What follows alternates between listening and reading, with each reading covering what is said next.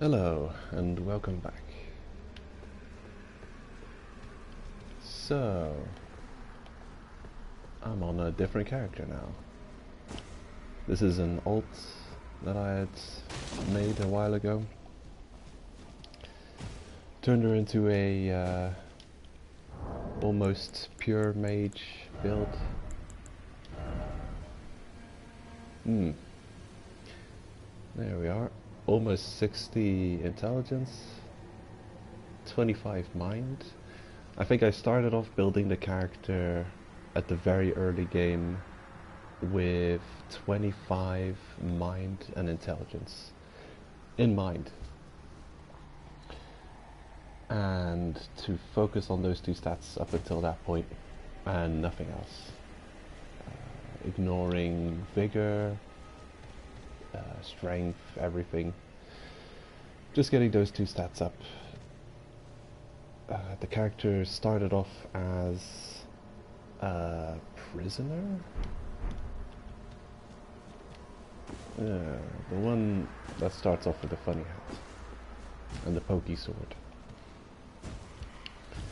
So I haven't been streaming for a week. It's because I've been quite ill. I've caught that bug that's been going around. Starting to recover. I'll see how well I do today. Yeah, I don't know. Depending on how my throat holds up, I might have to make it a shorter stream than usual. Really just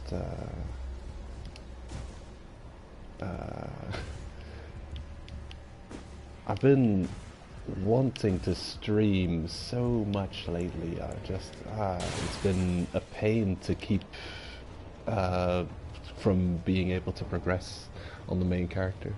So yeah, I haven't done anything new on the main character. That's why I made this alt, so I can revisit old areas and kind of comb them out and just kind of bide my time until I can stream again, or until I'm feeling well enough to stream again.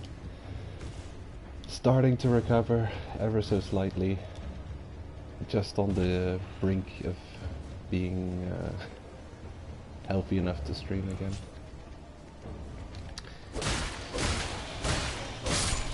So yeah, I'm starting off on this character now to just show off exactly what I've been doing on the alt character. So I've been to a bunch of places that I've been to on my main character as well, but like tons of side areas, like exploring places that I hadn't explored on my main in the early game, for instance. I'd visited every nook and cranny, like all these, just I decided to comb through everything and see the bits and pieces that I missed on the main character. And sure enough, you can find quite a lot of items just randomly all over the place. There's rewards willy-nilly just about everywhere. On the main character, this NPC here kind of just disappeared, and I think it has to do with that weird thing that From Software likes doing with its teacher characters, its teacher NPCs. If you don't give them scrolls quick enough after you pick up scrolls, I think they did it in Dark Souls 3? Don't know if they did it in other Souls games, but I think you've always seen some kind of sign of that in the Souls games. And in Dark Souls 3, the mage character actually tells you, if you find new scrolls, give them to me immediately. This is my one request from you if you want to learn under me, is to give me new information immediately as you find it out. And I think if you pick up 2 or 3 scrolls without handing them over to the mage teacher in Dark Souls 3, that the teacher disappears, he refuses to train you anymore. And I think that might have happened. Why Sorceress Selen disappeared on my main character. And besides that, there's quite a few little bits and pieces that I've found here and there. I've tried marking things on the map, hopefully to remember exactly what they are. Here's Jar Man, you find over here, first time. Here's a weapon, probably the lance that shows up here. Well, anyway, I found a bunch of interesting locations on this alt, so I'll go back on the main character and try and pick up a couple of those more important discoveries, I'd say.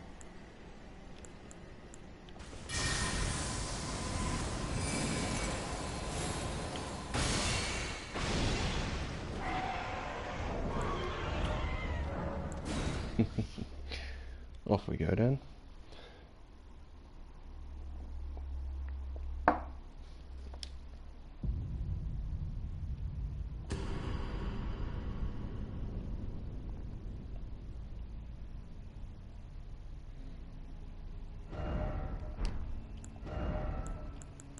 So I've put quite a lot of time into the game, as you can see. And of course, well, 60 hours on the mage alt and 130 hours on my main so far. Just go ahead and start up the game before you can't hear me anymore because of the loud background noise. But of course, the second playthrough you start is always much more effective than the first playthrough. So you'll be level 120 something, around that level, usually when you finish Souls games, maybe on your first playthrough. Possibly. Or you could reach that level like at half the time on your next playthrough. And in subsequent playthroughs you'll just be rushing through the game as if it's nothing. But then again, this is one of those games, I think on subsequent playthroughs this is going to be one of those games that you'll end up ignoring a whole bunch of content, or you'll not feel like going through certain content again. It's like, another one of these locations. And then you'll know what's at the end too. Like there's a bunch of catacombs with ash, and if you've got the ash that you want, the summon that you want to use, then well, you'll know for the most part what reward you're going to get at the end of that catacombs. So there's certain types of areas that already, for me, are kind of becoming a drag to run through. I love the castles.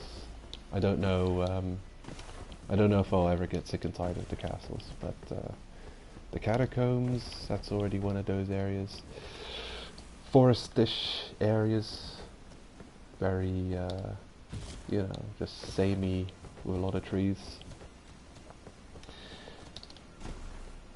Those are becoming a drag.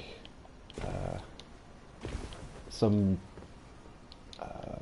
aspects of the open world, I think you can get open world fatigue. It's something, you know, it's something you wouldn't have in other Souls games. Other Souls games, the linearity really gives you a sense of a nostalgic, comforting feeling. Just knowing that you understand exactly the boundaries of this world and the sequence for which you run through it. I think that really adds, I don't know, just, yeah, it's just a kind of vibe, a feeling that makes you want to replay a game because you know, you just remember it in sequence. It's like, oh, I had the good times in this location. Oh, then I have to bite my bite my teeth to get through this annoying location that I remember. But then, oh, after that, there's this other one that I really appreciate and really enjoy.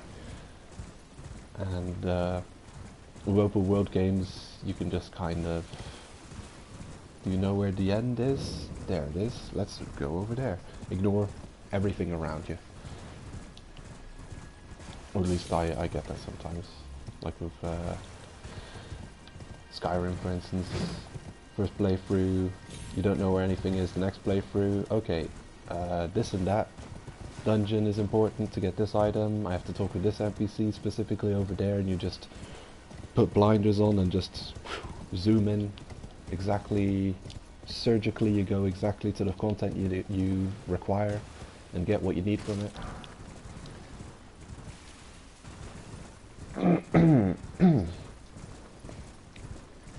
So this dragon,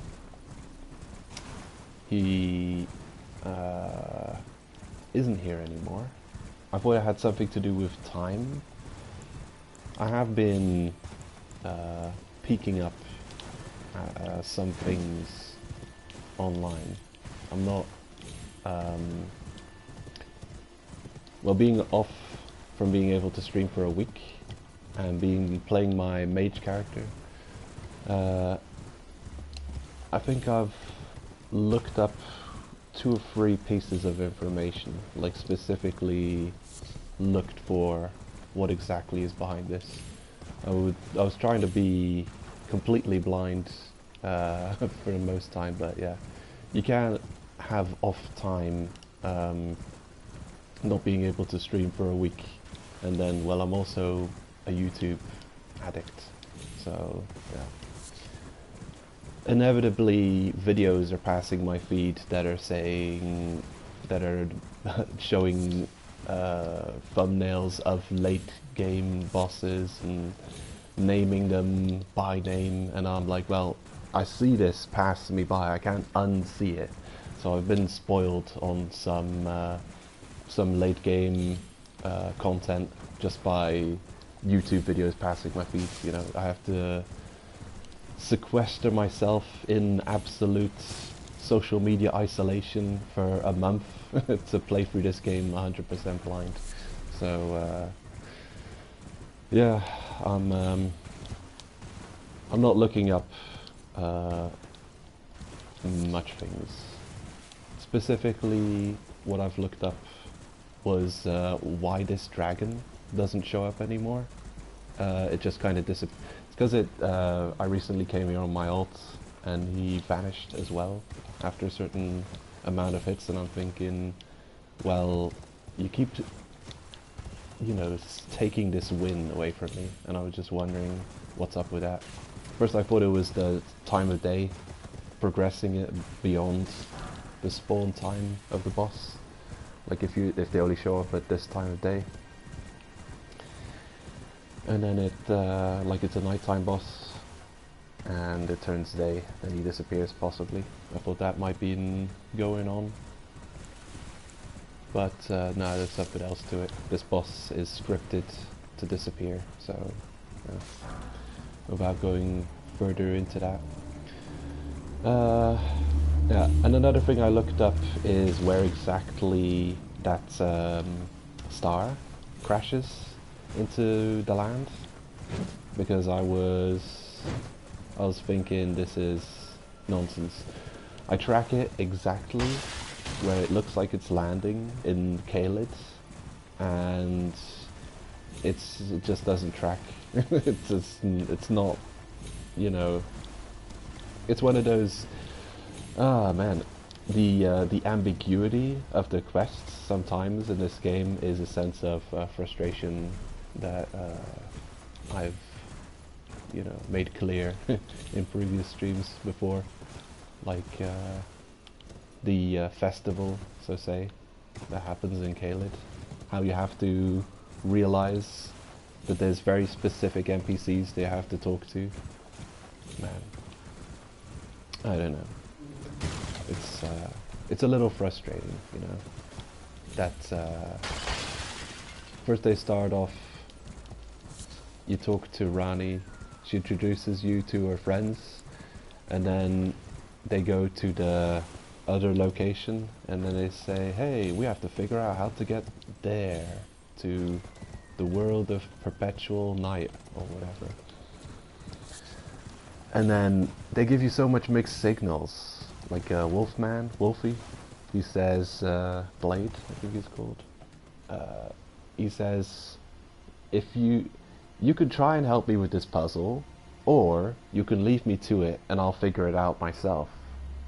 And then, well, okay, what are you supposed to do when an NPC in the game tells you, if you don't want to solve this game, I'll solve it for you.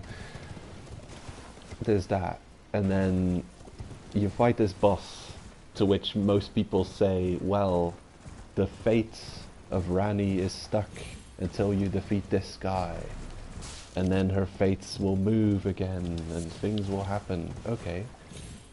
Doesn't... yeah,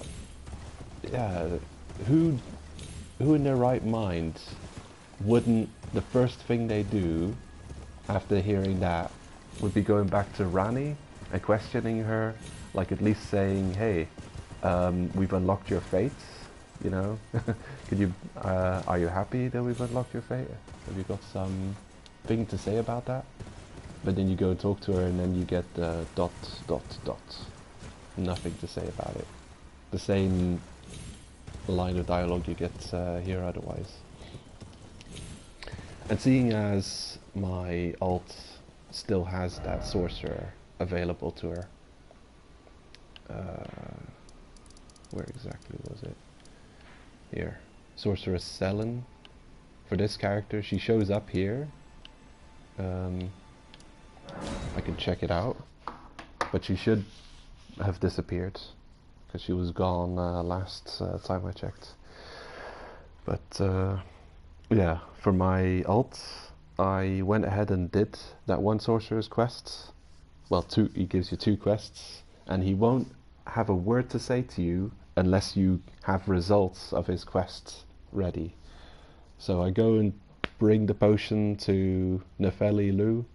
I go and bring the letter of introduction to Selen, the mage.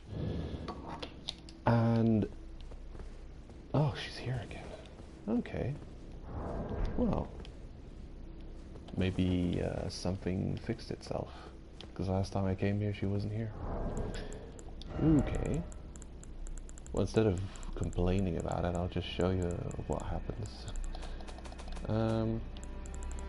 Let's see.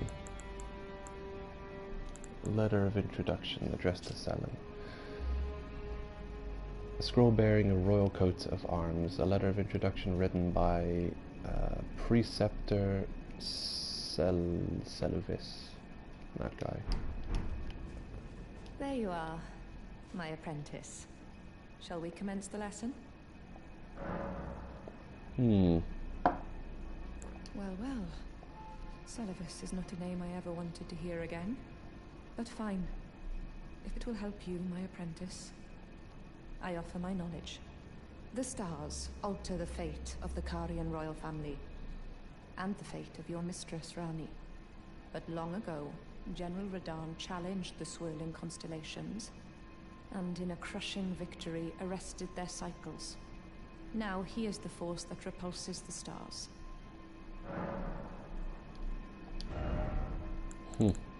Right. You wish to continue the lesson? Very... And that's all she's got to say about that. So technically, this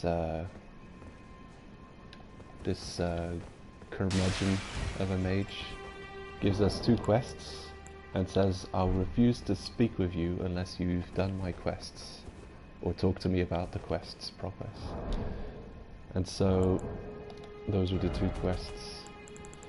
One is to give her the letter of introduction, and one is to try and give Nefeli Lu this potion.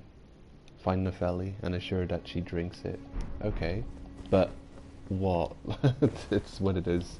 It's one of those video gamey things, right? Like, what are your options in a Dark Souls game when it comes to NPCs, except pressing the talk button with them, or possibly an emote, trying to hit them with an emote. There's no more interaction than that. Here it is. Yeah, Rani's Rise. I'll go back and talk to Preceptor. Oh yeah. After you defeat Radan and you see the cutscene,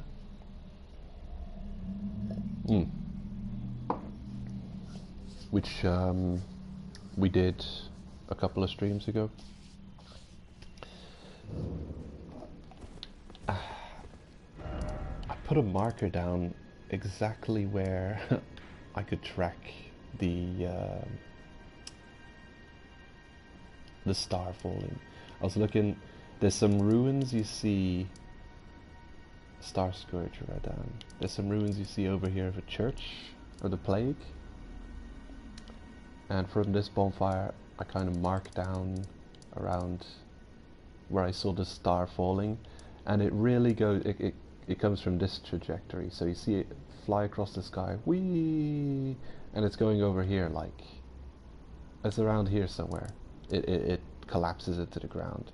But actually, yeah, I looked it up, because it's one of those things I figured, oh, I'm never gonna find where this thing fell. Also, I don't know what I'm looking for, you know. What does the impact of this thing into the ground look like? It could be a very minute detail, and I could spend hours running around this world trying to find out where it is. But I'll, since I found it out online, I'll visit it in a minute. And yeah, it's one of those things. It's an obvious thing. Yeah, it's a large impact, but how do I know that? Could have been a tiny little treasure chest in a small, like, crater. That it could have been, you know, could have been anything. With how vague the game has been so far, I didn't expect really obvious, something obvious like that.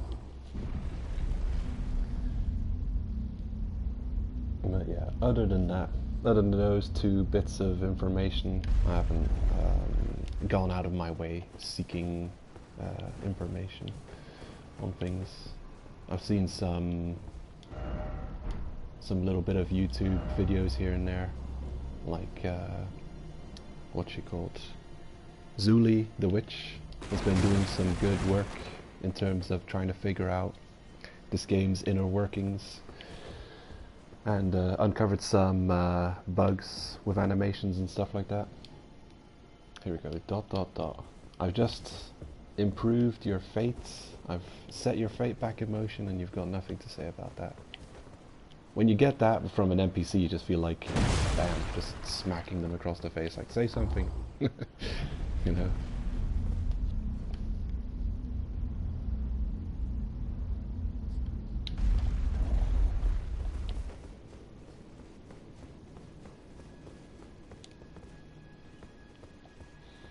Okay, so I'll go and talk to that other mage, or mage counselor.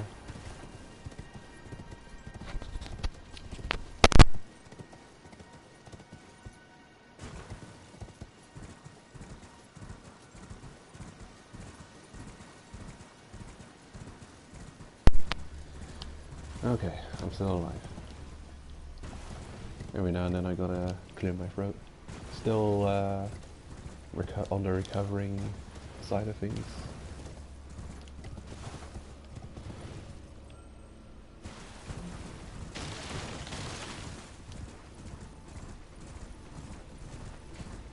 Look at that HP bar. Unbelievable. How much have I put into HP? I probably am affected with a great rune. So I've got 5 more stats and everything than usual.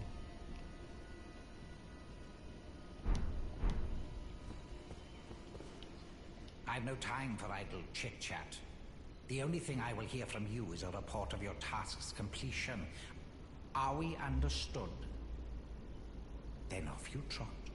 I have enough on my plate. I really feel like bashing your face in. Oh my god. The only thing I'll hear is talk of your task completion. Okay, my tasks are complete. Can I... Where's the button to say that my tasks is complete, eh? Where's the option? I've no time for idle chit-chat. God, I hate you. So frustrating. Because the thing is, we've brought his quests to as far as we can get them, right? Here's his 2 quests. Celavis's potion, Celavis's introduction. I've introduced Selen, and she's like, I don't want to talk to this guy. And I've given that lady this guy's potion, and she's like, I don't trust, well, she didn't say that. It was like, she knew it would be some kind of strengthening potion, and she says, I don't need any outside forces. I'm a warrior, a proud warrior. I can do things with my own strength. I don't need a stupid strength potion. Excuse me. I don't know, maybe it's a FromSoft kind of joke, where they're like, hey, we got quests for you, but it's different from your regular kind of quests. It's, no one trusts the quest giver, and you're gonna get stuck, and nothing's gonna happen. I don't know, maybe it's all just one big joke. But who knows? I expect that it isn't, and I just don't get it. So, yeah. When this dragon disappears, if you want to know where he disappears to, about at 50% HP, he vanishes from this place and he reappears here, possibly. Up here, in a place that I have no idea how to get to. Yeah. Is this our current new main weapon? What's going on here? Greatly boost physical damage negation. Ooh. Okay, so there's a couple of little events that I've ran into, and little pickups that I've ran into on my alts that I think are worth featuring on my my main character playthrough. And a couple of loose ends, you could say, that need to be tied up. One of them is that I found out that there's actually quite a bunch of encounters that happen based on the time of day.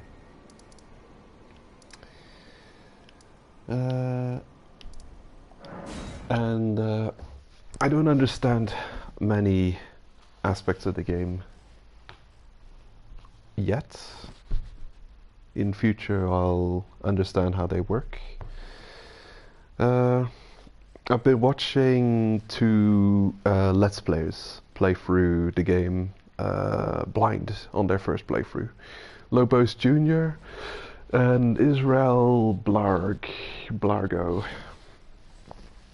And yeah, it's been interesting to see, because especially in Lobos's case, he's come across events that I have not come across, and like, for the life of me I can't see exactly what he's doing different than I'm doing. Of course,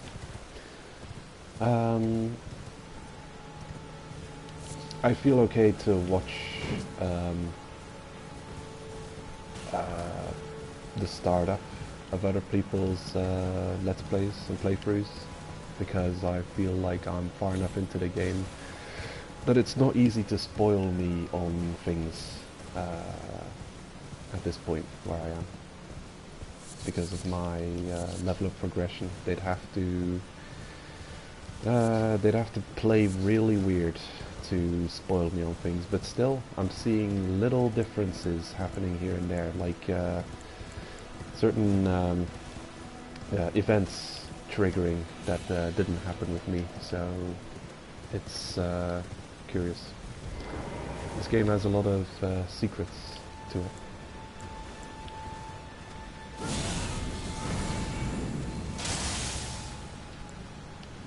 Get zapped. Kind of moving.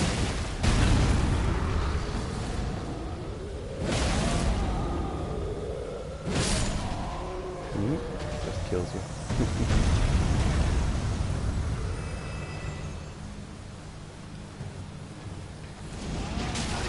Oh, okay. So you want to play first? What does this potion do? Oh, it's going to increase my strength by 10. And it gives me like oh shit.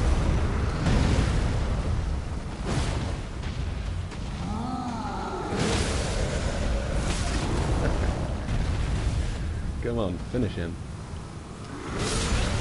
Ooh.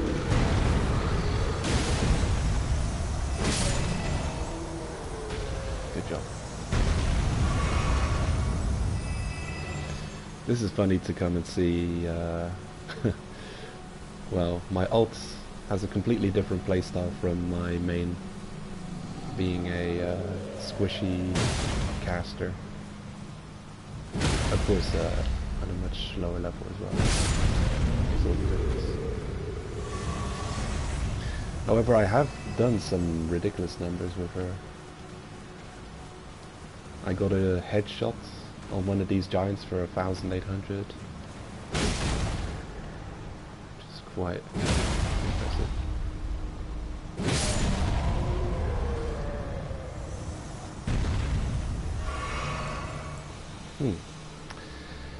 And I've allocated my flasks to full on healing. I think the last stream I did I was fighting a boss against which I was getting extremely frustrated. I think that's why this HP bar looks so impressive. It's because I've used a rune arc for 5% increase, or plus 5 all stats. Godric's rune. I don't know what other kind of runes you get in this game, but Godric seems like a very useful rune. The first one you get being the most useful, imagine that.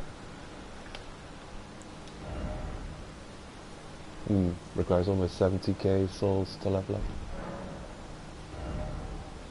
How are my stats looking? I don't know if I was leveling strength? Oh, it doesn't show the added points from using the rune arc.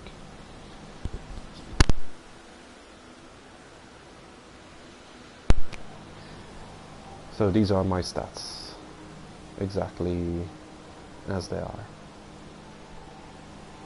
25 points of health, 40 points of strength.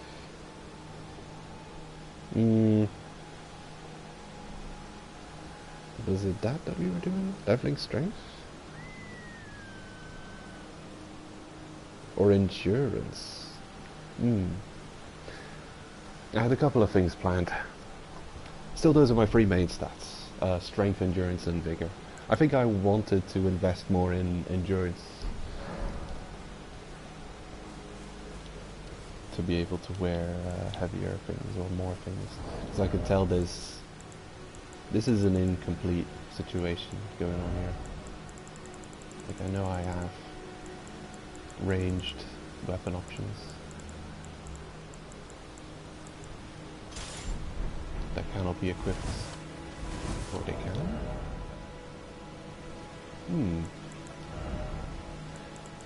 Or maybe a light weapon that I want to equip. That's not possible. Oh, it is possible.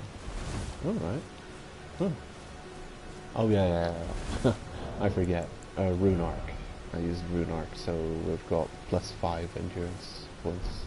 So of course I'm able to equip things that I would otherwise not be able to equip.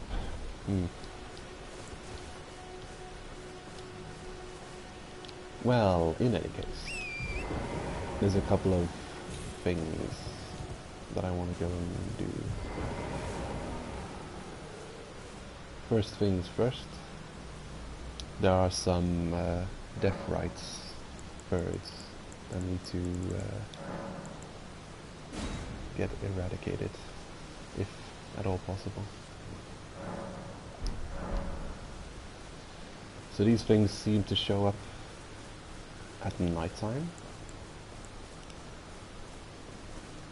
at very specific places, and I've encountered a couple of them.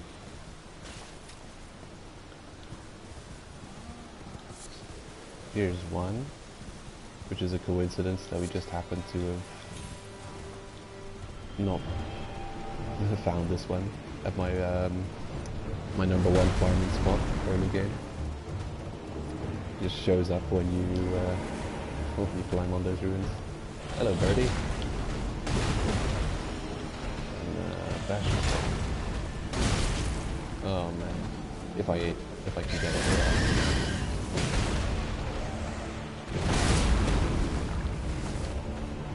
Hit him! Hit him!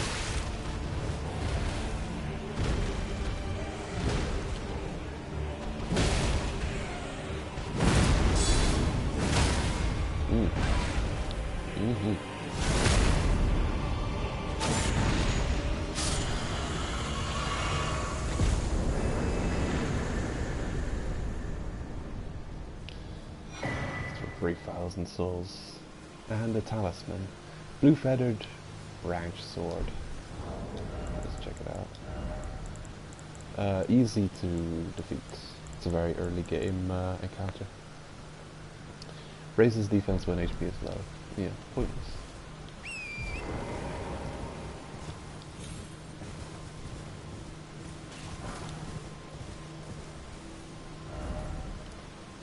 Okay. Next, Deathrite bird. Shows up here.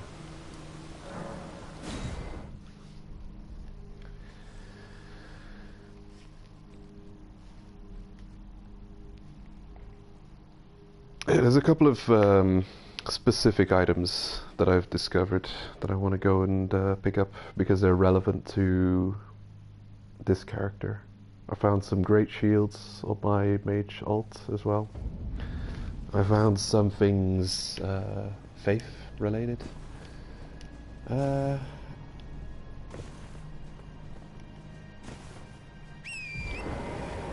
some weapons. Oh, what time is it? It's probably not my time. Maybe it is.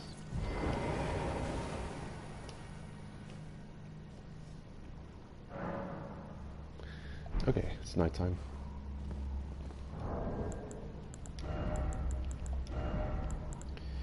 I got magic damage resistance.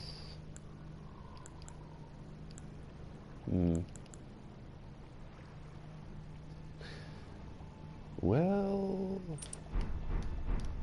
there's a couple of things I can do. I've got options. Wondrous Physic, extra damage. I think I'll go with temporary boost magic attacks. No.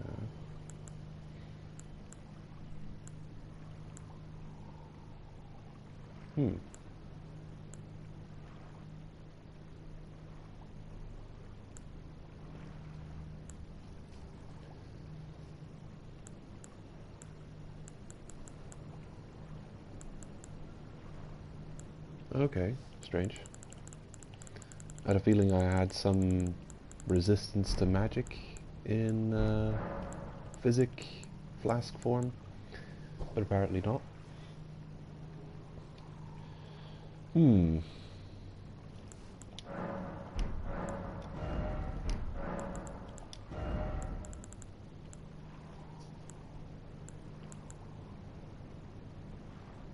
Bolsters the caster's body with lightning. Right. I think it was this. Protection of the Earth Tree.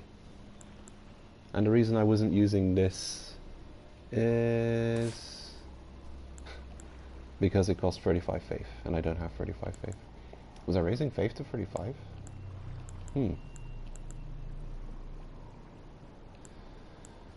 Attack and defense for self and allies. I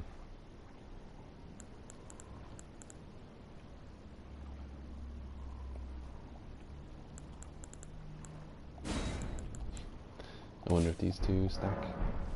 Probably don't.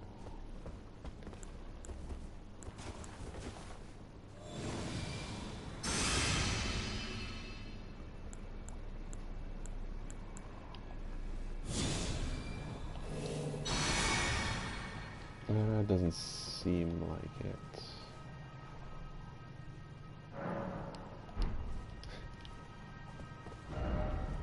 Damn it.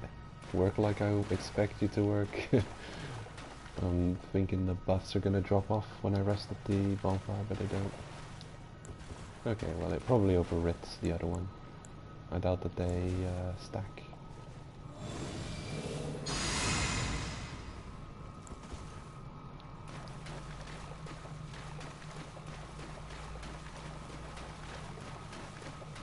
If I'm struggling against the boss, it'll be better to run away. Hello? Flash birdie. Bonk.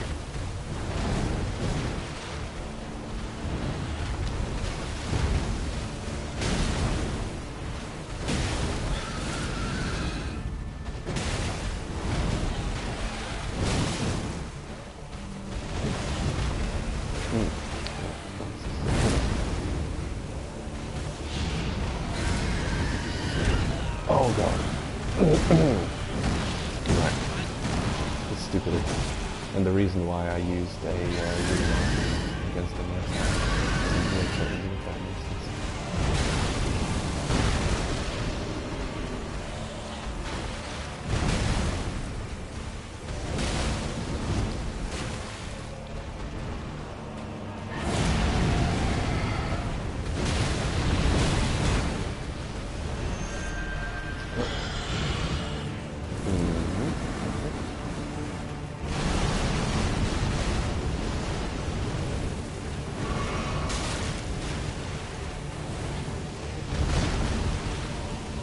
Hold up. Don't kill me. Okay.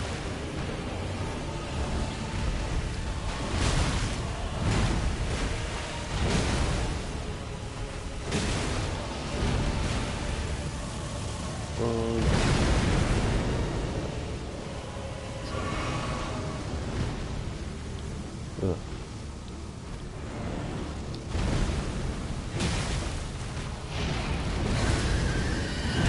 Ah.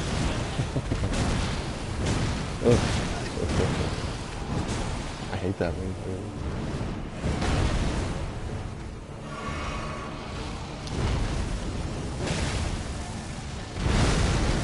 For the simple reason that it'll kill you if you don't have enough HP.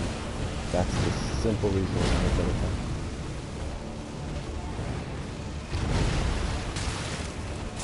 Oh, jeez. Okay, come on.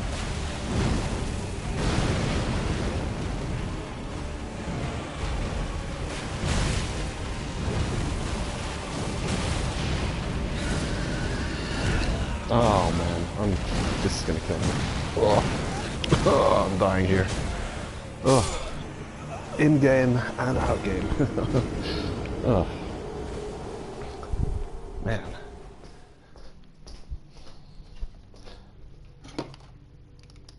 What is going on? Did the temperature just rise by 10 degrees in real life? It's getting hot all of a sudden. Oh, is winter over? Ugh, looks like summer has begun. Damn.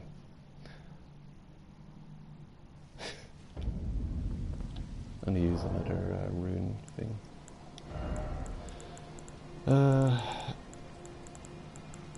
Let's see. Where are they? Oh, there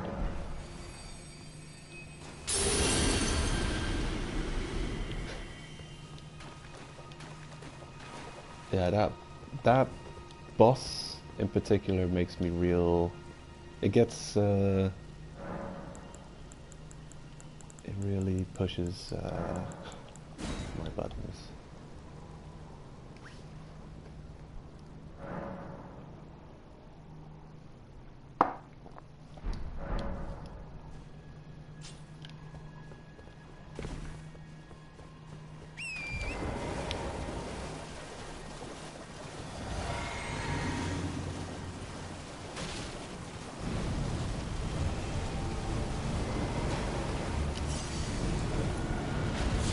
If I die against it, then I'm just gonna leave him and come back to him at some point in the future. I just really don't like this boss.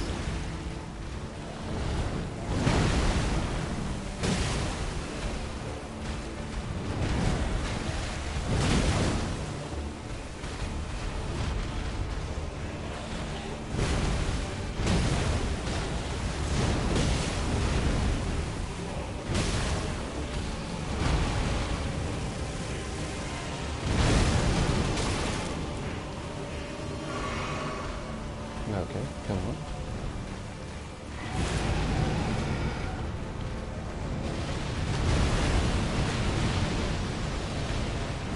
Oh yeah, I could probably use a different shield. Fire magic block.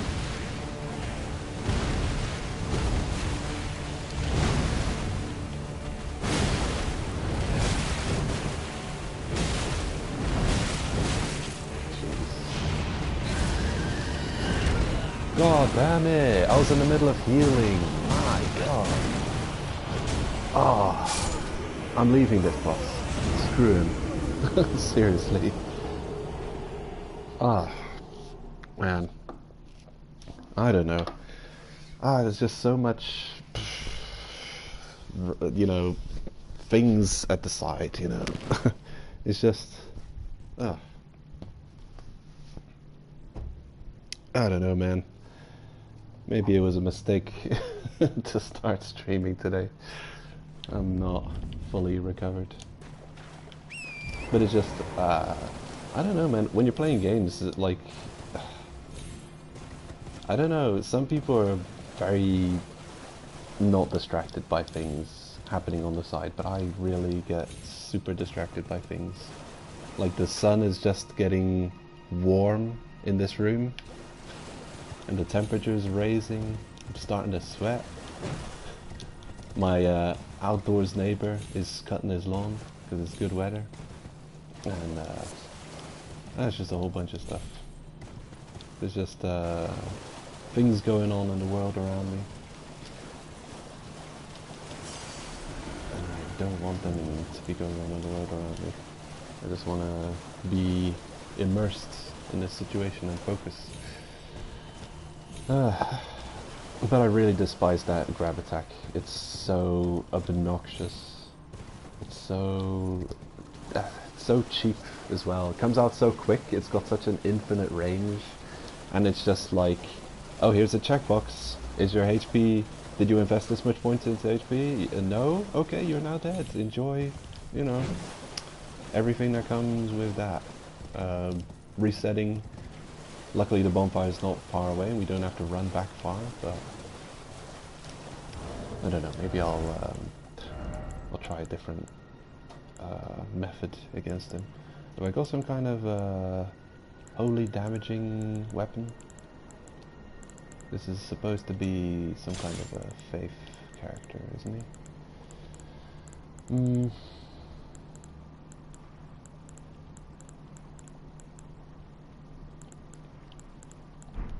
Okay. A shield with magic resistance. You? What the hell am I doing? That's the wrong equip slot.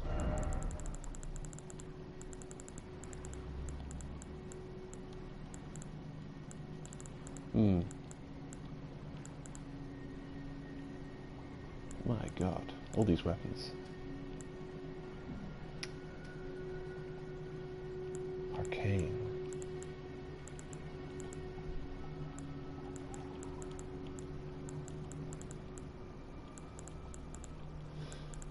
How confusing.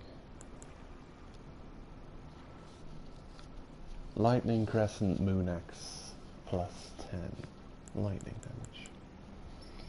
Gargoyle's Sacred Great Axe. I think I was just trying things out here.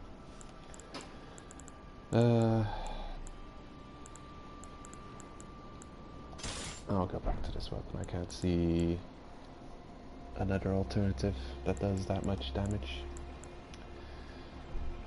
Boost no physical damage negation. I don't know. Oh my god. So many different options I've got here.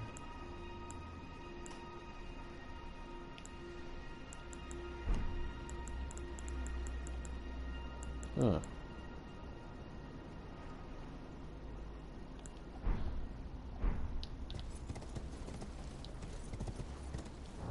Oh yeah. The magic resistant shield. 70%. There we go.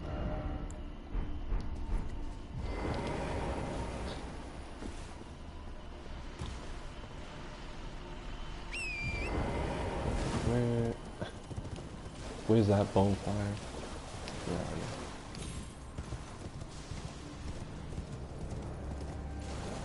you? Here?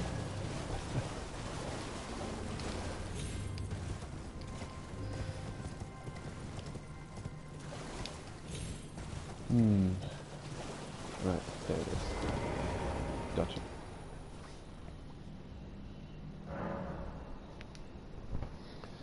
Okay.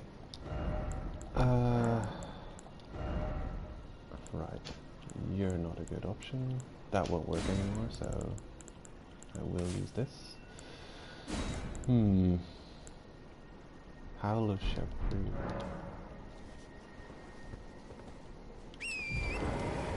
Okay. I'm remembering something that has to go get done at some point. Let's see. There. There's this something, and around here somewhere, Celia Crystal Tunnel.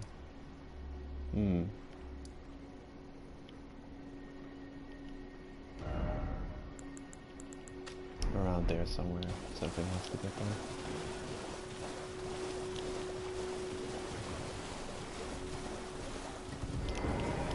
Okay, I'm not gonna get angry at this boss. I'm gonna give it one more attempt, and if I die, then I die, and then I'll leave the Deathrite birds for the future. I'll add them to my pile of annoying bosses that I don't want to deal with, and come back for him some other time. Either when I'm in a different state of mind, or if I'm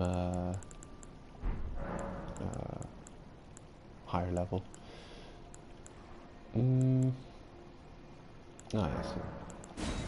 This is the most annoying thing about dying against a boss that shows up at a specific time of day. That when you die in this game, time passes by like 12 hours. So every time you die to a time-specific boss, you have to reset the time of day. And it's just one of those things that ends up becoming even more frustrating.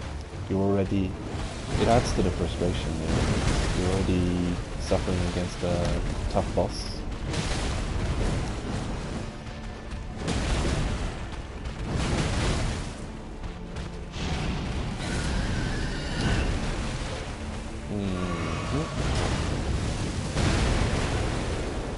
Am I that one? Am I that one? Hold up. I don't see a submission. No. But this isn't a proper attack. I have to be not that way. So you can count it as a proper attack. Hold up.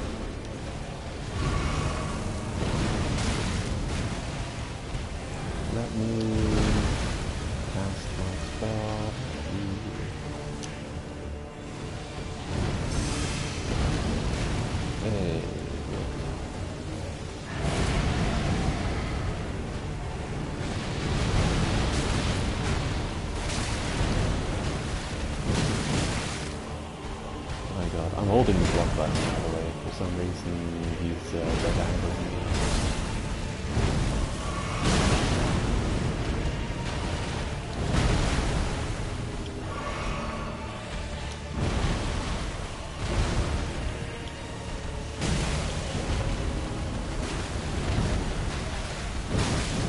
Oh, there you go.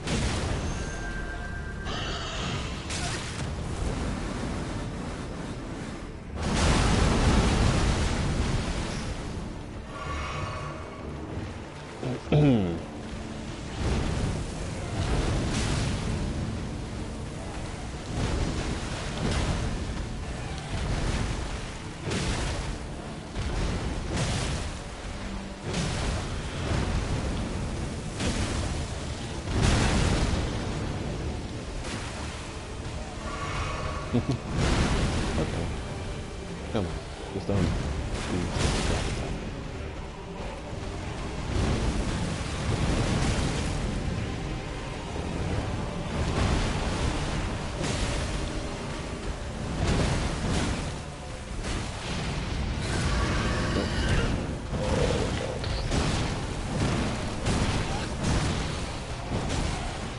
I'm still alive.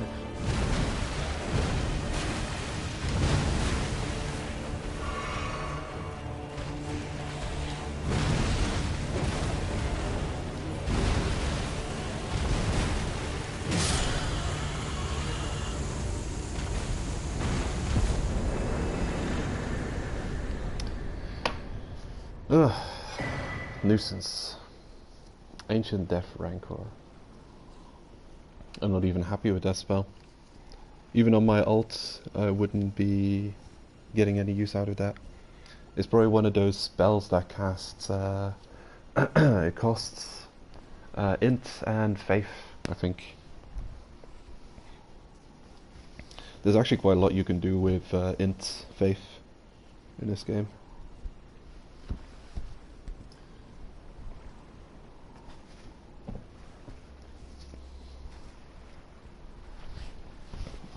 Okay, let's see.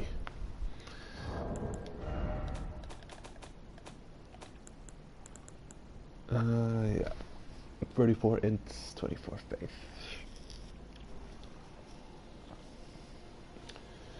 Alright. Cool. Good to know.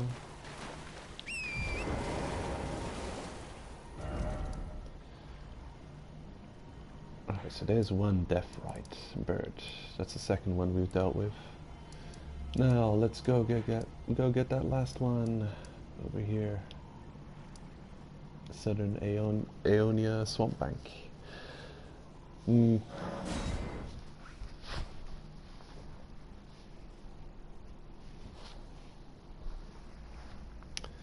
This is the last one that I know about.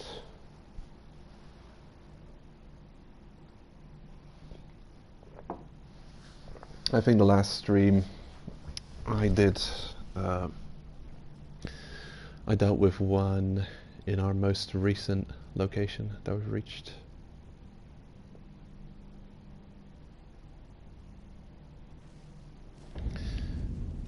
Let's see.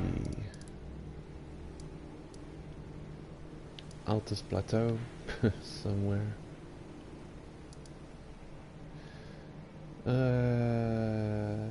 Here? Possibly? There? Possibly? Right. Yeah. I think there a Deathbird shows up as well. So yeah. I wonder if it's one of those things where there's one per zone, that there's just a location where a Deathbird shows up, because then I've got pretty much well, I don't have them all. I've still got this underground zone where you wouldn't know where the Deathbird is. We've got almost all of them covered. I know where the Altus Deathbird is, Liurnia Deathbird, the this place, what's it? Limgrave Deathbird, and now the Kalate Deathbird.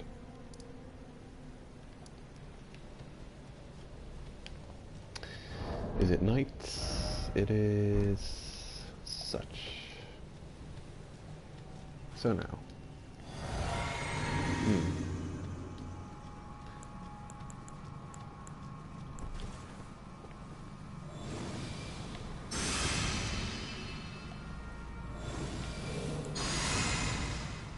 Alright. And this guy might be annoying because of the terrain.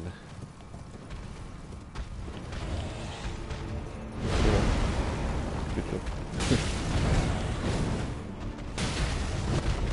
Ah yes, fat rolls. I fighting with my shield. Oh my god, clumsy. Get out of it. Stop it.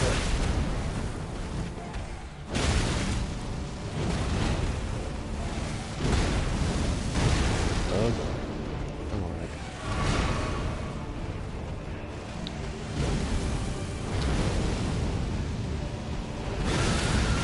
Oh shit. Is it gonna do it?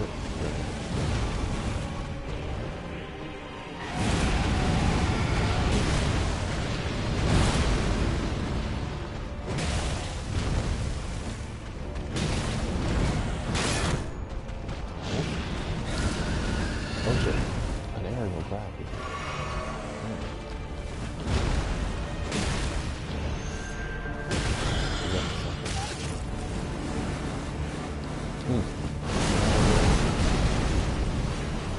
Ooh.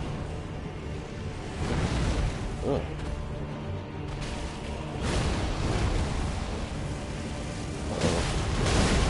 Oh god. Is that going? Yeah. Oh.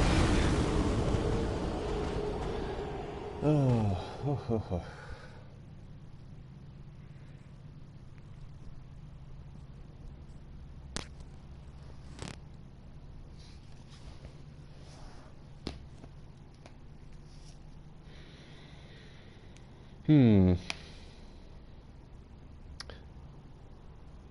Actually, terrain is kind of a serious added difficulty level in the series as a whole, you could say, because boss arenas typically are quite flat, you could say, for the Souls series up till now. But now we're dealing with all kinds of terrain issues. Okay, let's see. Is this just not something I can do? Equip a heavy shield and a heavy weapon? And still mid-roll? Probably.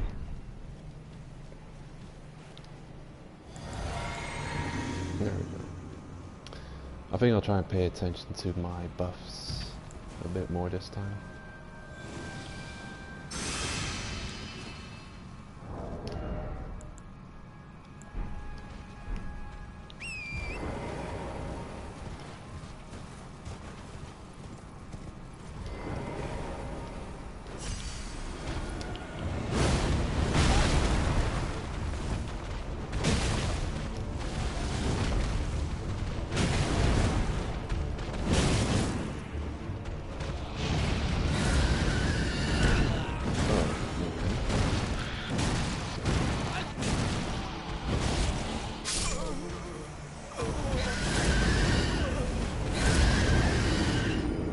I'm dead already, stop it.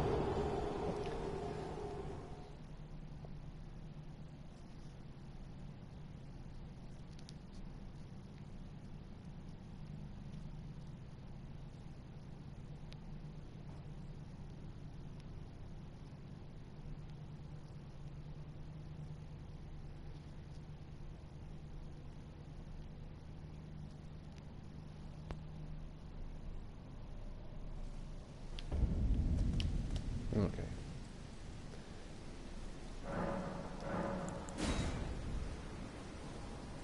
See, this is the cause of a lot of the frustration with dealing with these type of bosses. That's every time. So you actually get 3 loading screens. You're dead. 4. you're dead, you wait 20 seconds before the game cuts to black. Okay, that's the first loading. You have to wait till the loading screen starts. Then the loading screen starts. Oh, hold up.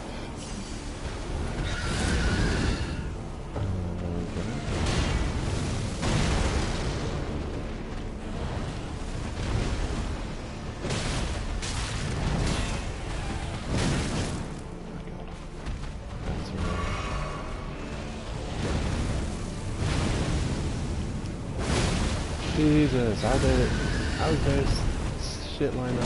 Come on, man. What nonsense is that?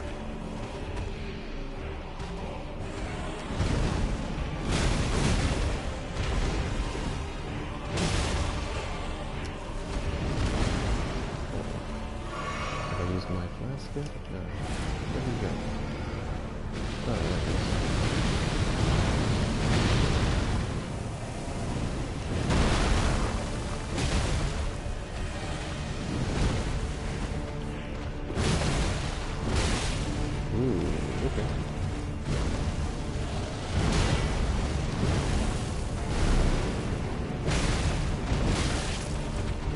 Oh, disgusting. Horrible. Hate it.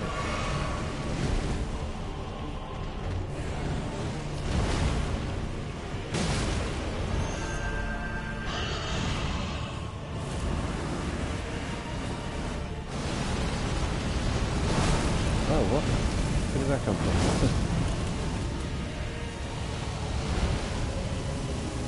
Oh shit. Get out of there. Get out. Okay. Oh, what was that?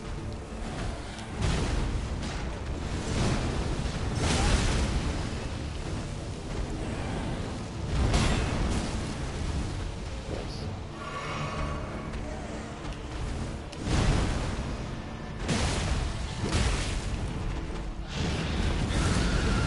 Shit.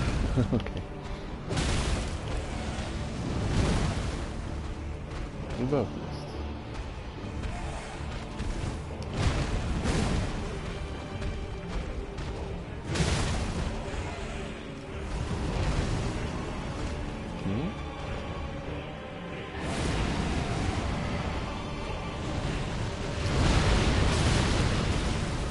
Shit. Get out of there. Get out of all that nonsense.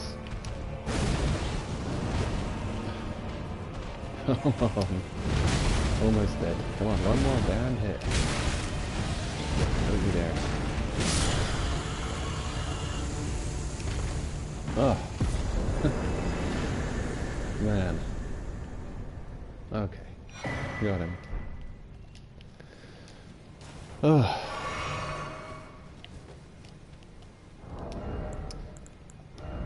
Okay, he's dealt with.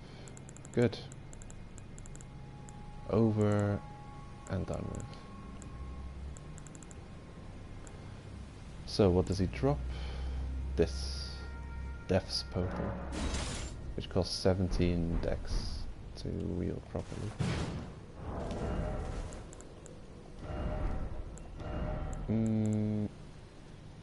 There we go.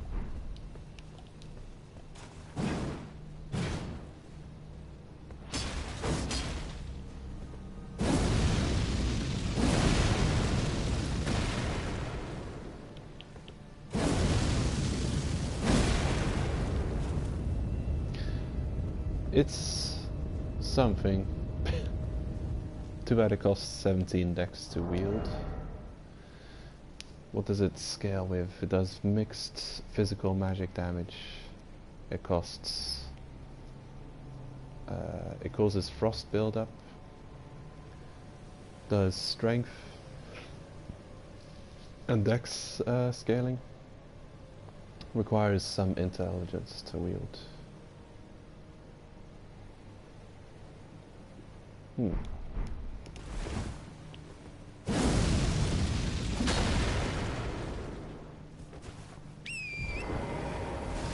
Okay, well, there you have it. I've uploaded a video where I'm fighting this bird on my mage character. And it's a better fight. Much better fight.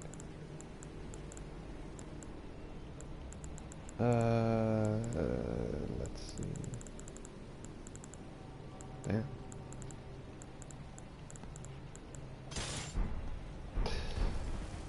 I think I'm confused about what my weapon is supposed to be, because I probably haven't found the ultimate perfect weapon for this character yet. So I've been playing around with all kinds of different things, I'm sure. And this is probably just the latest weapon I've been using. Yeah, besides this, also this one, I'm sure, magma worm scale sword, and then another great sword somewhere out there, the blasphemous blade. I think I've been using that a decent amount. Should probably use this. Yeah, I was probably taking a break from it by using the mace. There we go. I can mid-roll with this.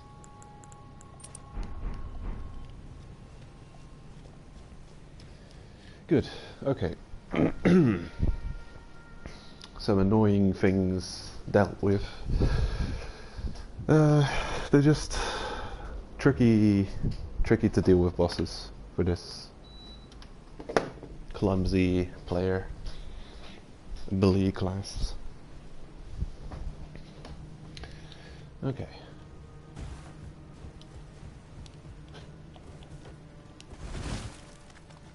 Curious. Yeah, I don't even know what I'm doing with this build. Just dumping points into things that I probably think I need.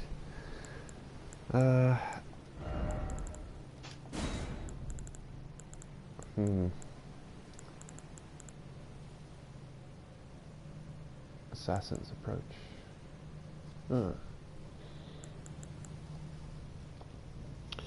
I think I wanted protection of the Earth Tree. I was probably leveling faith to reach that 35 required faith to be able to wield this thing. At least that would be useful to have. Increases affinity, damage negation for self and allies. Right.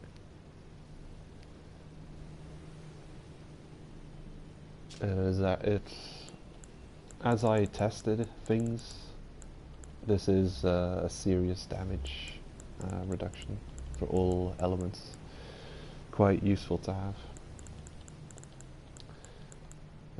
Dragon Bolt's Blessing. I'll use that in the meanwhile, until I can get that other one. Right. That's probably my equips look like this. Noble Presence. Scouring Black Flame. Yeah, I think I'm just wanting too much with this character. Is the issue. So I've got 12 Estises. I'll probably allot a little bit to Ashley. There we go.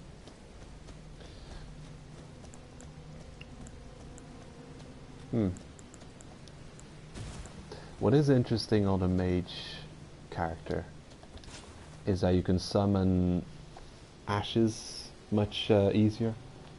So you're almost always, whenever you have the opportunity to summon, you're always running around with some kind of legendary, expensive ash. And that is quite useful to have. I've had quite a few areas. Like I've recently played through the approach of Rani's Rest. Is it called that? Rani's Rise? This courtyard with all the handy creatures, I managed to clear that out with my summon, not even coming close to dying. Just being able to have a well upgraded legendary summon with you, just everywhere you go. Whenever there's a, when you can summon, to just summon.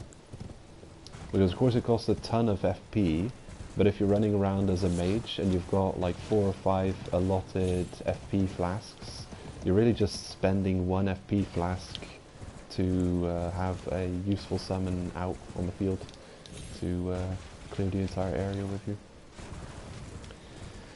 And of course every now and then you'll recover FP. So yeah, it is nice to be able to summon strong helpers on the mage ult.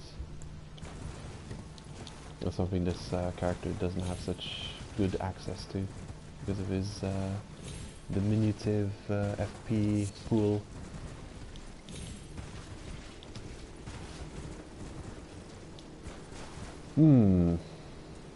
Okay. So, there's a couple of things. There's some ruins around here where you can get a really strong fire great shield, a fire resistant great shield. I'm gonna go and grab that.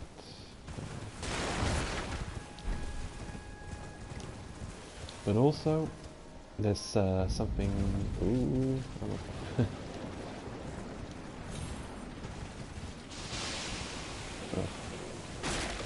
The annoying thing about these creatures is that they keep you in combat, and so you can't open your map. But I remember on the beach somewhere is a creature that drops a useful spell.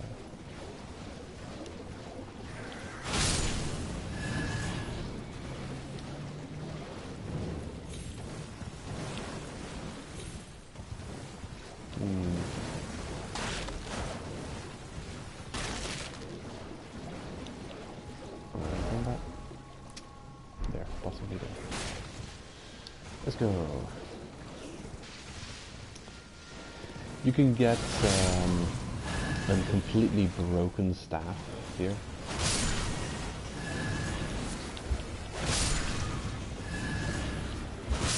For a mage build.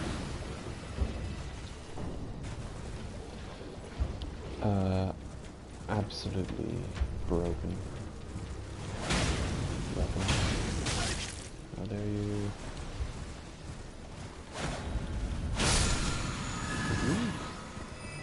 No, it's not good.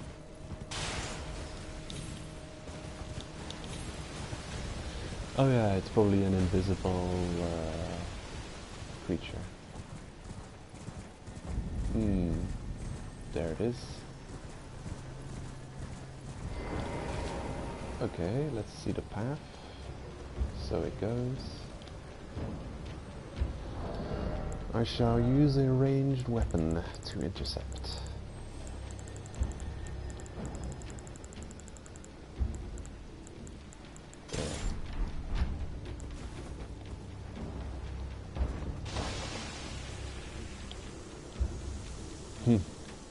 Please, stop it.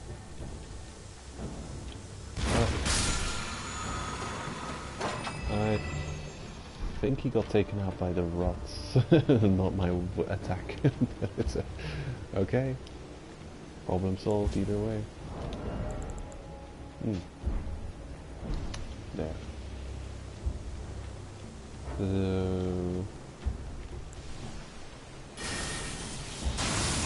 You annoying creature.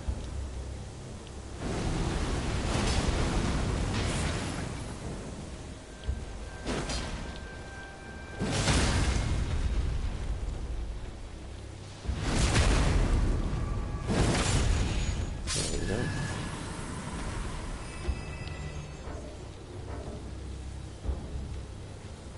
I'm in combat still with that thing.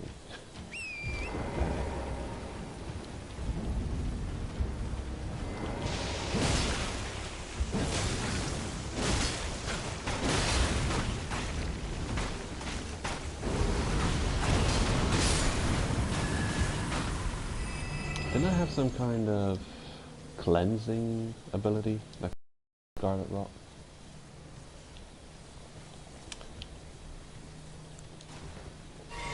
I've noticed that this character of mine can deal with status effects much better than my mage character.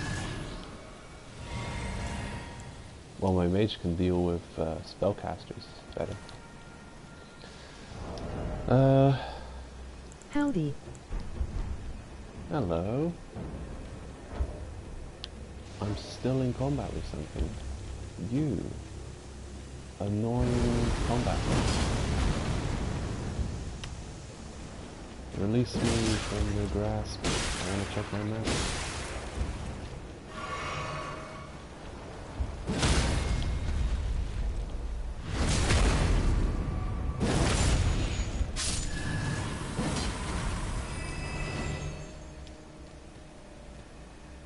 Okay, cool. So this is where the invisible creature shows up. Actually, Celia Crystal Tunnel is probably how most people will arrive at this location. And then from the tunnel, you kind of just head south into the swamp area. And then you'll probably see the footprints of this invisible creature. I just picked up what might be a useful spell. There it is. Poison armament. I'll try that out in a minute.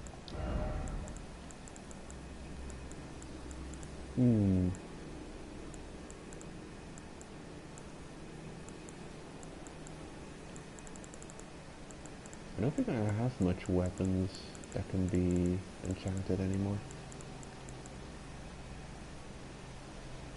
I've just added lightning to that weapon. Oh yeah, possibly the Great Club.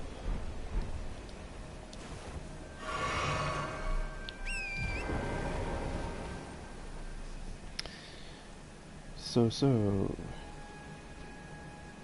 a stranger invades my stream. And who are you? I'm gonna open up my YouTube and find out.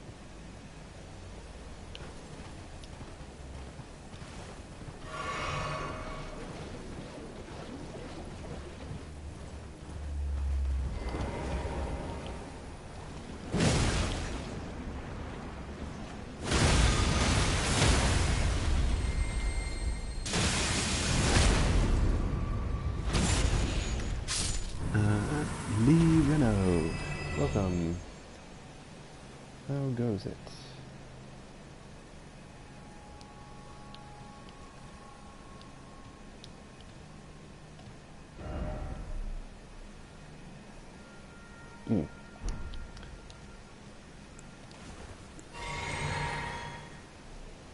At the moment, I'm tying up some loose ends.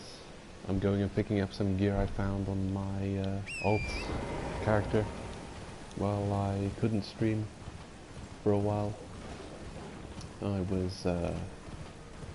I'd made a new character and played through parts of the game that I'd played through on this main character that I'm streaming with. And now I'm gonna go back and pick up some useful items. Now, here you can find one of the most nonsense things in the entire game. I can't believe they did this. Why would you do this? Let's see if I can find it. Oh, that's where it is.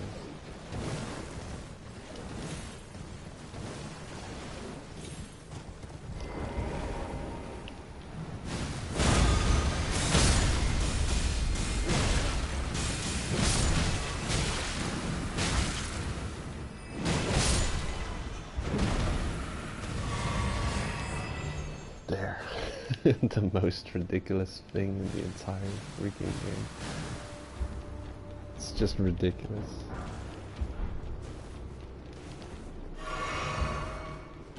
I can't believe it. So this thing. This damn thing. So we've got a staff that scales S with intelligence. right off the bat.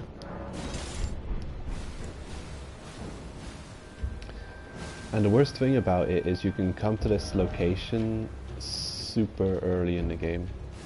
You could make a fresh character and have this staff almost immediately. Yeah, scaling LOL.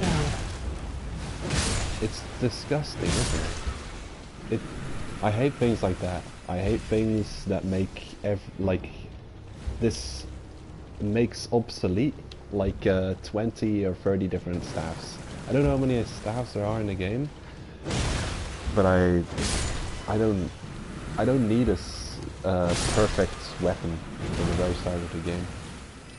I was thinking about it recently, and I just I mean, because I started that mage alt character, I just looked up a little bit of information. I was like, hey, is there a decent staff to start off the game with? And then they say, oh, my friend, I've got a thing for you. The most ultimate thing in existence. You wouldn't believe how great. Yeah, so apparently this weapon, if you come and get this early game, it will be the best staff you can use until late game. Until you get like really, you know. Ugh, I think it's stupid. I don't necessarily need something like that in a game. I don't like it. It's just like how in Dark Souls 3, the best casting tools you could get were the simple casting tools that you could buy off of the merchant at the early game. And all of those other fancy looking casting tools, none of them would be as good as just the simple casting tool you find at the start. They've never been really good with that in Souls games. Their casting tools always weird about it.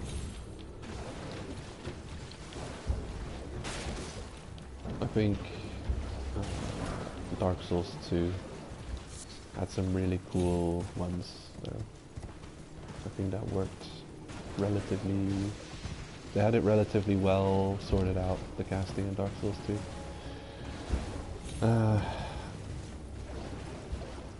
I'm going to die.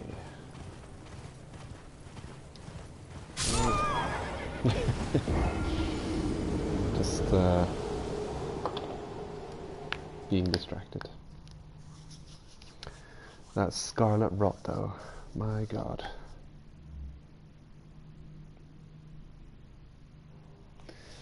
What can you do about it? Practically nothing.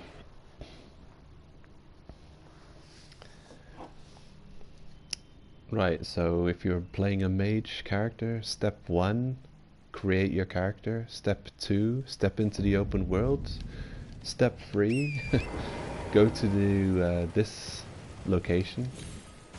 Actually, there's a couple of steps involved, but it's easy enough if you know where to go. There's a bunch of teleporting chests in this game that'll send you places. And this is one of the places that you can get sent through those teleporting chests. Very easy to access at the early game. I don't even think you have to do much combat to get to it. Maybe, do you have to defeat a boss? I think not.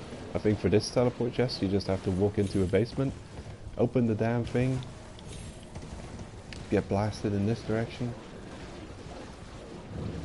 know where you're going. But then, yeah, just... Did you get rock sling? No, I'm heading back to get it.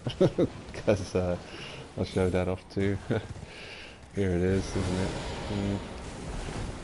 Hold up. Oh, no, stop it.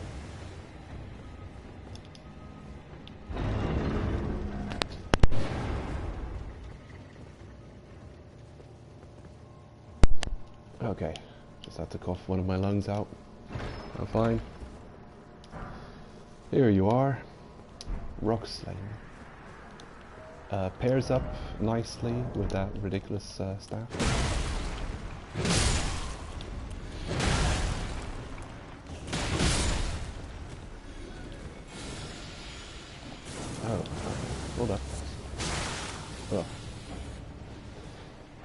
order to not get poisoned. So, Rock Sling. The staff has bonus damage for gravitation magic, and Rock Sling also. I can't use it because I'm not on a this isn't a mage character. But this sends 3 rocks flying, as it says, and it's got a impressive range. You can actually hit things from a longer range that you can hit with many mage spells, the pebble spells, glintstone sorceries, and I don't know. I've got serious mixed feelings about it. I think I don't like that there's just a. Yes, I don't know. It's like you start up a playthrough of a game, and then a mysterious cupboard appears next to you. You open it, and the ultimate weapon is here, ready for you. It's in a game full of weapons that you can pick up and upgrade and do all kinds of things with. You have to defeat bosses to get weapon upgrades. I kind of like that more, that you're slowly progressing and getting a better staff. Like, before I looked that up, I was actually just playing through kind of normally, and I was thinking, where do you get staffs in this game? And I was just slowly finding new staffs and finding ones which seemed slightly better than the ones I had before, and going through the process of upgrading and getting better and better weapons. Little did I know, you can just come here and pick up a ultimate staff. It can't be upgraded, but you know, it almost doesn't matter that it can't be upgraded because it's near enough perfect. you have to have 70 or around 70 int to make other staffs that are well upgraded slightly better than this one. It's a joke. It's a stupid joke. No, I'm not a fan of the meteor staff existing. I prefer it didn't exist. In combat? Ugh.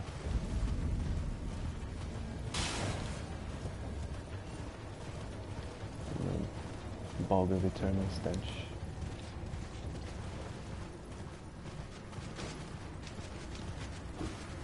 No, I don't like that thing.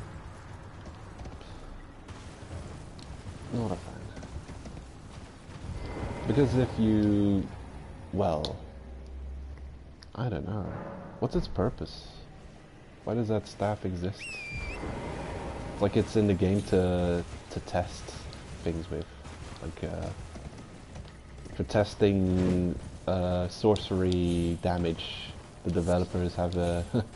it has a testing tool. They just left it in there. Hey, we don't want to waste effort into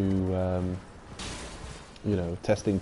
We need something to quickly test spell potential at a very high scaling with sorcery. Let's add this staff to the game. It is a difficulty meter, LOL.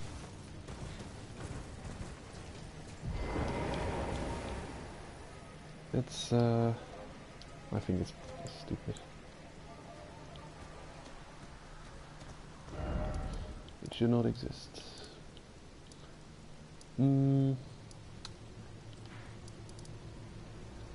Wait a minute. Where exactly was that thing? Is it here? I think so. Yeah.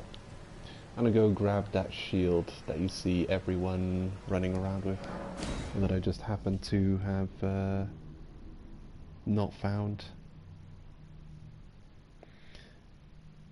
But I did find it on my mage character.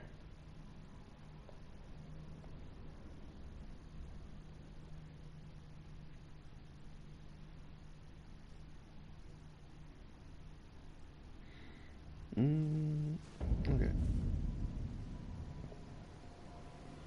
Yeah. Just sorting out my chat window, so I know what you were saying.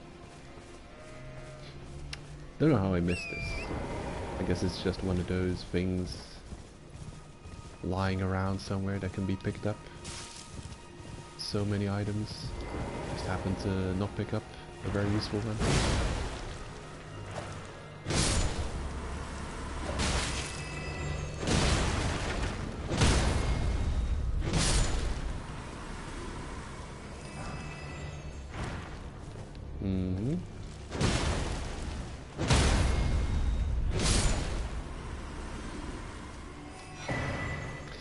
The jellyfish shield. Magnificent. A great shield that is very light, but has 100% physical block. Compared to other shields, it doesn't have that much stability. Let's compare it to the Great Turtle Shield. It's better in every aspect, except it weighs 8 points instead of 5.5. So it's almost double as heavy as the Turtle Shield. Turtle Shield doesn't block 100% physical. That's unfortunate. Was that changed? I don't remember. That's not great.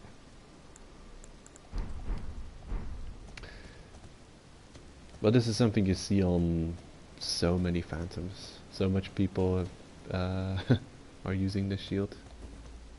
Oh, I use a turtle shield, lol. Oh? Is it good? It does look cool.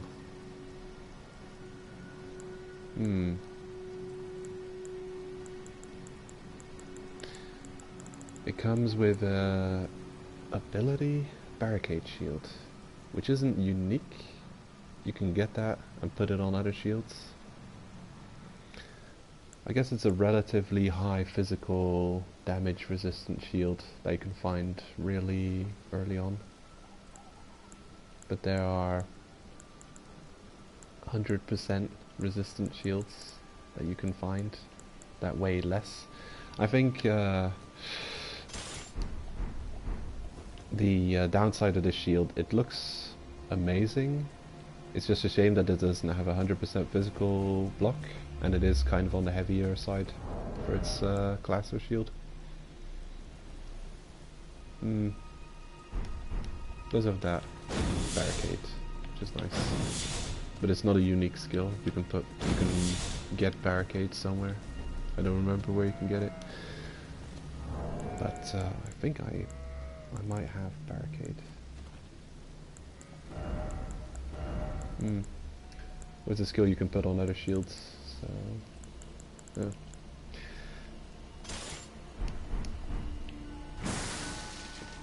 What does this do? Increases attack power? Possibly? Yeah, you get angry. Increases your attack power. Angry jellyfish mode. I wonder if it stacks with other things.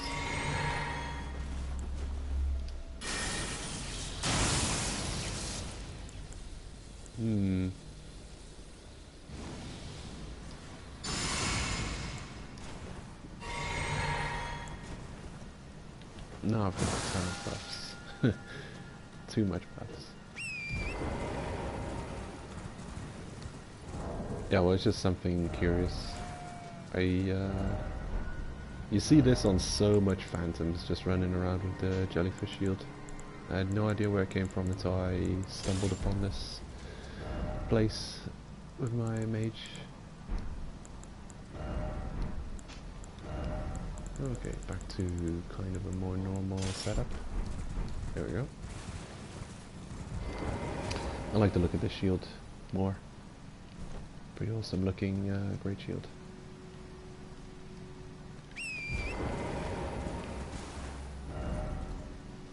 Okay, tying up loose ends.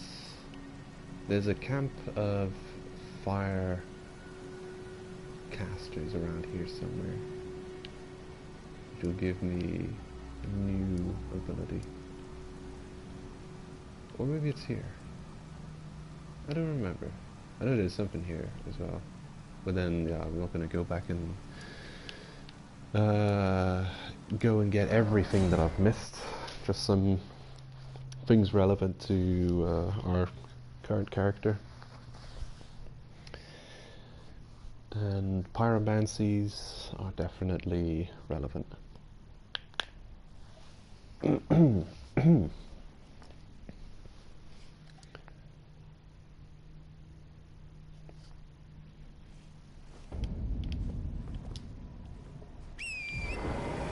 Oh, I remember losing a bunch of souls here.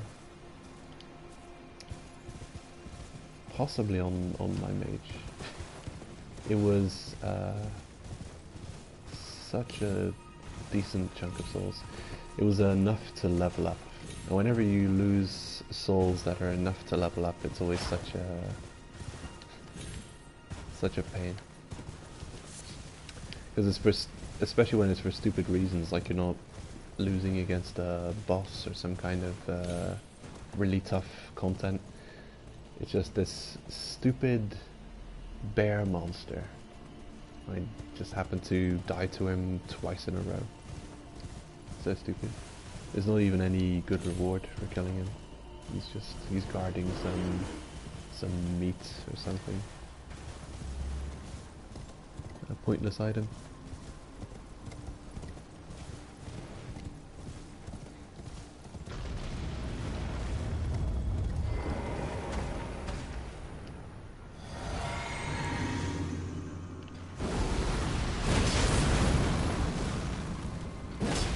Oh.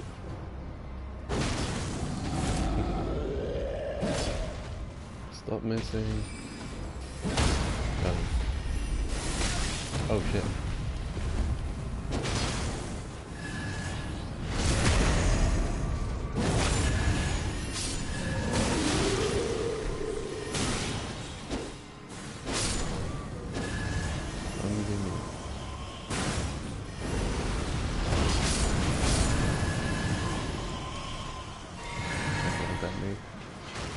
It's ridiculously devastating.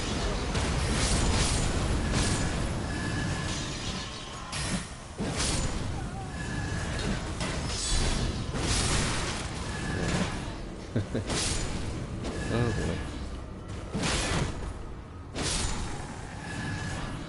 Who's winning this fight? A wild mercenary appeared and took out both armies. Oh my god.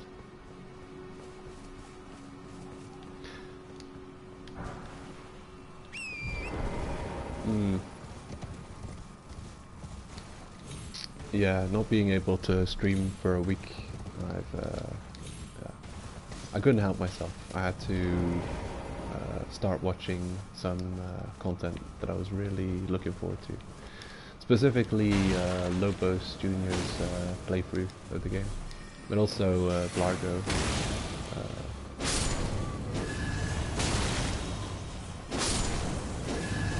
And it's funny to see how they're dealing with the same kind of things that you're dealing with. And yeah, everyone's got their own knowledge of the game and their own ways of dealing with things. And I find it funny. Oh my god. These sniping mages. How dare you. Every time I see Lobos fighting a giant, I find it hilarious, because almost every other fight he has against a giant, he's like, come on, fall down. I know there's got to be a way to make you fall down. I think he managed to get a giant to fall down at one point, and he keeps doing weak attacks against the legs, thinking that there's like a break point for amount of damage they need to do on a certain limb to get this the event of the giant falling down. But that's just not how it works in this game. It's simply strong attack and another strong attack. If you hit a giant with two fully charged up strong attacks, He falls down. it's that simple. He just hasn't figured it out yet. It's hilarious every time I see him fighting against a giant, trying to figure it out.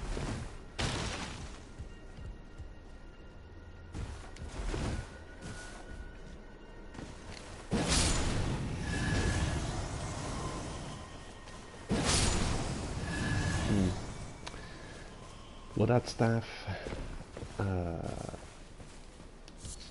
it increases damage for sword-ish sorceries, I think. Carian Glintblade staff. Boost Glintblade sorceries, yeah.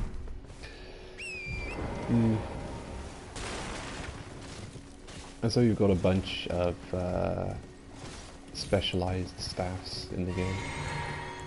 Of course, if you've got the meteor staff, then it probably doesn't matter to ever use any kind of other staff, because it's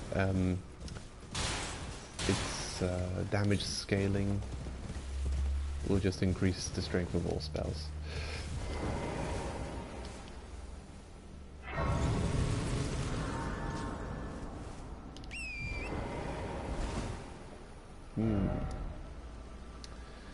All right. I use Sword of Knife and Flame Smile. Here and there. Sword of Night and Flame, a legendary weapon. When I found that, I was a little bit upset that I couldn't use it because I don't have the stats for it. It scales off so much stats. That thing's gonna be crazy powerful on a very well upgraded character. I don't think I've even been able to check its moveset. Here you are.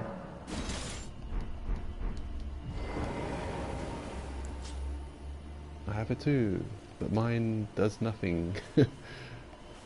Each poke and slashy. Nothing.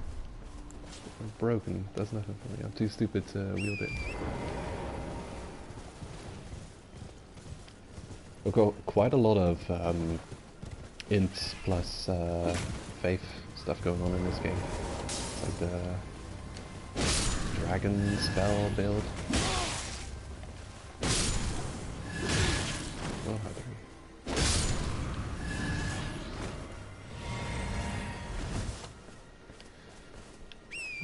An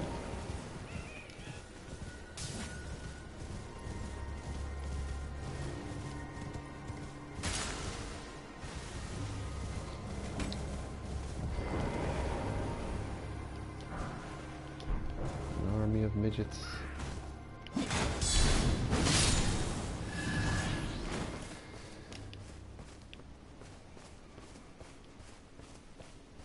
Shouldn't there be a dungeon around here somewhere?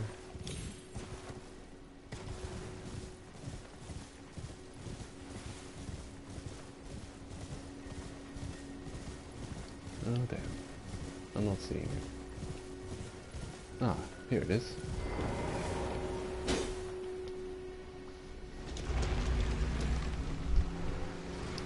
Well, anyway, I was watching Blargo's playthrough. He's at episode 7 or 8 already. And he said something quite interesting in one of his first episodes. It was either 1, 2, or 3. He's got this philosophy that every enemy should be defeated at least once if you're playing through the game, any Souls game. That whenever you... it's the philosophy of, if you're playing through Souls, is there some kind of rule that you should... is there, you know, should you be allowed to run through and just run to bosses and ignore everything, or should there be some rule that should say kind of what you should do in a Souls game? And yeah, he says you should go through, and every type of enemy you should kill at least once. So you should, yeah, kind of experience I just the game. ride by LOL. Well, you can do that.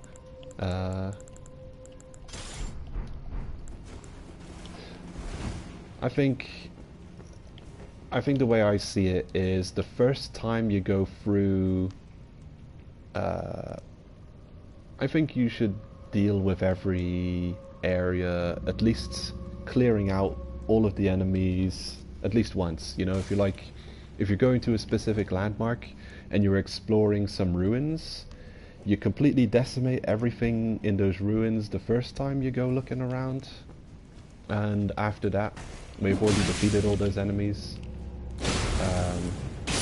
then you can just run through. You know, I think it's yeah, it's one of those, but it's a weird thing, isn't it? It's like, I really enjoy playing through normal game, and I don't like, for some reason I just don't like playing through New Game Plus cycles, and I think I know why. It's because a big part of the enjoyment of playing Dark Souls for me is clearing everything, like picking up all the items. This guy's got glowing eyes. Enemies that have glowing eyes drop 5 times the normal amount of souls. Runes. It's very good for farming. If you're farming some kind of enemy type and you come across one with glowing eyes, it's worth defeating them for the extra souls.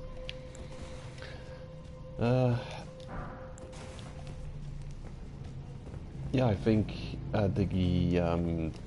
just the methodical gameplay, it's very relaxing to just start a new run in a Souls game, and the objective is to clear areas out completely, pick up all the items, kill all the enemies. If you've already done that and you're running through an area, then sure, well, at least I don't mind running just past everything. I think the game loses a lot if you just if you start it up and there's no reason to explore and pick things up. Like New Game Plus, for instance. You play through Dark Souls 1, pick up all of the items you need, you've created your character, your build is done, you play through to the end, and then you choose a New Game Plus. What are you going to do on New Game Plus? Yeah. For me, going through the game slowly and killing everything and picking everything up is where I get most of my enjoyment out of it. Maybe some people enjoy fighting the bosses so much, for instance, that they don't mind if there's like no reason to pick up items in the level anymore. And they just enjoy, you know, bullying bosses with their overpowered game plus character. Poke. How about reload? Ooh. I hate this enemy. He kicked my ass so many times on my mage character.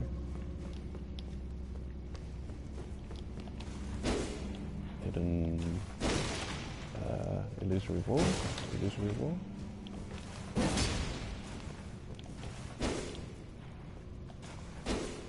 Well, anyway, I think it's a reasonable philosophy, especially in the context of you're doing a let's play. You know, people are watching you play through the game.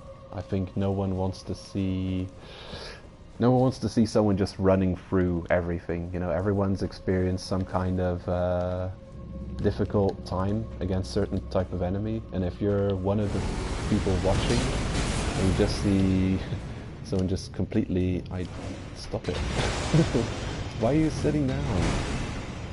Just wanted to two-hand my right.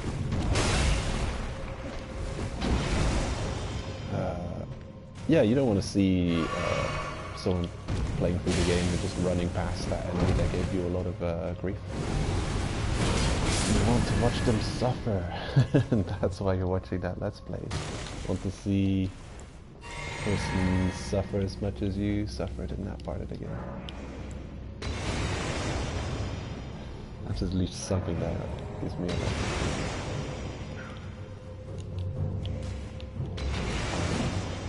Yeah, I know. Get rid of the first thing.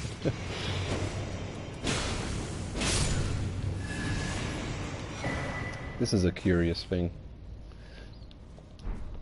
When there's prompts on your screen that unlocking contraption, before I clicked it away with triangle, I couldn't press R1 or R2 to attack. I just had to click away that message before I could do anything. There's certain things that happen in the game that are annoying, that could be designed better, in my opinion.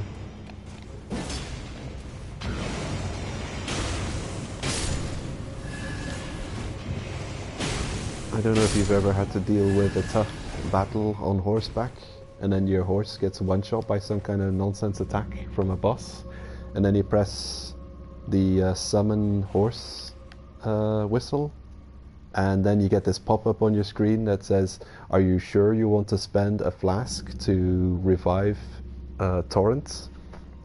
And then it defaults to no, so you have to navigate through all the buttons to summon your horse, and then you get a pop-up window in the middle of combat. You're trying to dodge some crazy boss's attacks. There's all kinds of shit flying at you from all directions, and in the middle of that you have to navigate, summon that horse, and then there's a pop-up on screen that you still have to press the left button to go to, and then press X, and then okay. True, great point.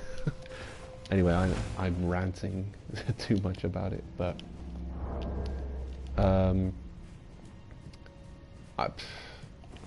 I think at the very least it should default to yes. So you do the summon and then just click X to summon the thing and spend the flask. But ideally there just wouldn't be like in the tutorial. You can put that in the tutorial. You can say, oh, by the way, if your horse dies, it'll cost a flask to resummon him, and then you just resummon him when he dies, and then yeah, a flask will disappear. You may not notice. Is it going to cause some issues? You might one time have a flask less than you thought you had and die because of it, but the amount of times you die because it's so awkward to resummon your horse, I think it's much more annoying. Well, we picked up a thing. This thing. Helm fashioned from a crystal-looking glass, one among the Eternal City's ritual implements, easily broken and weak against striking attacks, worn by those committed to high treason. It wards off the intervention of the greater will and its vassal fingers.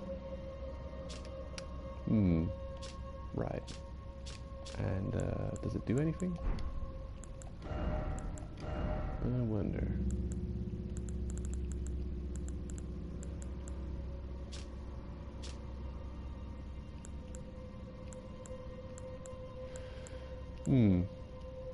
There's quite a few unique hats in the game that do special things, like raise stats.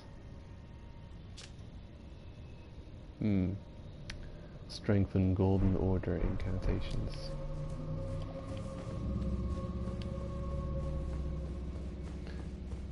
Anyway, I wasn't really planning to come to this dungeon.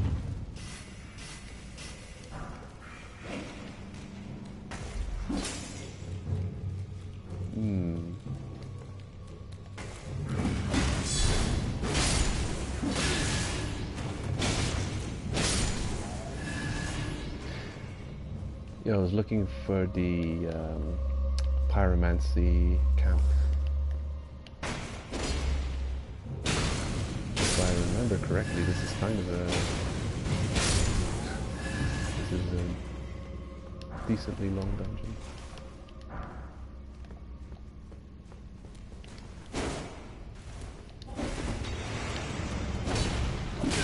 Oh, there you.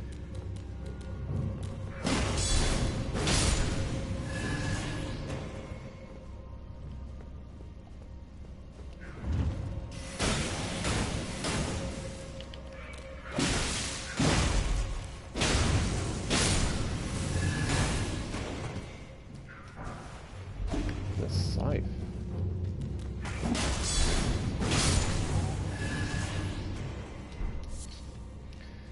Woo! The best dex weapon in the history of the Souls series. Where is it? A Reaper type? There it is.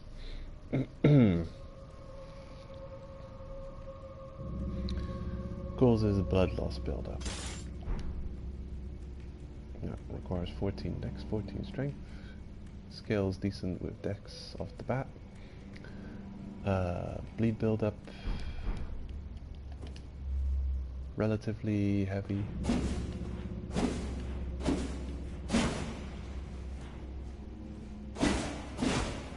Ooh.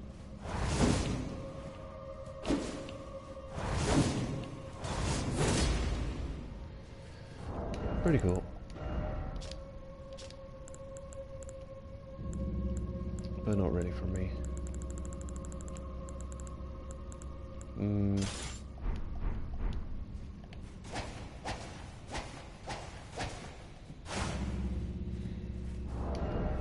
Actually.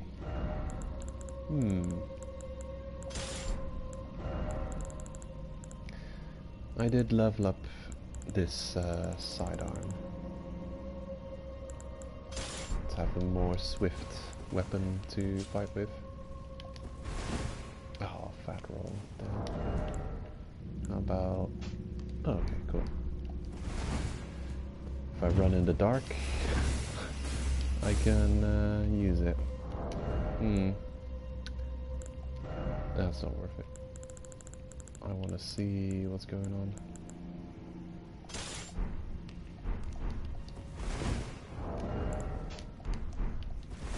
Okay. Problem solved.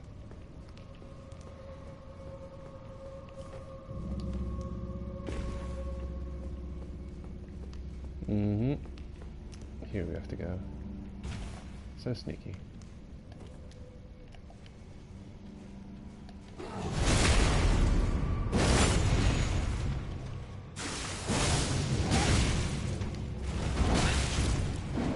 Oh damn.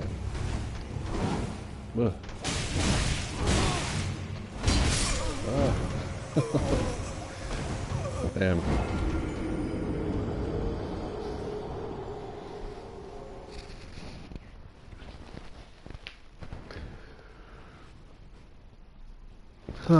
That's an annoying enemy type.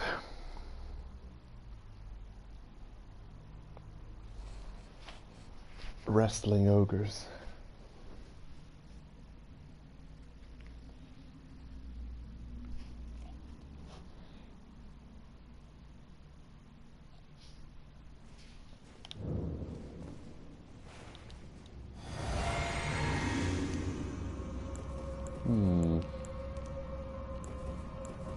Oh yeah, I did. Have to unequip that thing. Oh well. I'd prefer not to lose all those.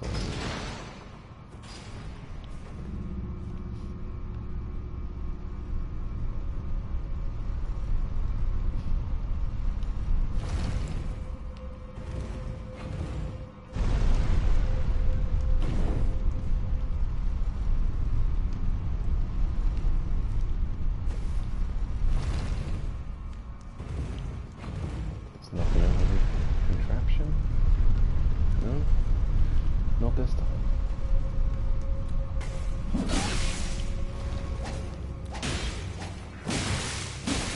well.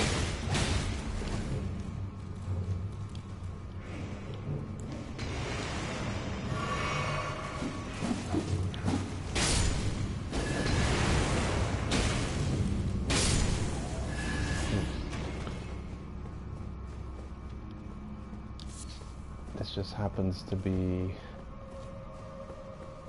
a place populated almost exclusively by enemies who do not bleed. And here I am, wanting to use my bleed dagger weapon.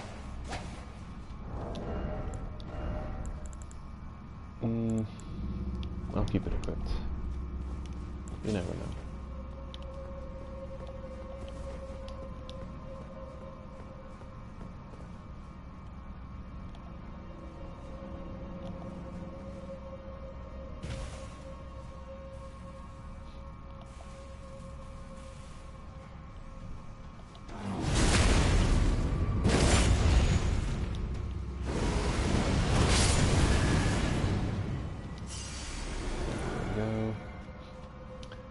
Properly dealt with.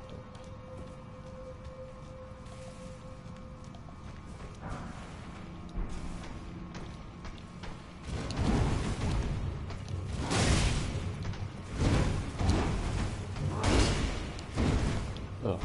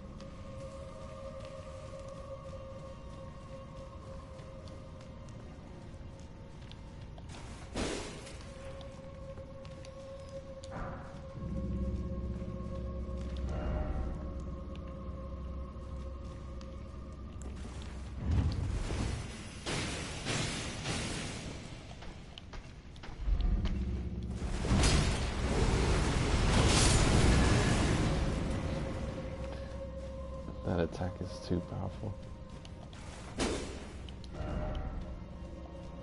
But I don't mind.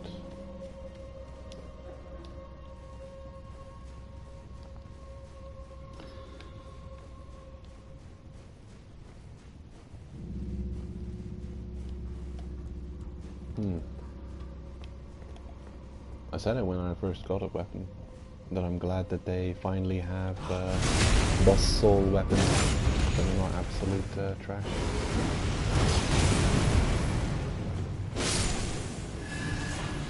Because some Souls games, their boss reward weapons, my god, absolutely worthless.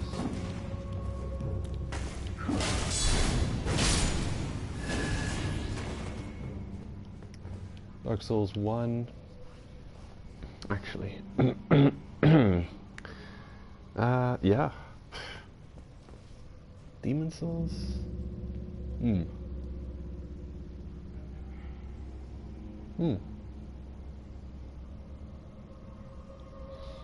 Yeah, I think the entire series, it's been consistent with that. That reward weapons from boss souls are consistently trash. Dark Souls 1, definitely. 2, I remember there being a lot of stuff, a lot of items I got from Strayed that I wasn't happy with. Not all of them though. 3, I don't know, may have had some okay weapons. But it's just like if you compare the weapons you get from boss souls with just regular old weapons, you can upgrade a lot. The regular weapons would often outperform the boss weapons by a ton.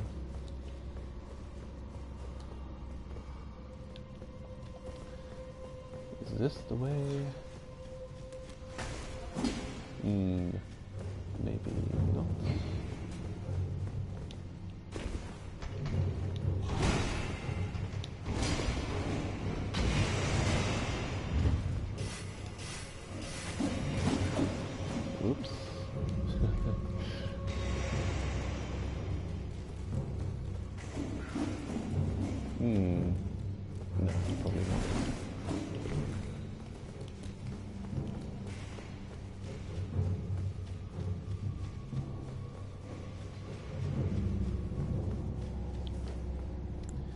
Here it is. Yeah, we're over leveled for this dungeon quite a bit. A little sidetracked.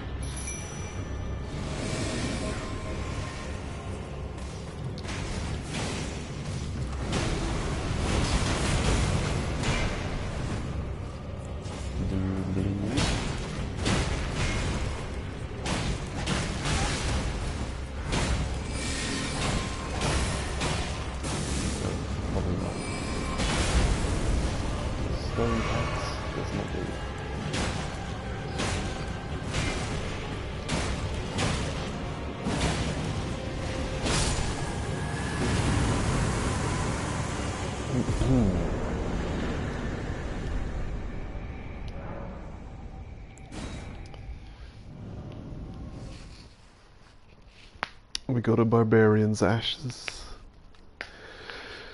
Lovely. Fantastic.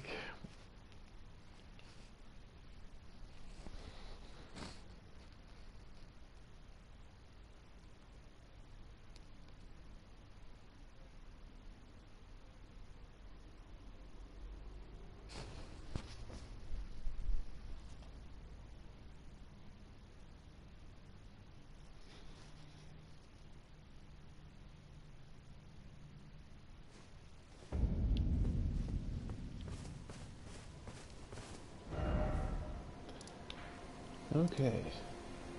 Yep. This is not the way to go. I have said it before, I'm not planning to 100% this game on this stream. Not at all my intention. There's just too much to the game. I'm already sunk 130 plus hours into this playthrough, and it would get ridiculous.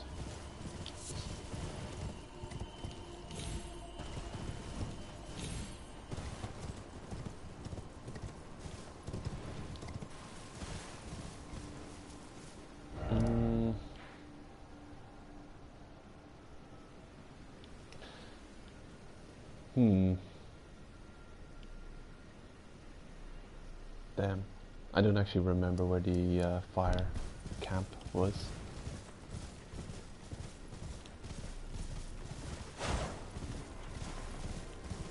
Don't blame you, I am on endgame +7. What? Endgame +7, how do you do that?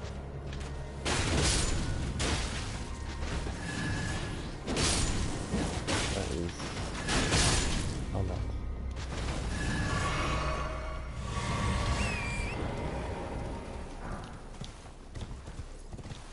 Not getting far in the game yet.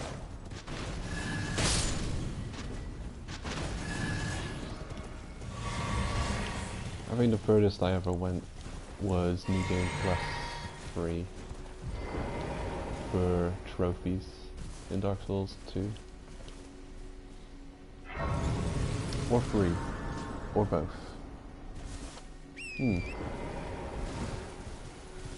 Yeah, I've only ever gone to New Game Plus Cheese cycles Peter LOL. for trophy related reasons. In Dark Souls 2, or was it 3? Yeah. In Dark Souls 3, certain levels of rings would only show up in New Game Plus cycles.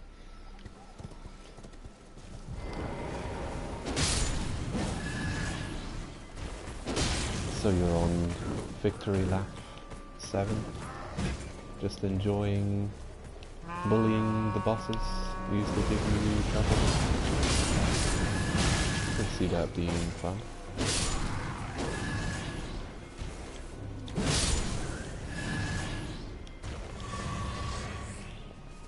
But I mostly sooner get the urge to restart completely on a fresh character and play through focused on a different weapon or a different build.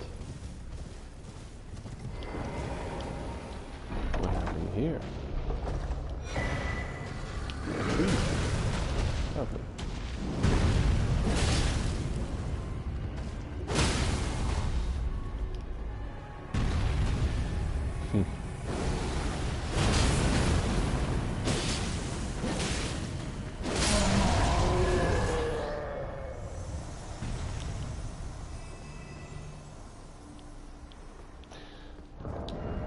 Let's have a look at it. Tree spear. There it is. Okay, requires a lot of dex. Has holy physical. Yes, true. I need to do that. Great point. Ooh.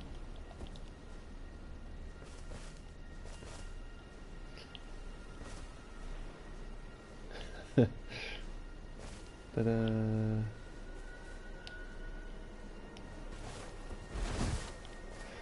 Well, I don't know.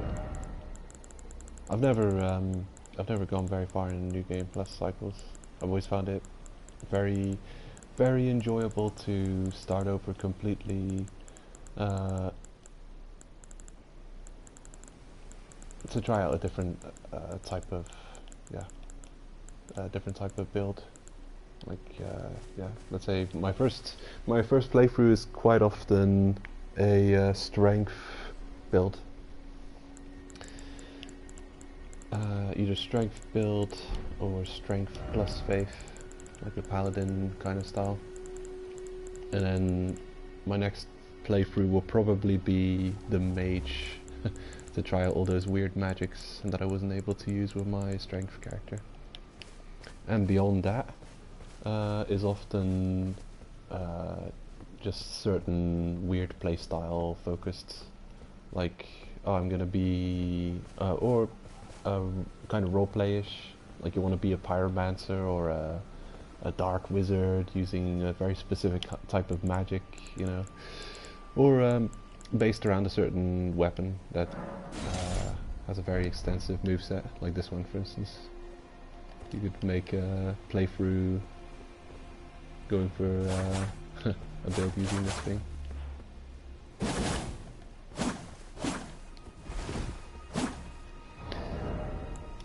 It's a cool weapon. But what was I using? I can't find anything in this mess.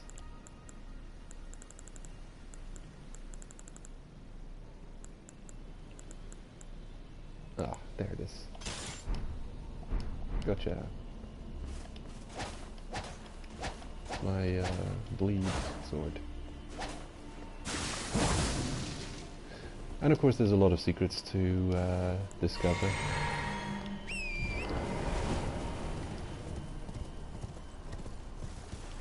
So you can keep playing this game until you have thousands of hours in it and know all of the secrets.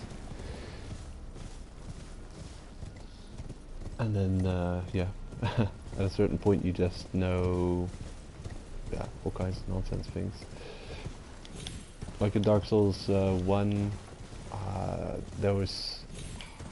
eventually knew all kinds of skips to do.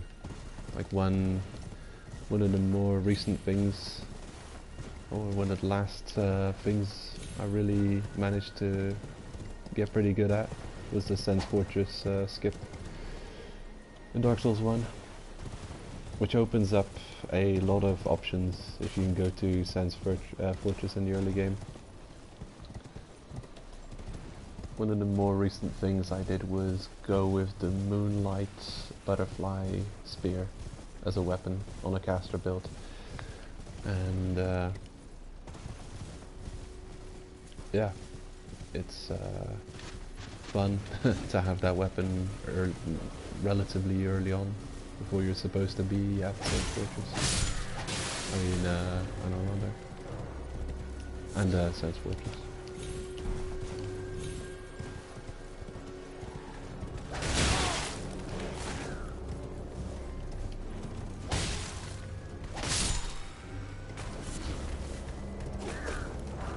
Hmm. Okay, I don't think I'm gonna find the fire people. I had a vague remembrance that they were around here somewhere. But I'm probably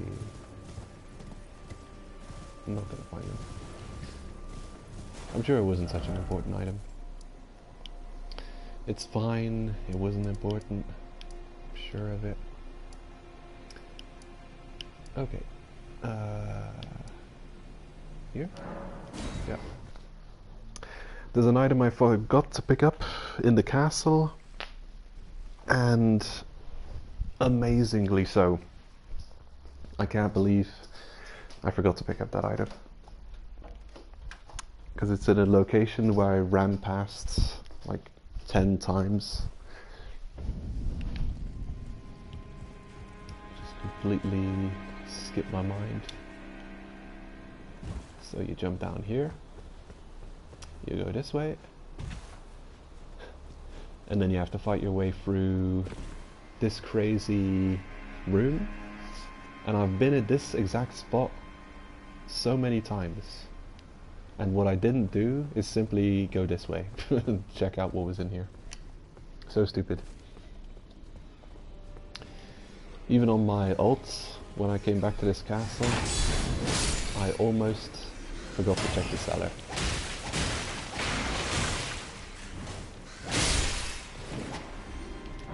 It's just so easy to overlook. Because when you fall down there, you've got bigger things, bigger problems than checking out the cellar, trying to fight your way through the courtyard. And once you get to the other side, it's taken such a struggle that you kind of forget this place exists. It happened to me on both characters. Godslayer seal. And a Godskin player book. So that could be a stronger talisman. Yeah, our current talisman scales D with faith, and the other one scales C. It's just not leveled up very much. Boosts Godslayer incantations, and this one boosts Bestial incantations, which I'm not really using, so I'll have to see if this thing ends up being stronger than the claw mark seal, then I'll probably use it.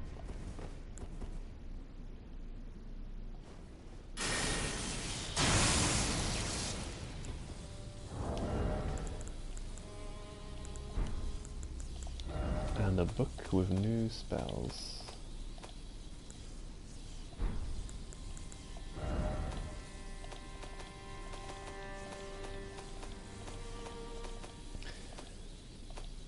If I can find it.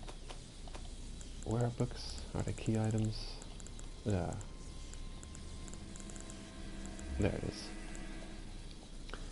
Oh, and we've got a bell bearing. Somber smithing stone 3 and 4. Still have to give that to the weirdos. And we've unlocked Black Flame and Black Flame Blade. Okay.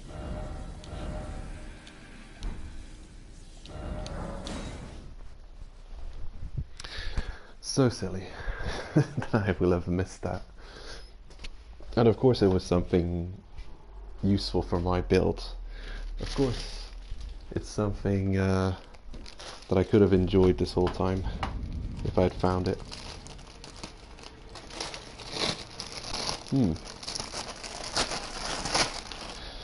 I'm just in the kitchen quickly, getting a snack ready.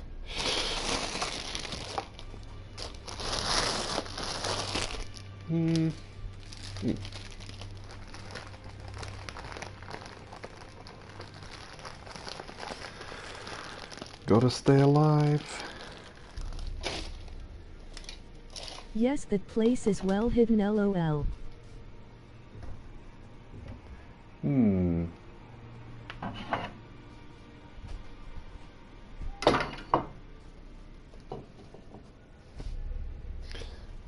Good. Well, I'll just leave that there for now. I'll carry on preparing it in a minute. There's just so many... And how many secret items are lying around? How many shiny purple items are lying around that just end up being Arteria leaves? Man, they should remove Arteria leaf from the game. It's just a troll item. I don't even know what it's used for. But it's so often you find shinies lying around that is like an object of your desire. Like it's just hanging out at some location very difficult to reach. And then you think, wow, I can't wait to get that item. I bet it's going to be awesome. Some armor or a weapon or something. Nope. Just something that the game says is a rare crafting item. And then you're thinking, is it a rare crafting item? I know a location where you can pick up 10 of these next to a bonfire, and then rest at the bonfire, and then they respawn, and then you can pick up another 10 of those. Rare crafting item, yeah. Amazingly rare. Troll items. Ah yes. Master. Teach me more things. Ah, I have been waiting for your return. I've decided to leave the Round Table Hold. I'm off in search of a noble scholar known as the Gold Mask, to beg his instruction. We may not meet again for some time. Ugh. If there's any incantations you wish to learn, now's the moment. Damn you. That's stupid. Okay. So my incantation trainer is gonna run off on me. How am I gonna learn new magics? That is a work of heresy. Its incantations bear no lineage from the Earth Tree. Very well. I'll take it off your hands. Gotta drive him just a little bit more crazy before he leaves. Okay, guess I better learn these before you disappear forever. Black Flame Blade. Black Flame. Throws a ball of raging black flame. Damn. So silly. I've had the flame sling spell for ages now. Using it quite relatively regularly. We could have had these spells ages ago. How silly. May the Golden Order shine through you. Okay, strange. So he's going to leave soon. Annoying. Because I don't know. I hope you enjoy your food. Yes, he is joining the dark side, lol. Really? Oh no. That's not good. Well, these games are full of secrets. It's easy to do the wrong thing with NPCs. It's reminiscent of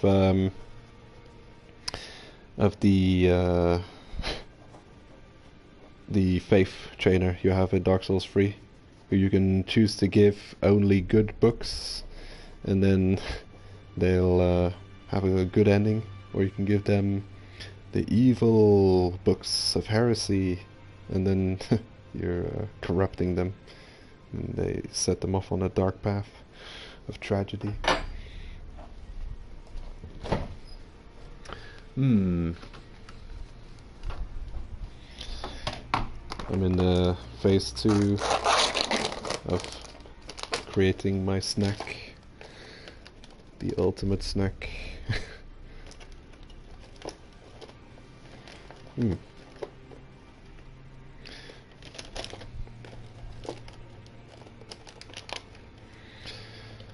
I think I'll go check out where that star landed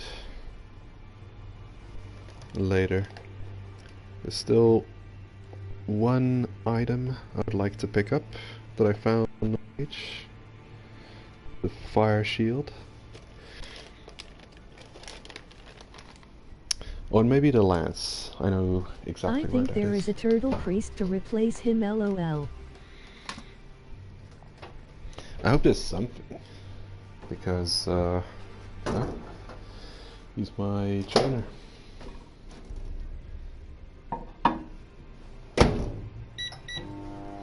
Oh, right.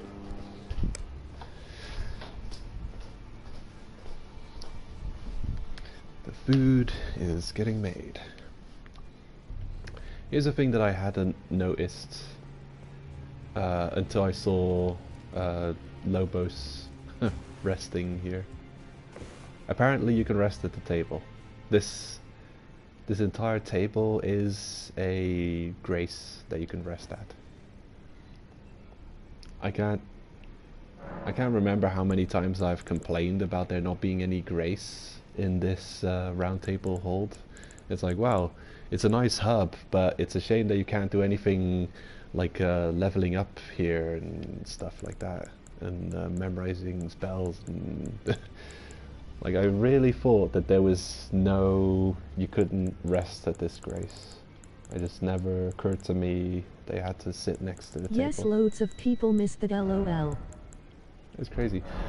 I may never have discovered it unless I saw another Let's Player resting at the table. So, yeah, it's a curious thing. It almost seems like you have to be here to rest at it. So I'm just bouncing around, running around, rolling around. I'm usually jumping onto the table, and I've never noticed this. So silly.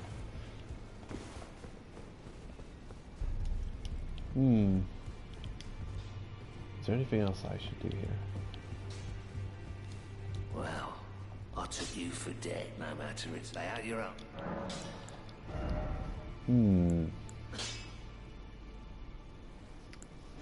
Ah, yes. This one.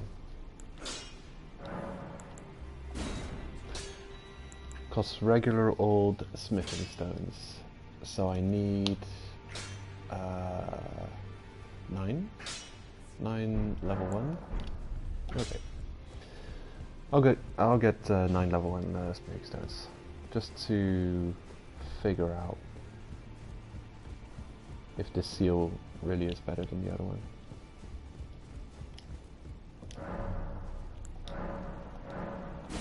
There we go.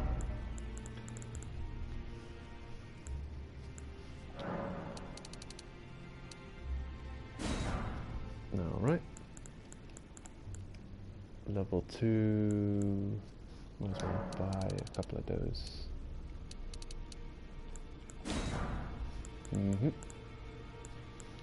Great.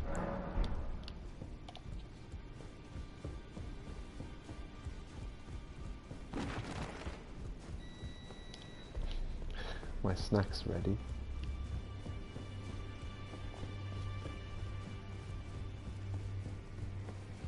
I'll talk to this guy again.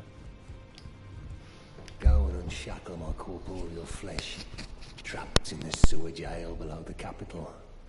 I can kill you and defile your corpse.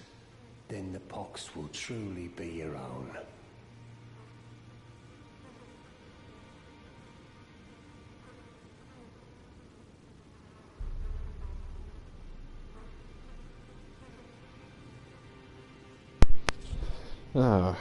What does he want to do? It didn't sound very friendly. Go and unshackle my corporeal flesh, trapped in the sewer jail below the capital. I can kill you and defile your corpse. Then the pox will truly be your own. Oh damn. Please don't. Not a fan of that idea. Maybe I should just kill him while we've got him trapped.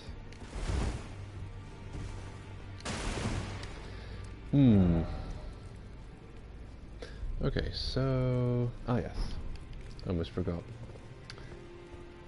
Leveling up that casting tool.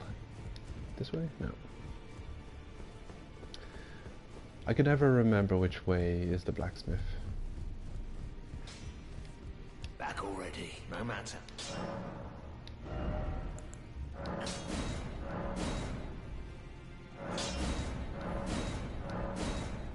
Hmm. Okay.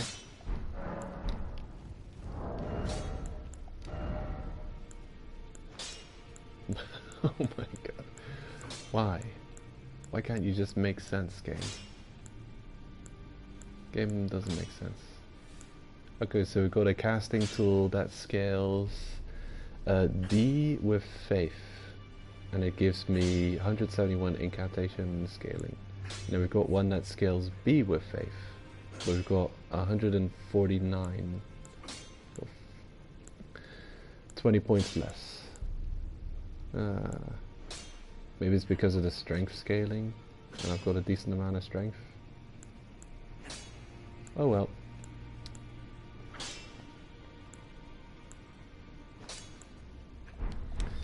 Yeah, that might be the case.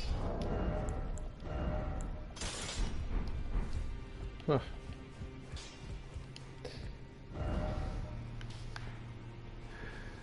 Okay, fire shield. Around here, possibly.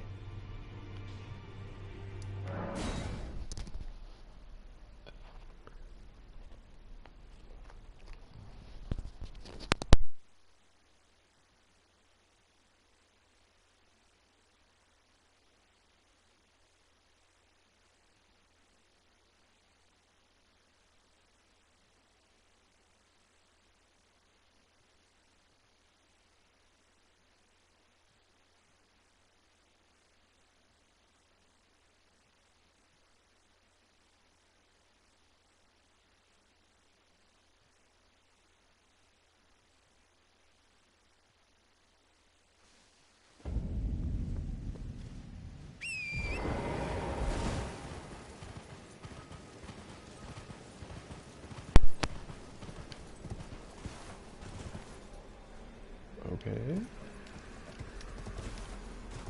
Ah, yes. This way. I remember it being some kind of ruins with those weird fiery siege weapons nearby.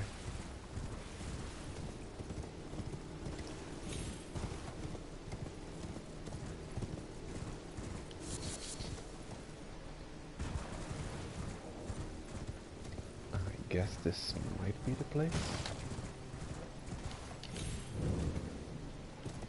Hmm.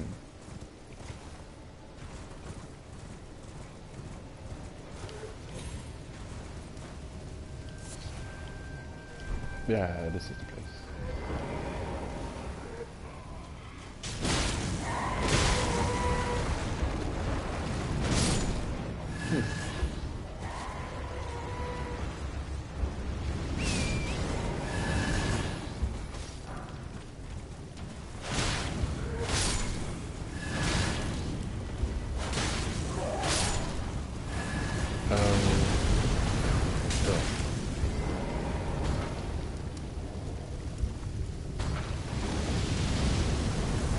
There's gotta be some easier way.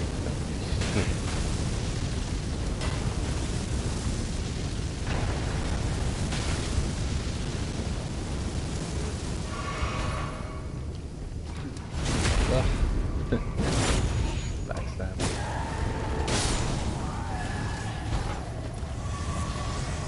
Okay. Maybe that's how you're supposed to defeat him.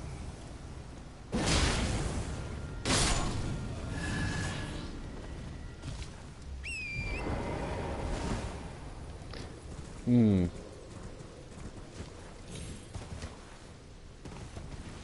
Ah, here it is.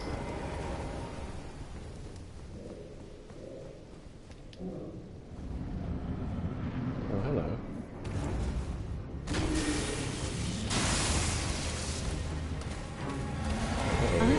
few years ago from Let It Die. I just watched video alert. Make sure to eat your food slowly. Minions going down. Oh. Okay.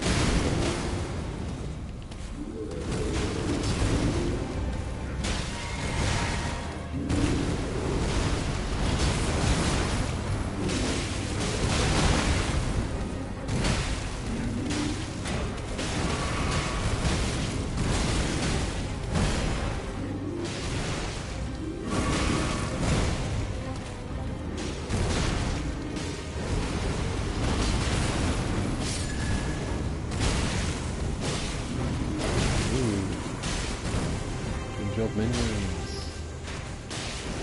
Take care of the others.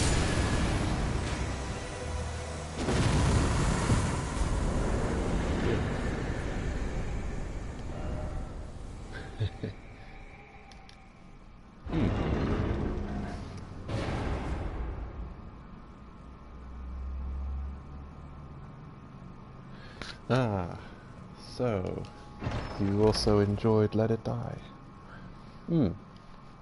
Yeah, thanks. I am, I shouldn't let it get cold.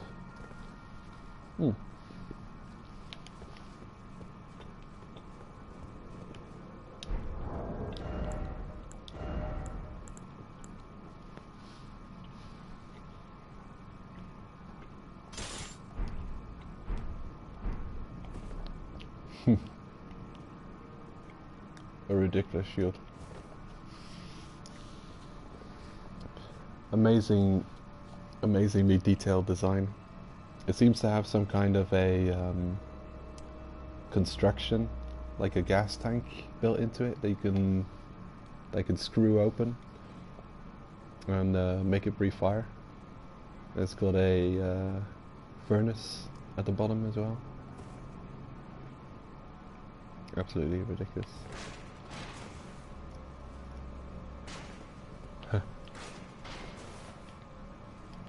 How does it work? Oh, I don't have enough magic.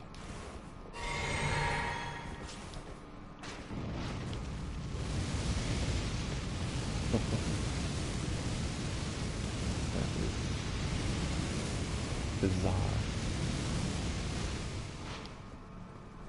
I'm mostly interested in its fire resistance though, and stability. It being a great shield. So there you have it, 80% fire resistance, 75% guard boost. Costs a lot of strength to wield and it's stupidly heavy. But I guess it's a fire, if I have to go up against a fire-breathing dragon, that might come in handy.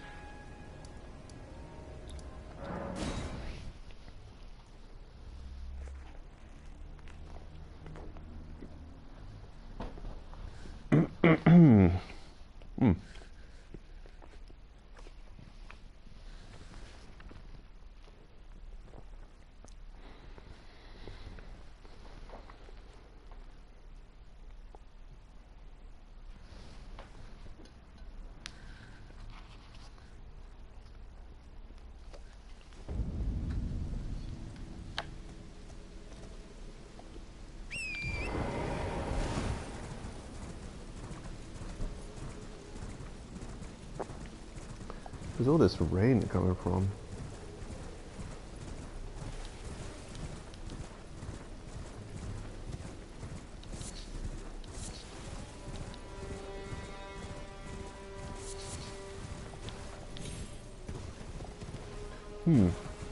I wonder how time passes in this game. I know that when you die, like half a day passes. It almost seems like when you travel, no time passes. Oh! Oh, damn. It's one of these guys. Do I have some kind of range option?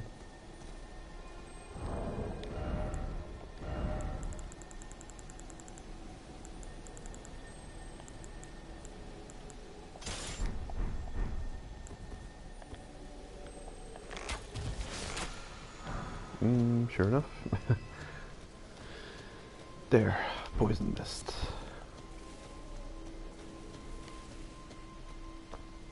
I know there's a couple of new spells to check out. Let's see, a good testing round. The impassable bridge. It is quite passable.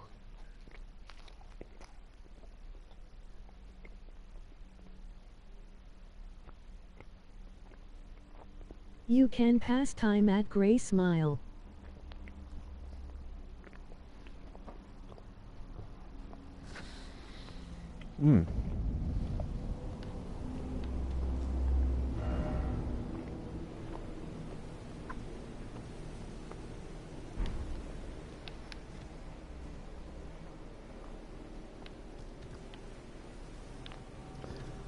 Yeah. I figured that out. I'm just wondering what other factors influence the passing of time, because I know, annoyingly enough, that every time you die, time passes, because I'm going up against those damn death birds, and every time they defeat me, every time their grab attack one-shots me, I have to rest at the bonfire and pass the time back to night to get them to spawn again. So I'm painfully aware of the time passing on death, but I'm just wondering how the time passes through other actions, like teleporting around the world, how that influences the passing of time.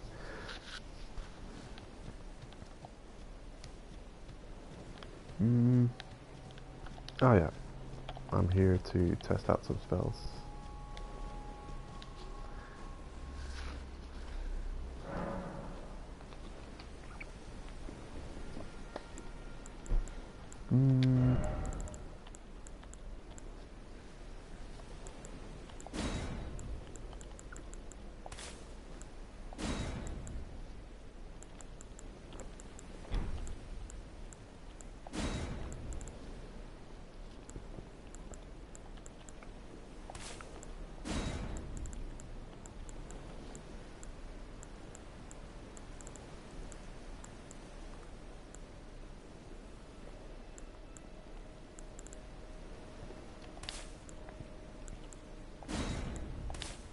Okay. Hope I remember which spells I had equipped.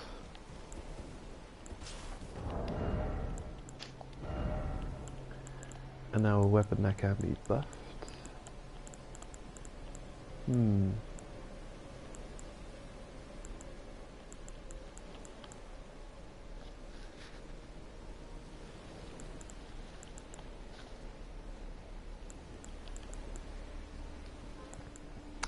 I could do with having a weapon that I keep reserved just to test, like weapon buffs and stuff on.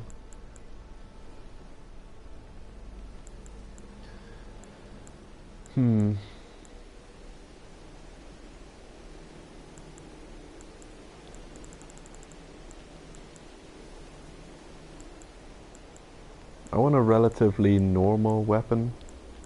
It can't do... It has to do just the right amount of damage for the enemies I'm going up against. I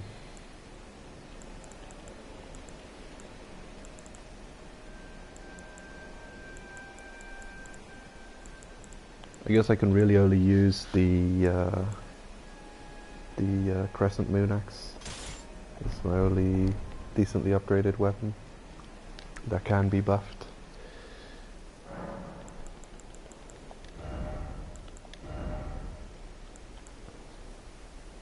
Yes.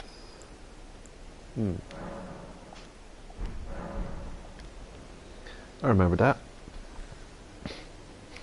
It seems very rare in this game to have lightning damage on a weapon.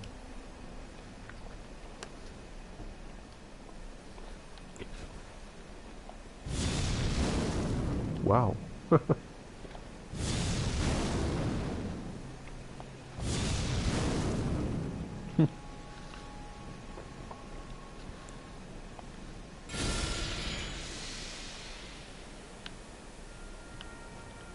Doesn't affect me. That's handy.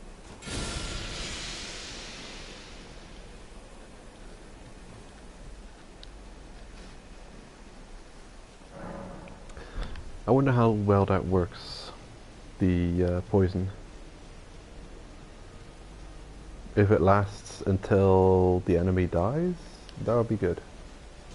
Because you can get this very early on, and it doesn't cost much stats to cast.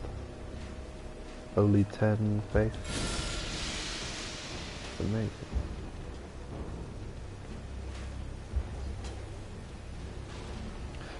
This is probably not a good place to test it though. Specifically the poison. Everything will get one shot.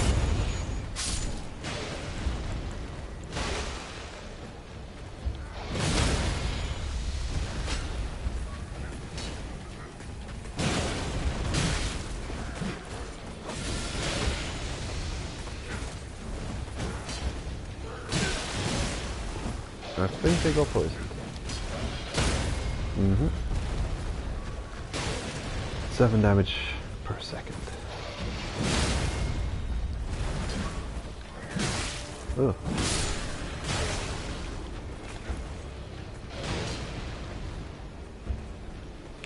There's a mage spell, some kind of silver mist or something. That's just a damage area of effect that hits everything, including the caster.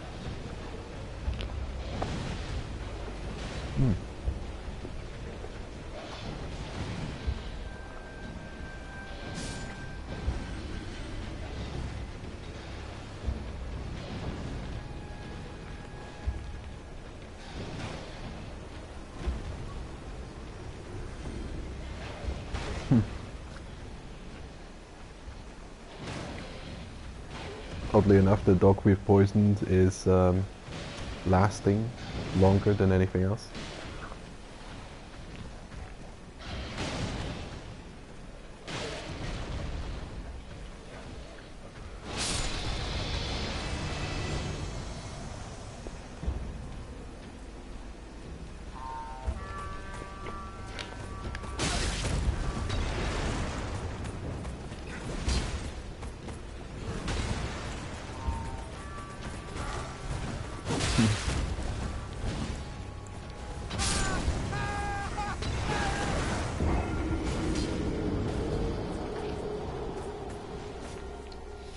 Okay, so be it.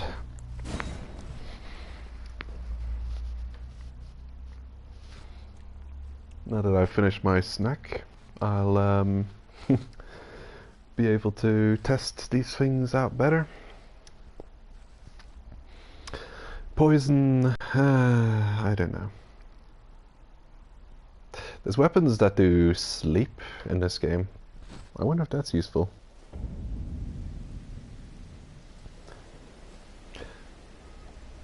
Of all the status effects that you get, I think there's nothing that is better than bleed. Bleed just seems way too useful. If it works, at least. That's the only downside to bleed, that certain enemy types just doesn't work on.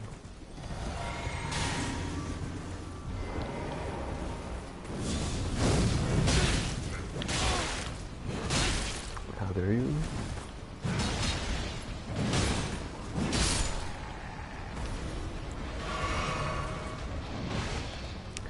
Black Flame Blade.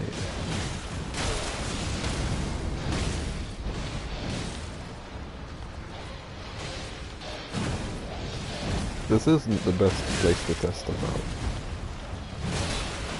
I think the Giants farming spot is probably a better place to test it out. How does Black Flame Blade only last for so short? It disappears in a second.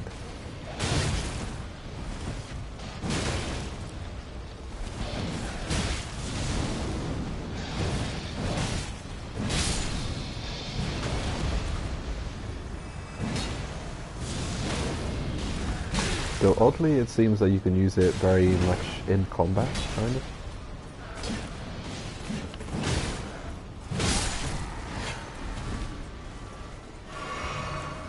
Like between actions, you can quickly cast it and then keep going.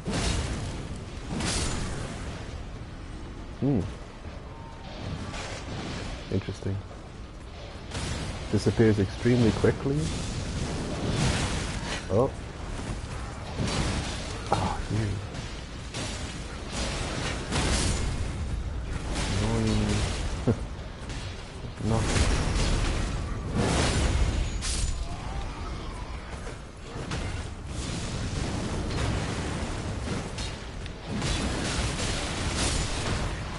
Whoa, take it easy, game.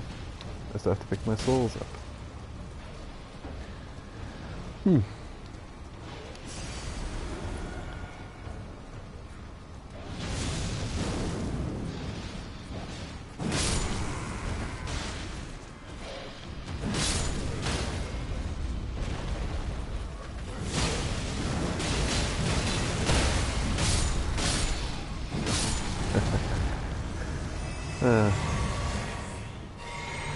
It is an interesting spell, it really is. It's you got spells in this game that you can use like while on the move, and this is one of those. Like he starts casting while I'm sprinting. It's like a really sprint into combat and then cast it quickly and then get right in there. Chop chop.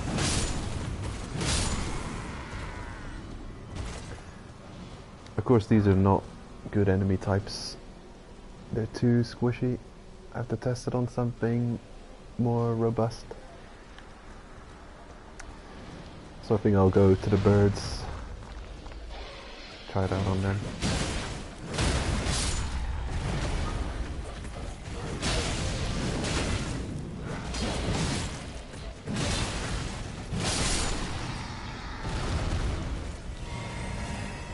Seems like it's something not to be underestimated, but I think when it comes to weapon buffs I prefer things that are longer lasting. Although... Oh yes, I am a bleep boy, I have dual katana.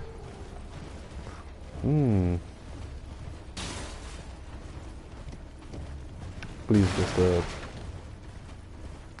a way too cool thing. It's too fun to use.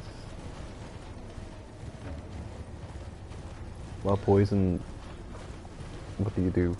Wait? Wait for the enemy to die? How long is that going to take? It's more like a cheese option for things that you are having serious trouble with defeating. Oh yeah, hold up. I first did this bonfire first. I'll be with you in a minute. Oh. Ugh. Okay. I'd like to know how much damage this black flame weapon does compared to a normal R1.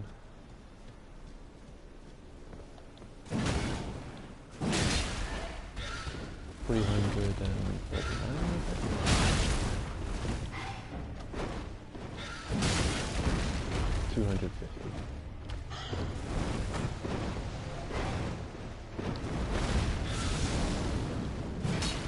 No, miss.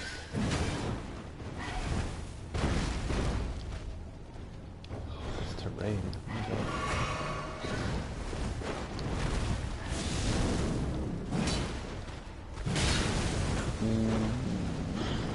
$350.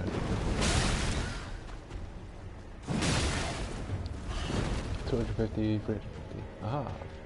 Okay. So it adds like 50% damage in the form of what is it, fire damage? And then a sort of burning effect afterwards.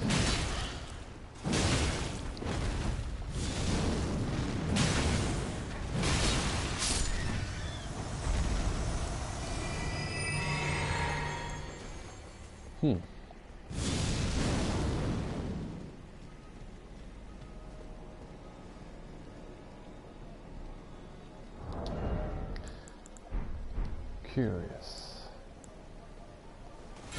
poison and black flame. I wonder if this works the same way. If it causes that damage over time. Yep.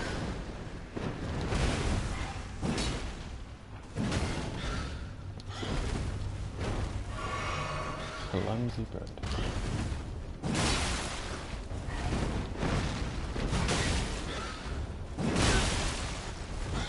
Poison yet? Are you poisoned yet? I think he's finally poisoned. Oh yeah, you finally poison the enemy, and then they take 7 damage per tick. While every hit you strike them with to get them poisoned. Like as much as that poison would do over 30 seconds.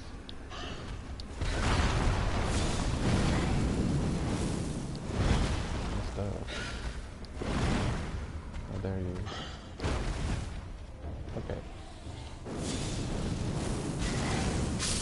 Oh.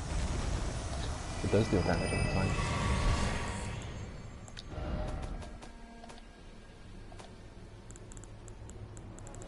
Okay. What does it cost? 11 versus 18. That's unfortunate. Costs almost twice as much to cast. Okay, I have to go and do a proper test. That's something I've been doing on my mage alt character.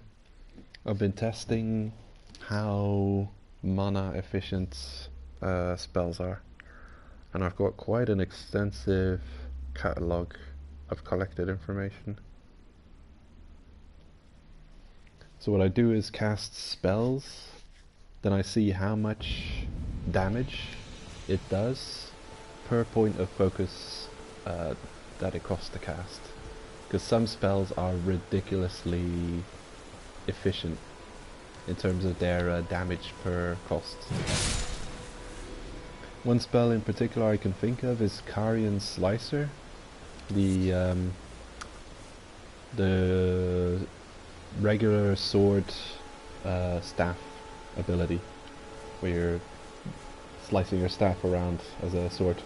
That thing is ridiculously efficient in terms of how much it costs to cast and how much damage it does per slice. I've got it written down here as 41.5 damage per point of focus. Well, in comparison to other spells, a lot of spells have around 15-ish. Anything that's near 20 is really decent in terms of efficiency.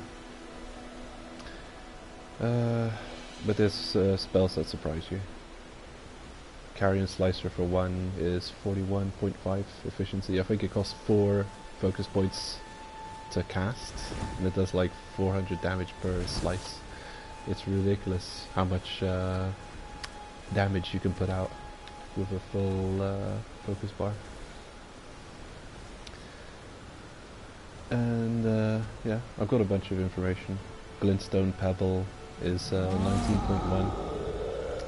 Great Glintstone Shard is 15.8. Swift Glintstone Shard is 17, so it's actually more efficient to cast, but of course the damage is not taken into account there.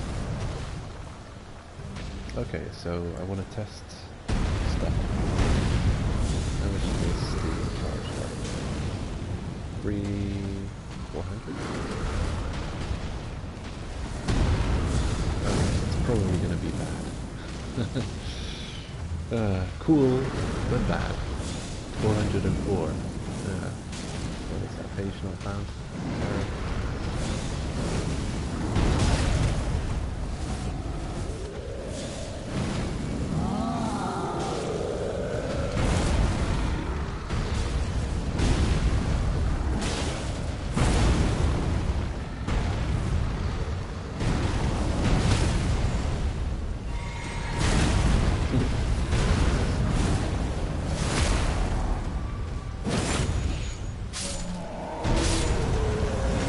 okay, I need to test like you. Very interesting.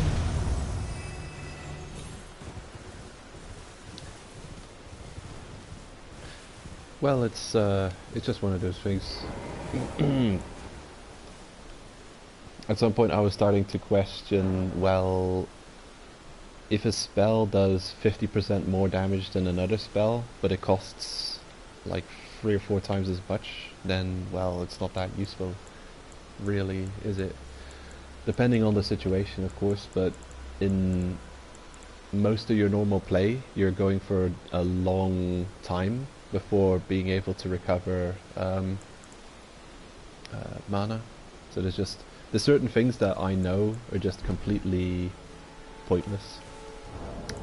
Actually, I could quickly hop over to the mage and quickly go over what I found out about spell efficiency so far. Because I've got quite a bit of information figured out. Every time I get a new spell, I test it. Of course, you can only do... It's not a completely controlled test environment, because I am on a character that's leveling up, so my magic damage is not constant, because I'm not, you know, just testing, I'm also playing through and enjoying the game. But I try and keep it as, you know, as close to the results as I can possibly get. So even though my int is increasing, I'm always using the same staff to test, and I'm not using magic increasing items. Okay, so let's see, what do we got here? I'll check my magics. Right. So, for spell efficiencies, Glintstone Pebble is 19.1, and all these numbers will be how much damage you get per point of focus. Like what I'll do is I'll do a point of damage against a giant which is in combat, so I don't get that bonus for, you know, getting a first attack in on him. Not a headshot, just regular damage against the giant. So I'll take 1 hit of damage, and then I'll divide it by the cost that it costs to cast the spell, and that'll be, you know, how much damage you get per point of focus. And a lot of them is kind of the same, but some of them are surprisingly efficient or surprisingly inefficient. Glintstone Pebble's pretty good, 19.1 damage per focus point. Great Glintstone Shard is 15.8, dropping off in efficiency. Swift Glintstone Shard is 17. Of course, it does. It costs almost nothing, but it also does not much damage. So there's a couple of spells in the game that it seems are perfect if you're going up. Either you are doing stupid amounts of damage, so even weak spells are good enough to defeat enemies. Either you're on New Game Plus, some kind of New Game Plus cycle, and you can finish off a lot of regular enemies with a cheap spell, meaning you can keep casting over and over. So yeah, there are scenarios where maybe you want to have a low damage spell. Night Shard, for instance, doesn't cost much, and Swift Glintstone Shard doesn't cost much, and they have a decent range, but they don't do much damage. So yeah, if you're going up against, like if you're running around killing squirrels or something. Let's see, Glintstone Stars are 8.1, so terrible inefficiency, the amount of damage per focus point spent, really inefficient. And some of these things that cost a lot do stupidly little damage. They don't even, you wonder what their point even is.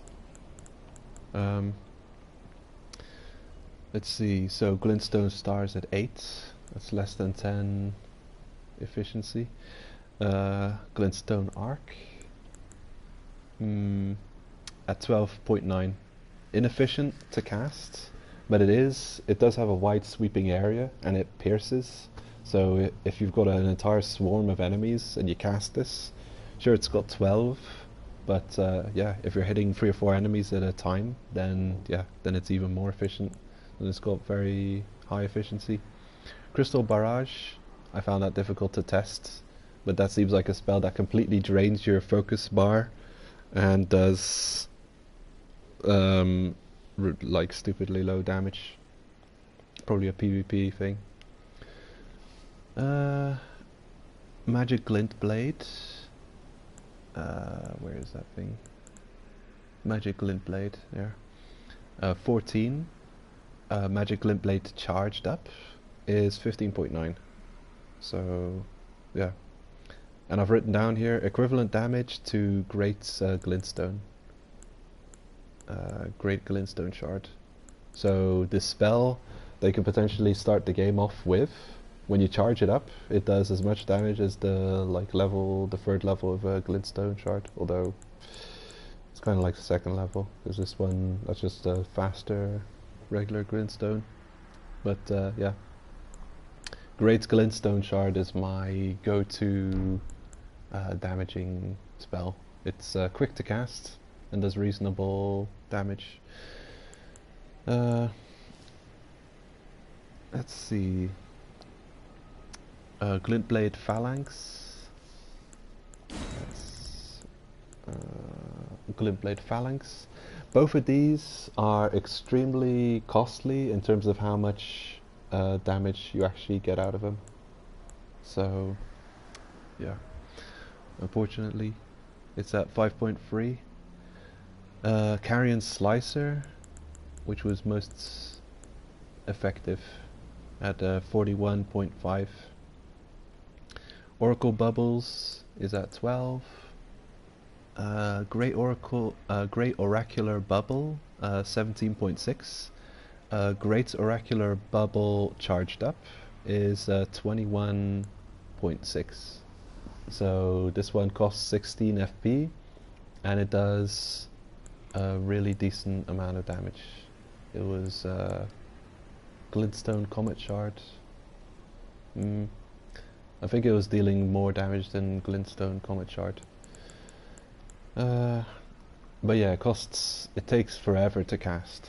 It's a weird one. Gravity Well for 10.75. Gravity Well charged, 13.8. Star Shower at 6.3. Star Shower charged at 7.9. So that's these. So yeah, I'm purely looking at these spells from a, cost efficiency standpoint, like how much casts you can do to take down a target. Just how much damage you can get out. Like, you're farming mobs, and you're going up against the early game giants, and you defeat one giant with a certain spell, and you have like 65% of your FP remaining after you've defeated him, and then you heal up for your focus, full focus. You go to the next giant, and then you take him out, and you're almost empty for focus points to defeat him. So yeah, there's a serious variation in terms of the most efficient spells. The worst thing so far I've got that you can do is spam Glintblade Phalanx. This thing. That's this one. The ultimate the ultimate inefficient magic to defeat a target at 5.3 damage per focus point cost. Just disgusting. I cast 3 of it, and I have to recover. Don't know what its range is. Can't even test it out on this bird. But yeah, very inefficient. Let's see. Shatter Earth seemed quite efficient at 22.25. Great Blade Phalanx at 6.5. That's what I'm using now, I think. Oh yeah, that's what I'm using now. Yeah. Glint Blade Phalanx was even less efficient at 5.3.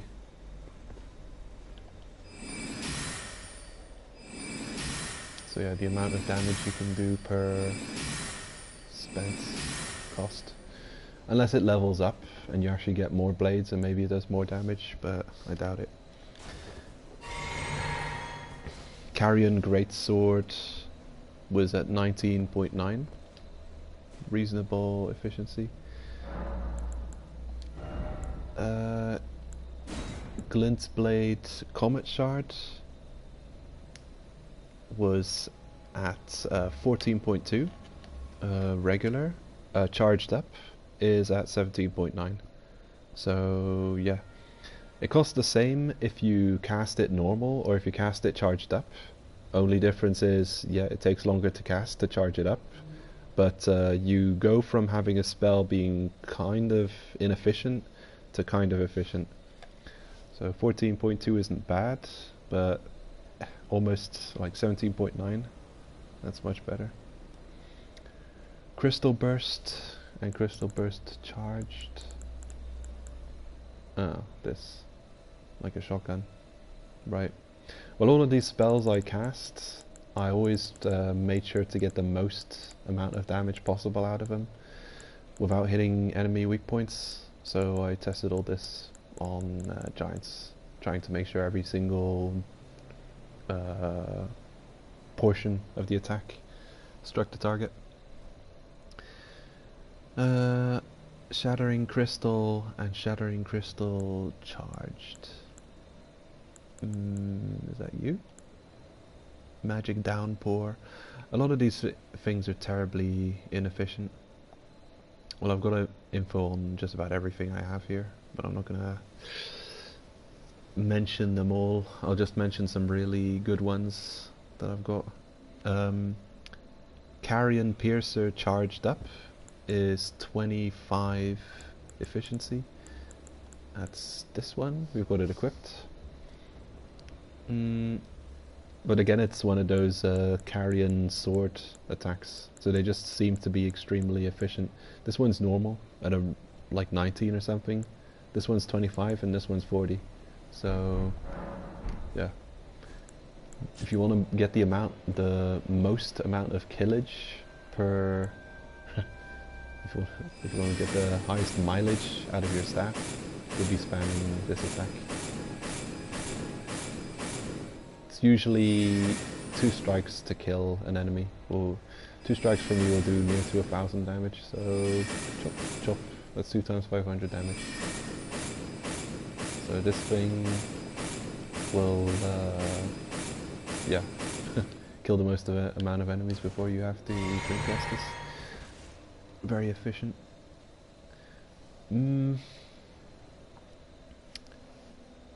Night Comet Charged, 16 only. Comet Charged is 18. Comet seems to be the main spell. Allez, it seems to be the main spell for me. Doesn't even reach him. Doesn't go far enough. And rest and get my stuff back. I think I'll do just a couple of runs of the birds to show off some of these spells.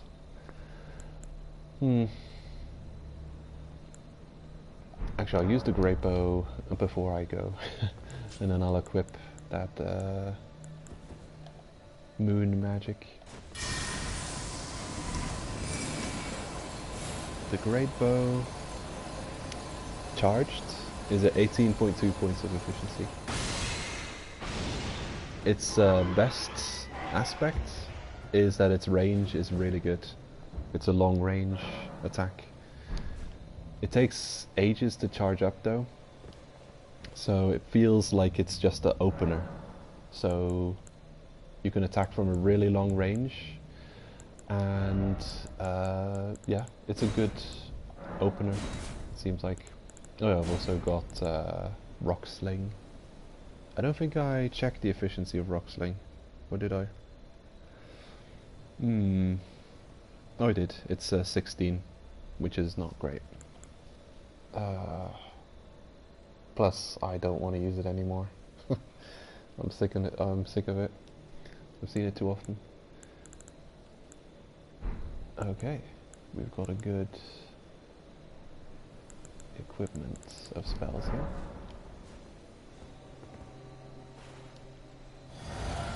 I have to drink to be able to cast Renner's Full Moon. Renala's Full Moon. And for some reason I'm not able to cast it. How am I not able to cast that? Alright. I also need a different equip to be able to cast it. Right.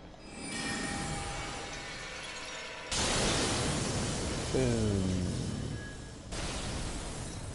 Did it reach you? No?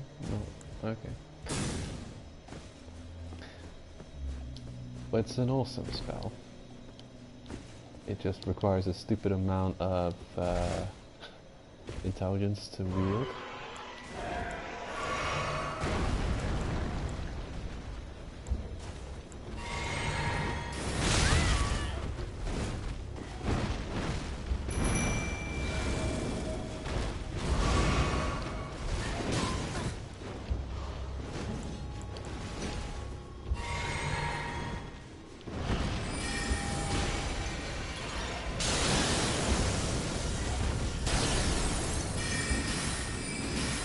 He's stunned.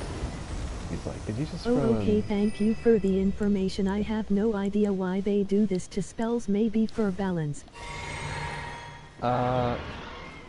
Possibly. I found that a lot of spells are really good in utility. Like you can, in PvP they'd probably just catch enemies easier. It's one of those things. But certain, like those, especially those sword spells where you put a bunch of swords hovering around you, are extremely inefficient in terms of how much damage they do and how much they cost. They're very low. They're around 5 damage per focus point. Tested around 25 int with, yeah. So I'll cast another moon while I can. While I've got this buff working. Boom. That's damage.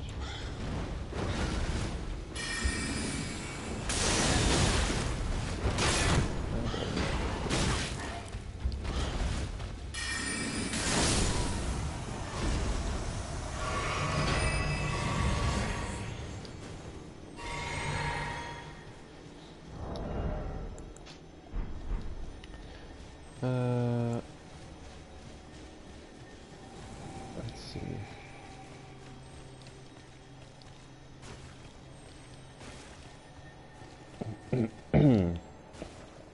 Well, everything doesn't have to be equal in games. I don't think there has to be perfect balance. Because when they strive for perfect balance, they end up just making things not fun.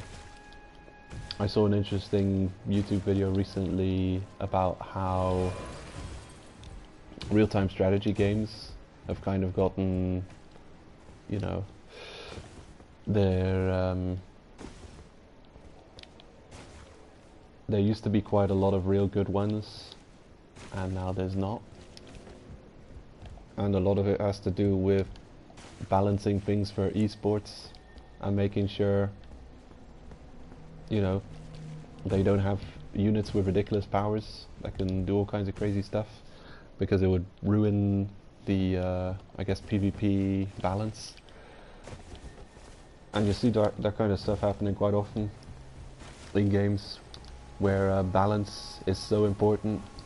Everything has to be perfectly balanced, and people complain every time that something isn't perfectly balanced, they'll say, "Oh, this isn't fair. This character can do this, or this character is broken, and this happens, or that happens." And yeah, then they change it. And the character which used to be strong is now non-functional. Okay. Ow. What other spells have I got? Oh yeah, this is my go-to damage spell. Hold up, I need to... This terrain is tricky. Okay, we're good. Stop it. There. Go to spell.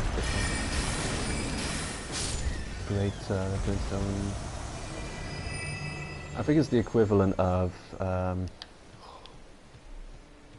in man, what are the spells? What are they called again in Dark Souls 1?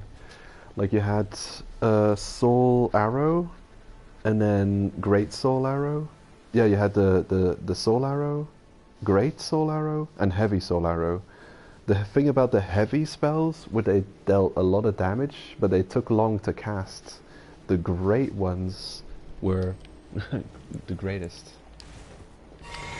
because they struck a good balance of they being stronger than the regular one, but they don't cast as long as the heavy. So great heavy would be the best, I guess, but of course it will cast longer than the great. So, and this one, this great glintstone shard is not great in terms of how much damage it does, but it's usable. You can use it because it's an instant cast. It doesn't need to be charged up. While Comet does good damage, but it needs to be charged up, otherwise its efficiency is nothing. There's a maximum range to it as well. There you see, 1,000. So if you have the time to be able to charge it up, that's fine. But it costs so much that you can only cast like 3 of them or 4 of them before your focus points are finished. So I can cast it without charging, and that was just a headshot for a bonus damage. So yeah. The first one takes the longest to charge up, but after you've cast the first one, the subsequent ones are instant cast. But of course, you're casting at unbelievable inefficiency, because the thing does much more damage charged. So you want to be like that, and then charge the next one, and then charge the next one. And I'm surprised I'm hitting them at this range. Well, yeah, what you could do is charge up, and then start casting instant. This is if you want to just get rid of something, and you don't care if you throw your mana away, then you'll do one of these. And there it goes, all spent. I've already got it written down here what its efficiency is. Comet, 14.5 not charged, 18.15 charged. So yeah.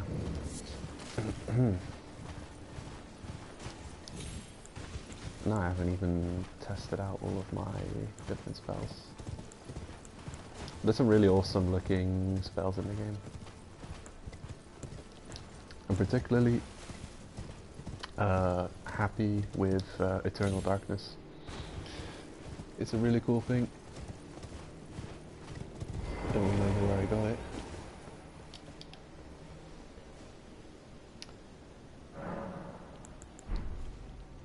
But I think I found it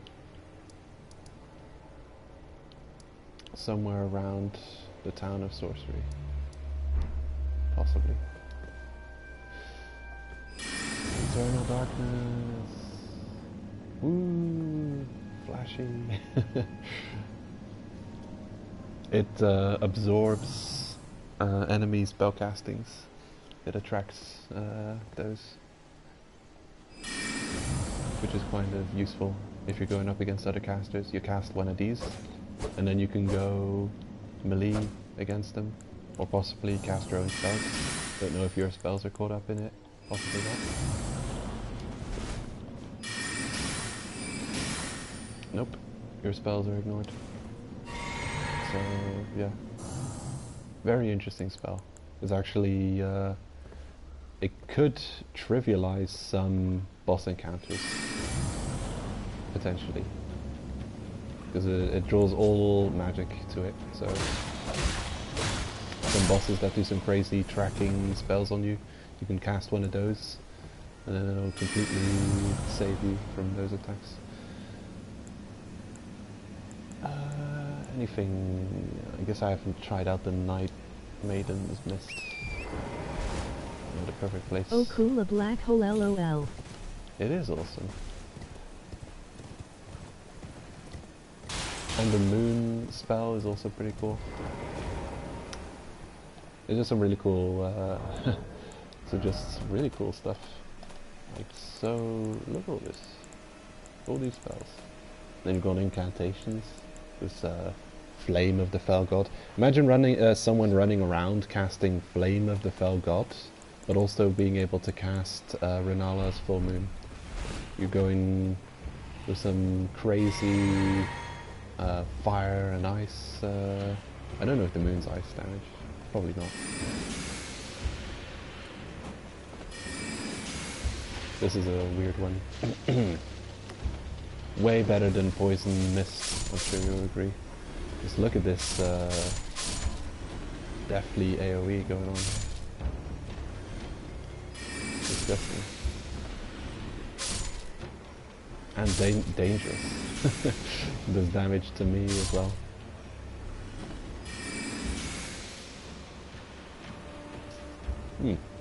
Seems to fly in an arc, and then when it hits the ground, it starts doing its thing.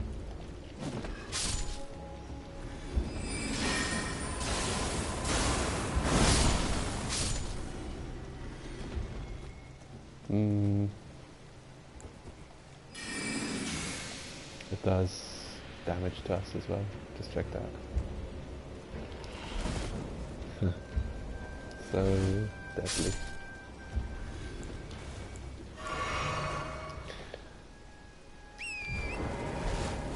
So that's cool. I've been enjoying the game from a different perspective than Beware the fog LOL. yeah, it's wild, isn't it? That it does. It's a tool to deal damage to yourself. I guess it's you can do like red tear stone kind of setups if you time it right. Ugh. But it's cool.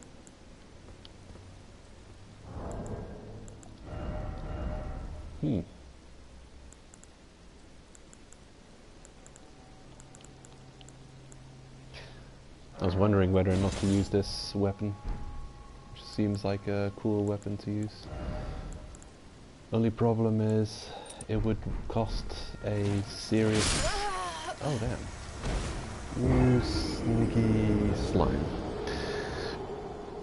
I would have to invest 5 points of dex to wield this weapon, and this character is mostly meant to be a caster type character. So, even though it's a magic weapon and it would fit well with this caster, I kind of don't want to go for it, just because of the dex investment. And there's so much like split stats requirement, spell damage melee weapons. I was saying magic damage melee weapons. That I can't just allocate stats in all kinds of stuff every time I find a cool weapon.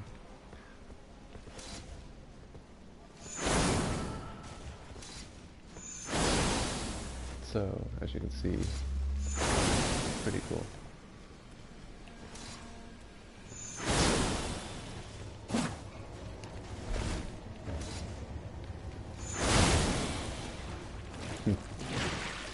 I like that animation of like slicing away the blood on the blade. Oh, got me.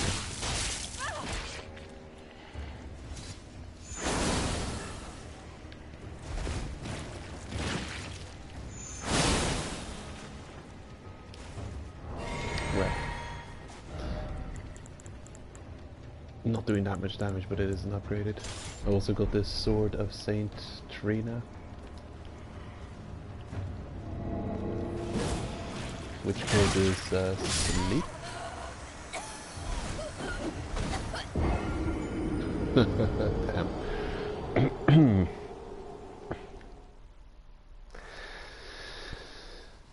I don't think I've ever I don't think I've ever used sleep attacks on enemies in a Souls game. I'd like to test it on one of the birds and see if it actually does something. I'll do that. And then I'll move back to the main character and start going and progressing somewhere. Getting stuff done.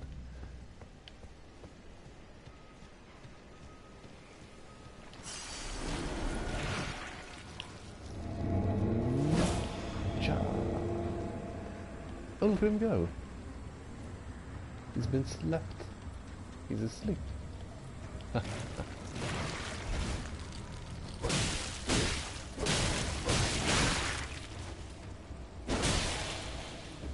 long do you stay asleep?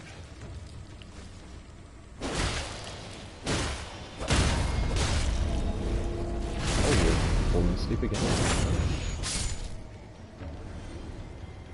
Well, the weapon does sleep build up on its own, and I guess after you do this, you kind of cast a sleeping cloud, and the weapon is coated in sleep build up, extra sleep build up, I believe. 66. Though it doesn't show up on the weapon stats, unfortunately. Some buffs you give weapons actually show up properly in the weapon screen, but a lot of buffs that you do don't show up.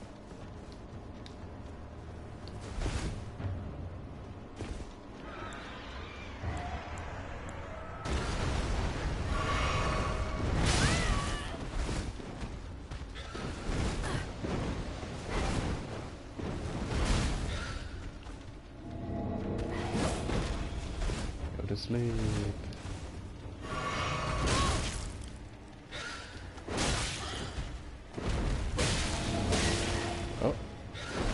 I think he went to sleep, but I hit him, and then he woke up instantly.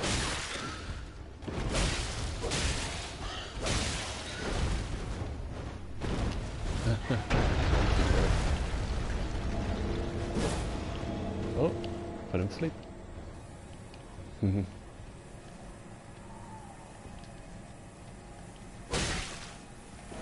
Oh, hello. Oh, nice. Open up a critical attack.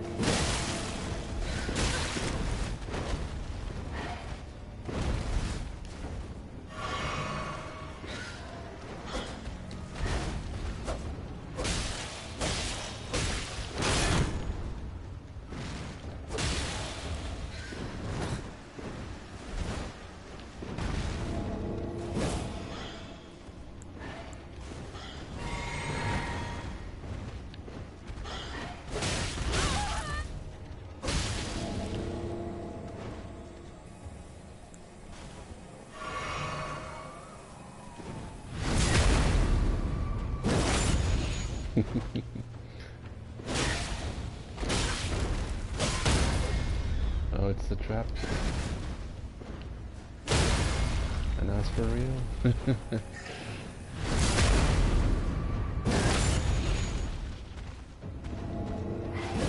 Good.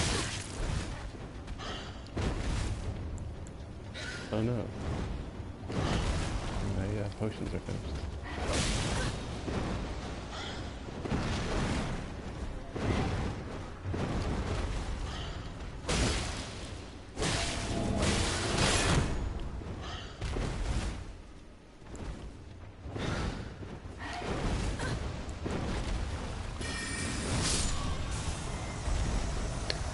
Yeah, it's something. It's an unupgraded weapon, by the way, so I'm not doing a lot of damage because it's unupgraded. I've kind of been enjoying this weapon though, the Carrion Knight sword. I kind of got a look going on here. Pretty much full Carrion, the Carrion shield, the Carrion armor, and then the sword. And it comes standard equipped with Carrion Grandeur. Crazy. Just 3 levels of charge. If I get the opportunity, I actually prefer doing one of those than a backstab on an unaware enemy. Don't notice me.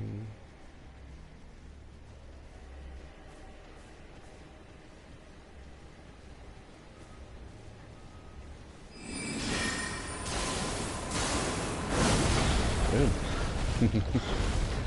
It's damage.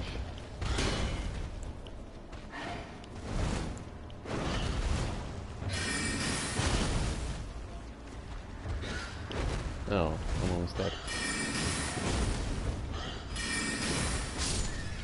Oh.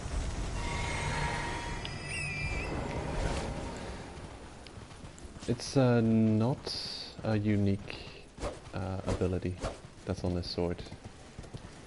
It's just you can get it earlier, possibly, than the ability itself. Because I have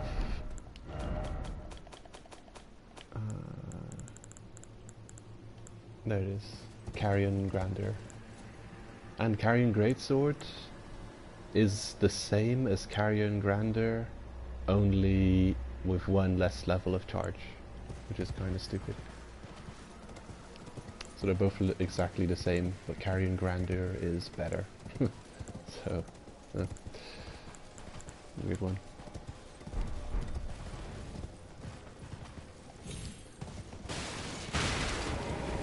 And I found Carrion Grandeur over at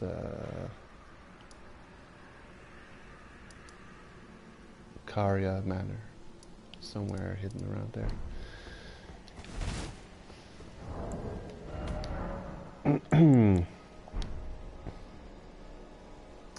Almost 60 hours on this character.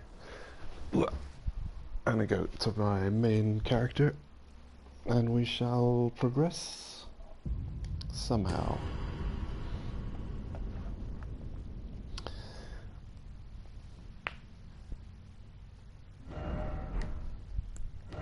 There's a couple of bosses that I can just go to right now and start fighting. Even though some of them I really don't want to. Have I defeated that annoying gecko yet?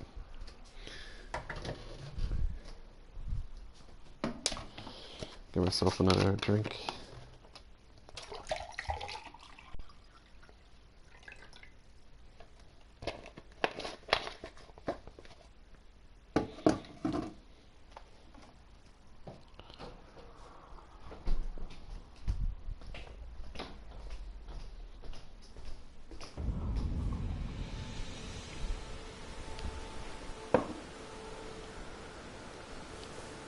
Okay, right, so we were in the middle of testing something. Efficiency, that's what I was thinking about. How much does it cost per point of focus points to do point of damage? And yeah, so I'll be comparing Flame Sling to Black Flame.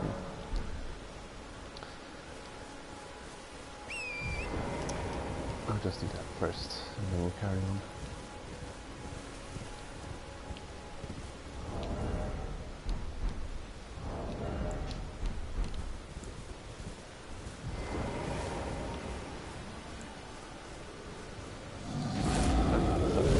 Flame Sling fully charged. Oh, 327. That's not as good as I thought it was. Huh. Oh, didn't matter that it hit him in the head. Still does 404 damage. Okay, I appreciate that. I was thinking it was going to be really... Okay, 327.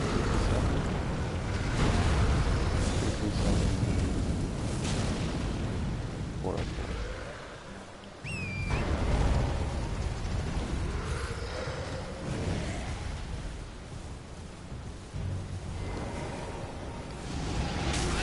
Ugh, stupid. 327404. Okay. Let me get my calculator. 327.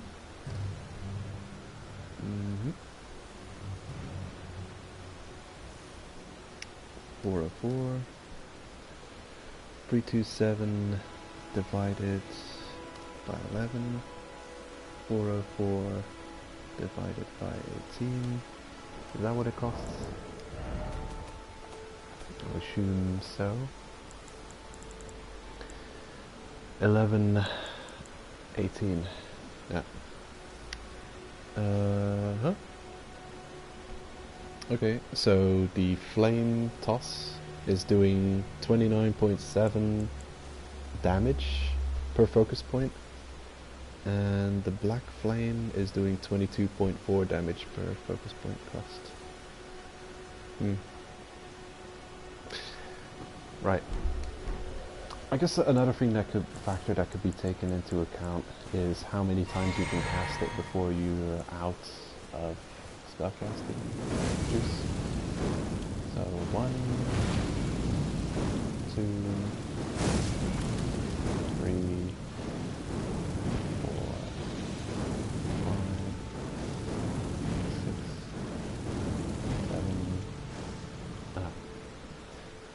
7. Versus 1, 2, 3, 4. Ooh, ouch.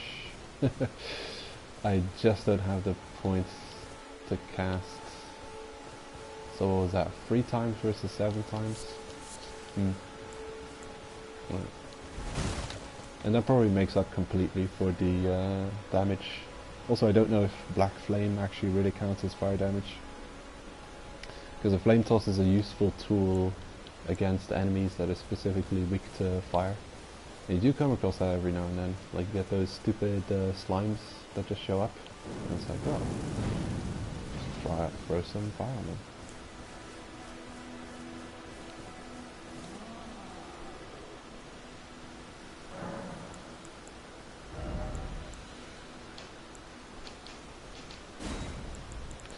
Okay, so what did my spell setup look like?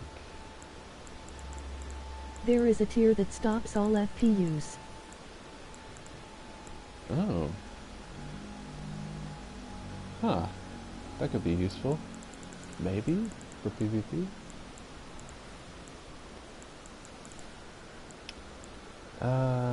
Yeah. Golden Vow. Then Blessing's Doom.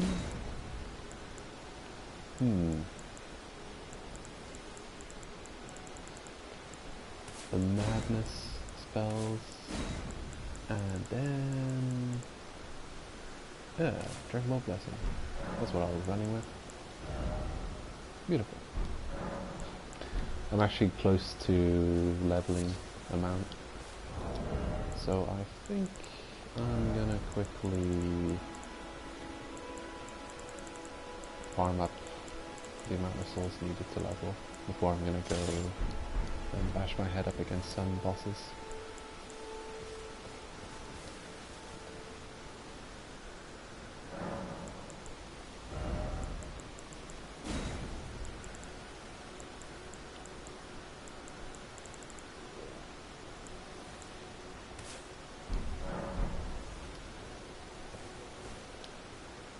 Okay.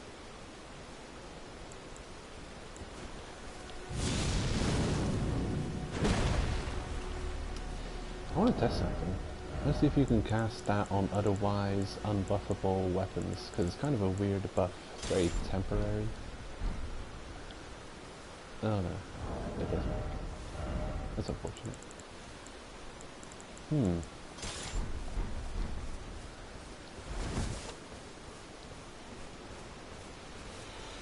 I don't know what tiers I all have.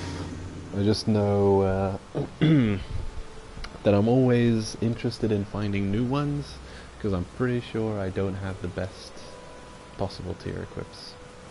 I'm using the health regeneration and the strength increasing tier, which are not the best, I'm sure.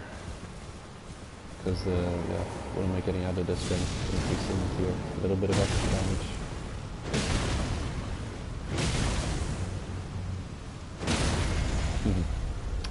That is pretty cool though, if you have the opportunity to keep dealing damage for a while, then that black flame adds a decent chunk of damage.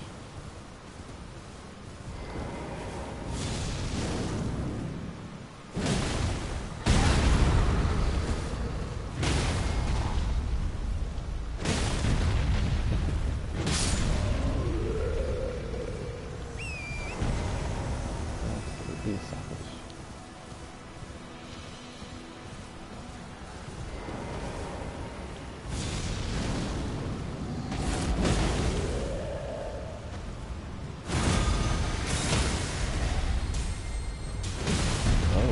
Throws the flame effect.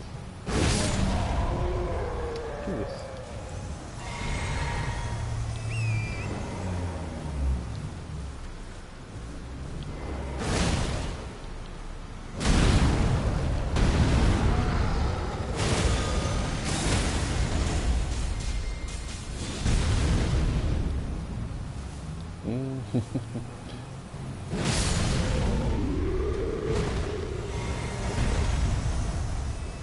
I wonder if it works while you're on horseback. Oh, does it? Interesting.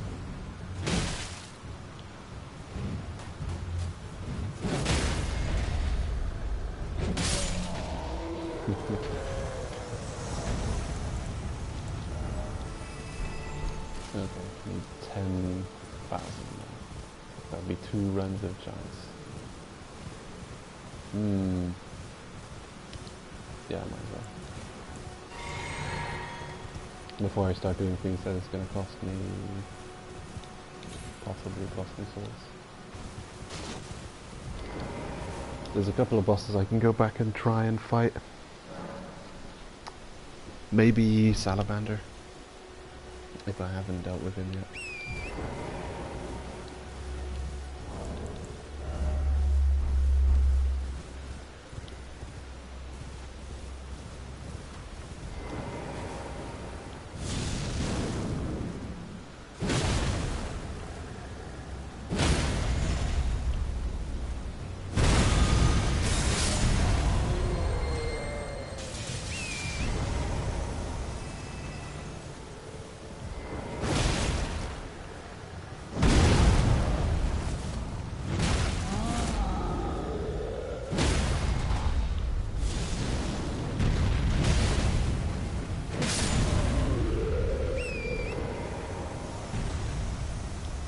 I often forget to use my plants while I'm farming.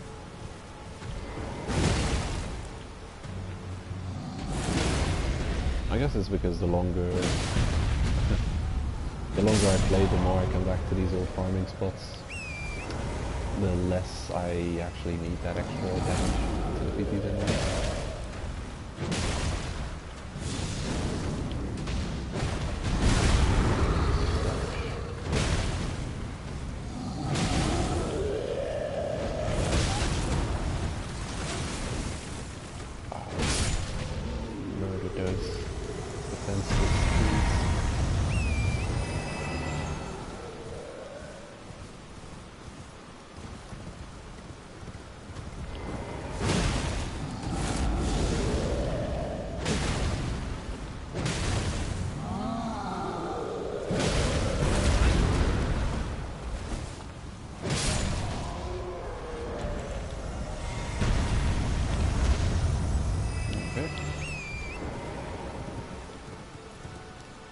One more run. I'll have enough souls.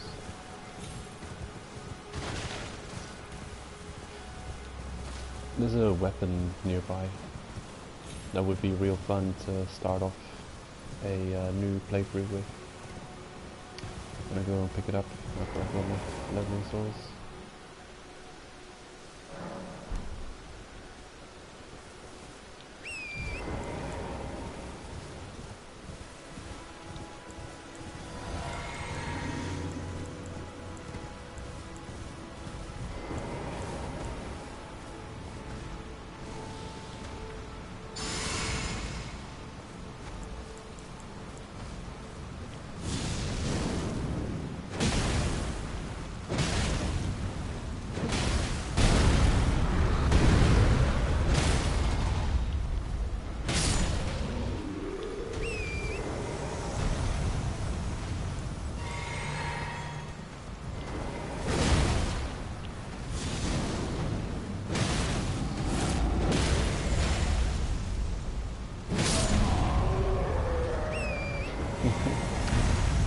Yep. He was dead before he hit the ground.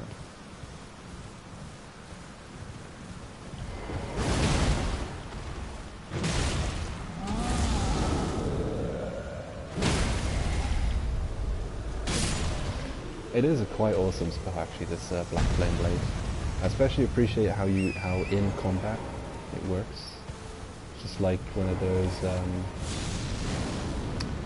those partial buffs in old other Souls games. I just started off with that. I don't remember what it's called.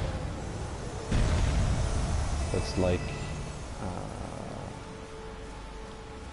a weapon buff that you can cast while in combat. It just doesn't last as long as the other buffs.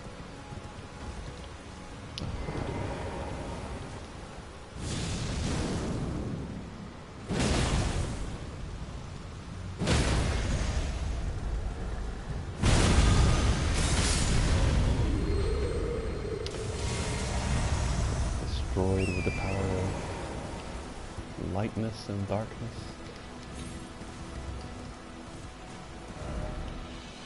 Okay, where is that weapon?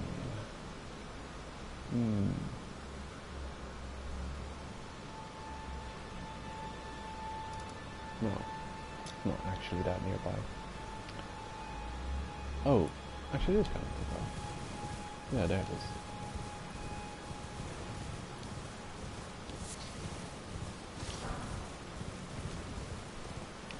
Once you get used to the timings, you can easily run over those glowing skulls and pick up the runes.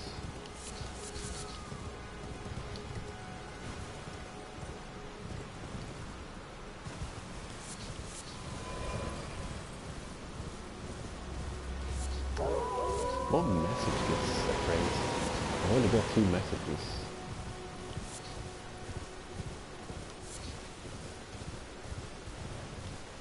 I'll have to check that in a second.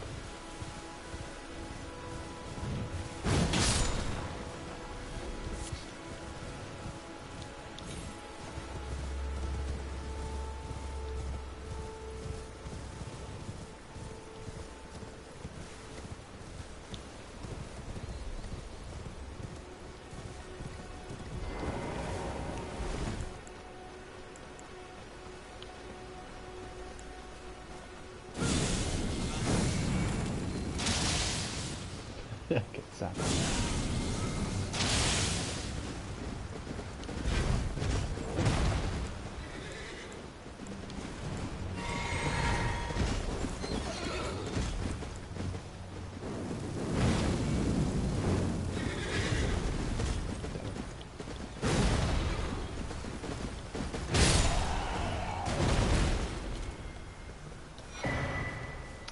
Golden Vow.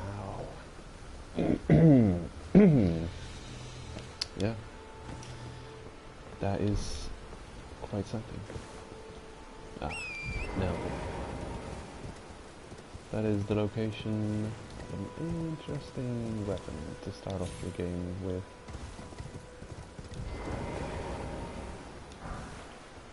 The lance.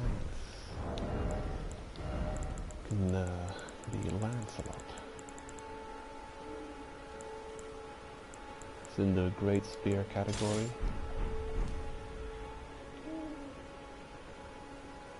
I wonder if it's got a unique moves that it can do if you're on horseback.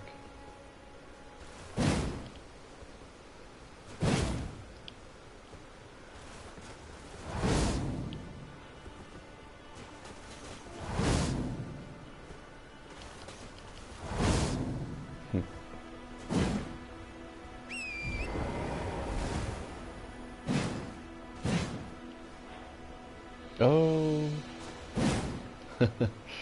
that's interesting. So you can point it forward like jousting, and you can do a strong poke upwards. I have to see that in action. Let's try it out.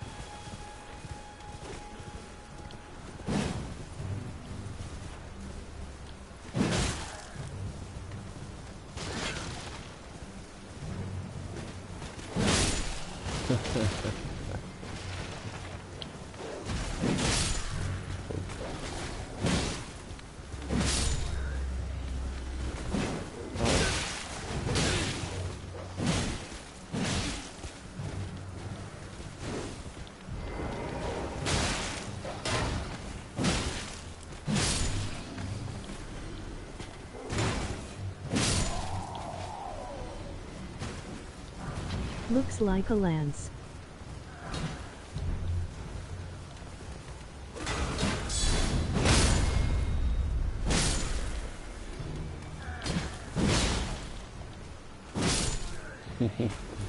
Yeah. I guess I like how standard it looks. It really looks like a standard knight's lance, which would make it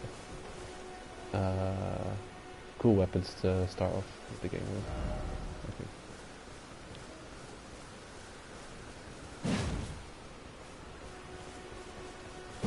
Pretty unique moveset, seems. I don't know if a lot of weapons in this same class work like this, but I like how it works. I like it. Ah, Beast Crest Heater Shield. 100% damage resistant shield. Just like that. Not even that far. In a new playthrough you'll have your horse, and then you can come up here, pick up the lance and 100% physical damage resistant shield.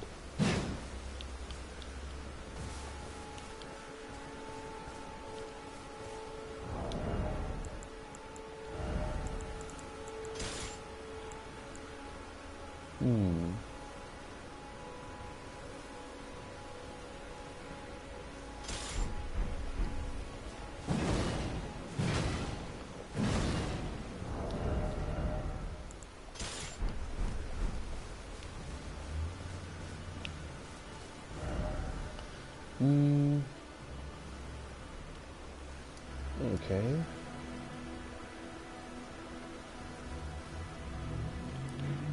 Is there something else?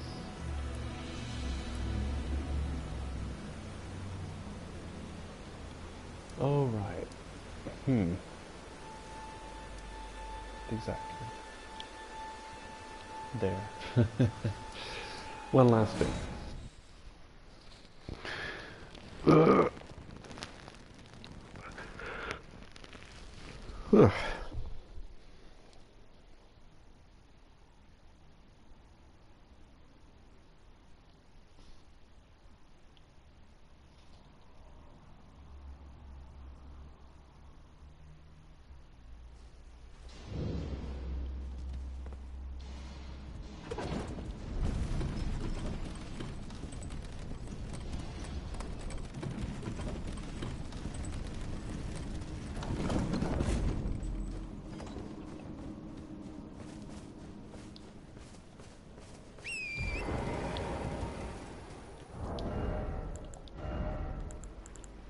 I think for this, I'll use a different weapon.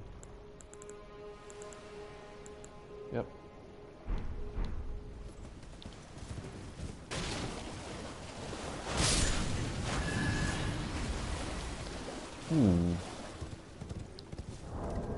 Oh yeah, leveling up. Before I forget, I should probably level up. Don't want to waste these souls. Anything? there is something you forgot. Hey.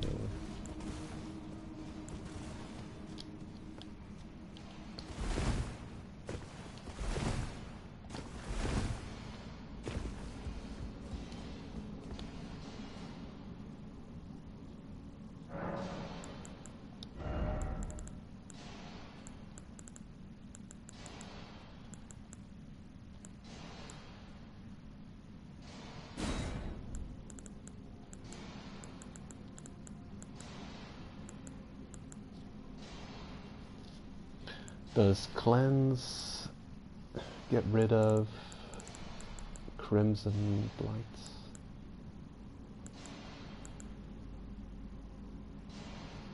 Nah. Cure poison.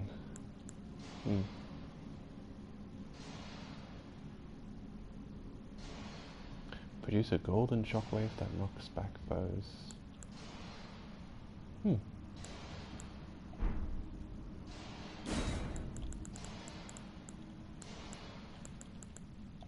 Might as well give that a try.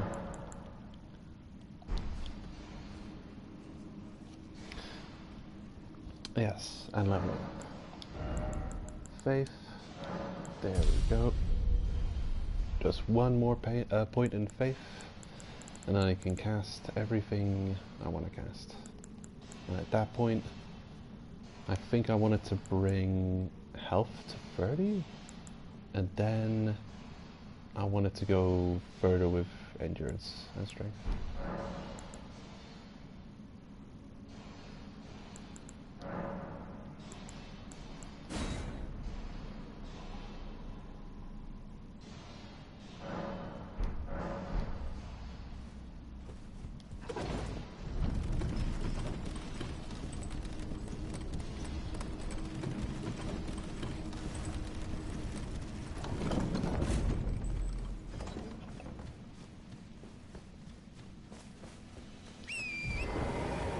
Okay. We're gonna go meet an old friend, but first, a quick bio. 1 minute, be right back.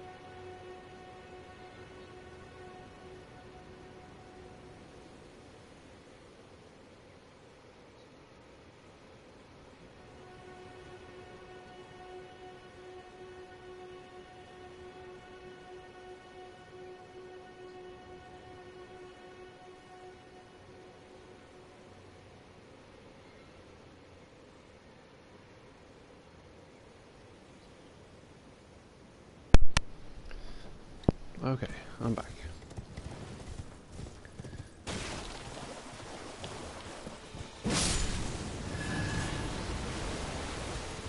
Apparently people have already been speedrunning this game.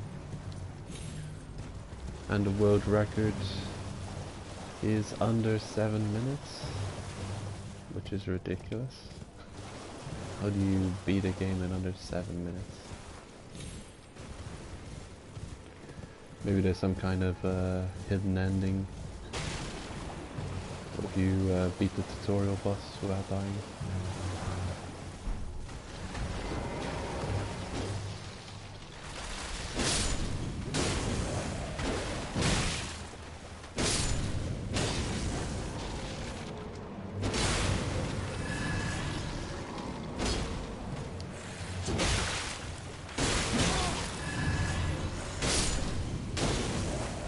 I don't know how...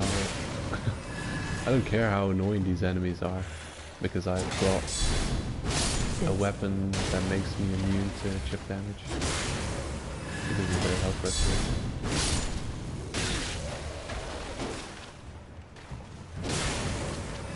Is that the name of the speedrun? I haven't watched it yet, because I'll be massively spoiled if I watch a speedrun.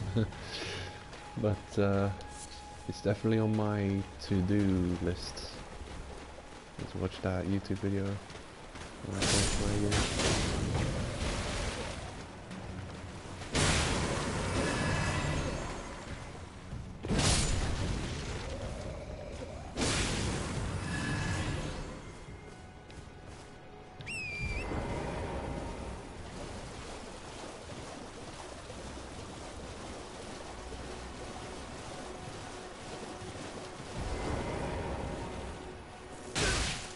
Oh my god.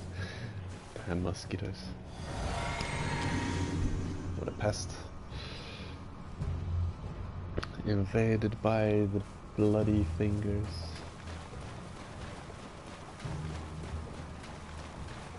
I did this on my mage character as well.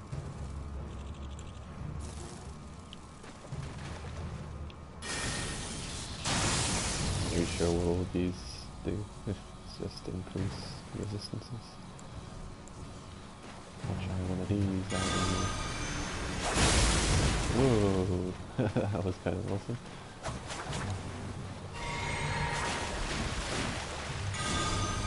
And another. Get blasted.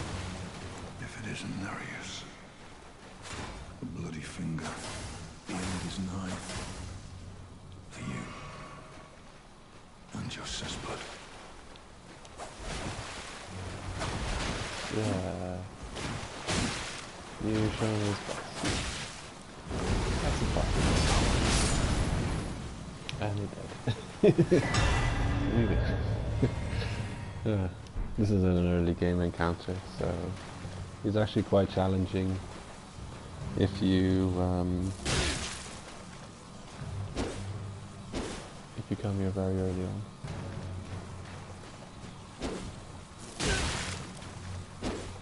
Damn. What can I do against such swift movements?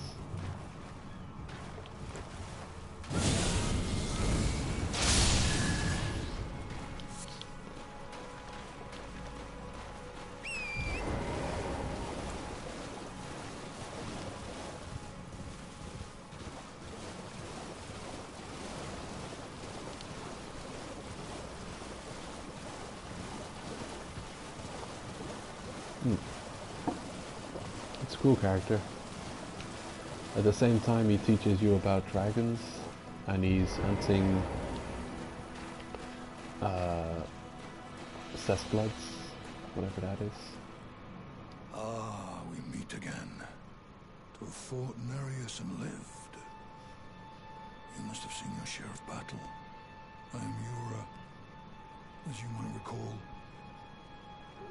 Hunter of bloody fingers, tarnished, held in thrall by cessblood. Zealots, who stalk their own. You stay the path. You're certain to face more of them. Just remember, no kinship with their ilk remains. Their madness precludes it. Don't let your emotions emotions stay your blade. Be on your way. Perhaps we will meet again. If fate permits. Mushroom man.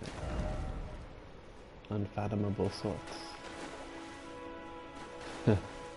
I think I had a message before in front of him that says, "Why is it always mushroom?"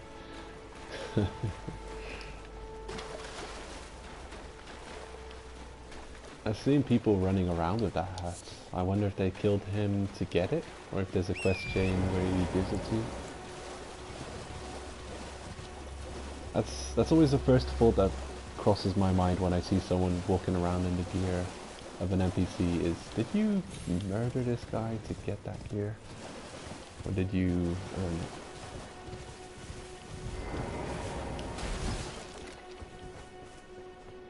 I guess if you really have to have that gear and you wanna like kind of roleplay as that character, then you know, if it's something that you only get at the very late stage of the game, then sometimes it is better to just murder them to get it, so you can enjoy that look through your entire playthrough.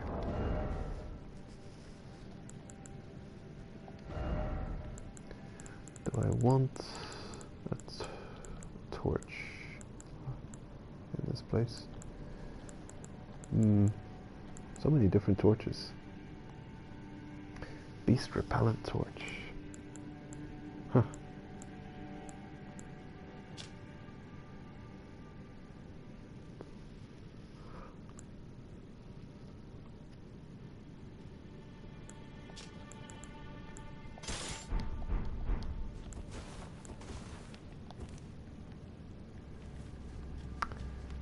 Different color, possibly. Let's see what the other one looks like.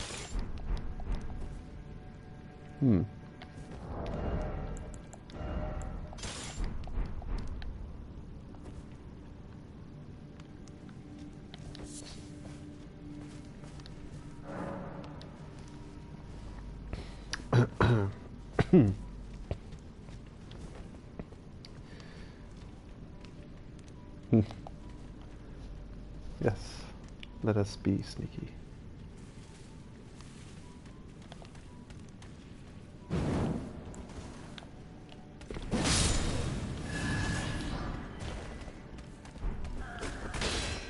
Oh. The ice cream truck is driving past. You see people in the strangest looking attire sometimes. Like sometimes you'll see messages with people with the weirdest looking gear. There's a lot of crazy looking gear in this game. Unfortunately, I haven't found any armor that I've considered a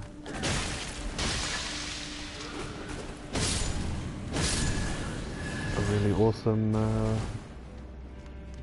looking set. Oh, there we've got another example. See, this guy's got this super roundish shield. That's that mushroom shield.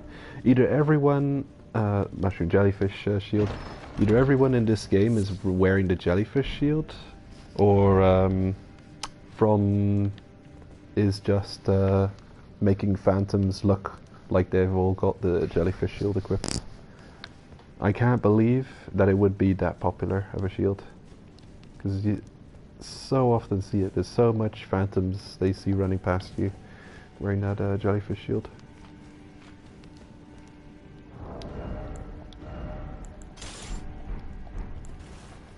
This one.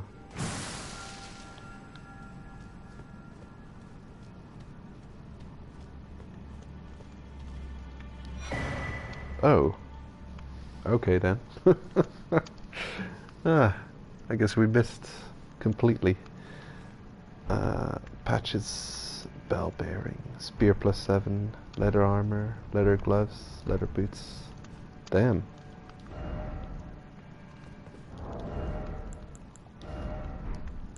Huh. Yeah. That's strange. So I think there would be a time limit for that. Okay, where's that spear we picked up?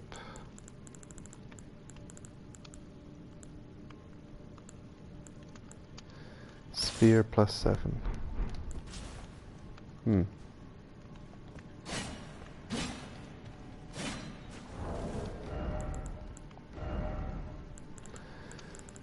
And leather armor.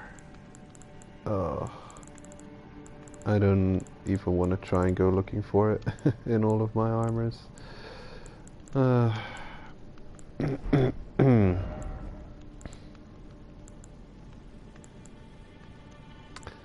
That's weird. So you've got a time limit with which you have to find him, and if you don't, then he's just disappeared. He's dead or something. You can loot his corpse, or you can loot all of his items, which implies that he's probably dead. Huh. So this is normally a boss fog, and you walk in here, and a weird thing about it is there's no boss to fight, and then you loot the chest, and Patches shows up, and then you fight him. Back just having food smile. Oh, enjoy your food.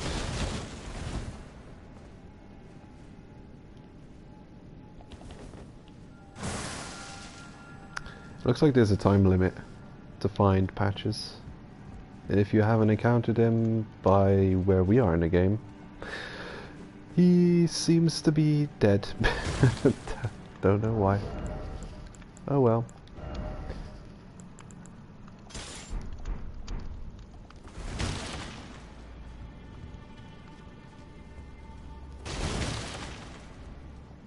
Hmm.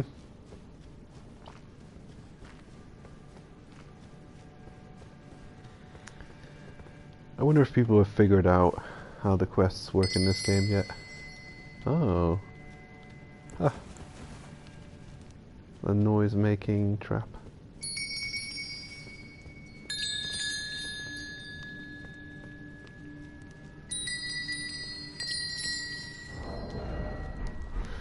That is pretty cool.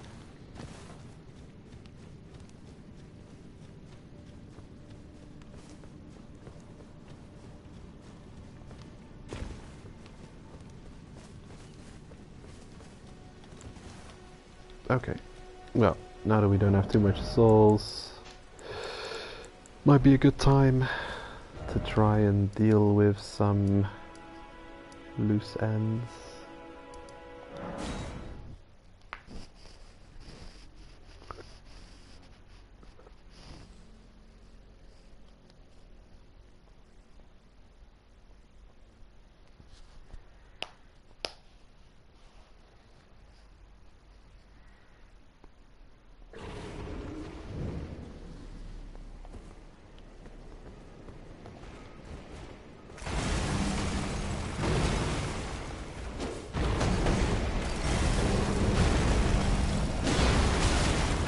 My god.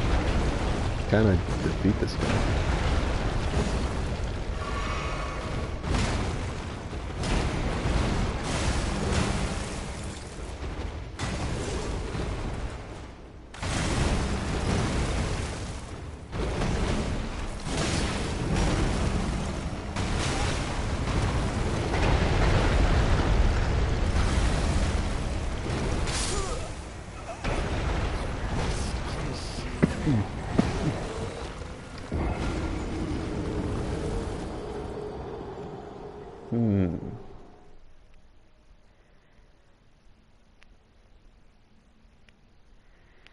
I don't know. I've got a feeling I don't stand a chance against him.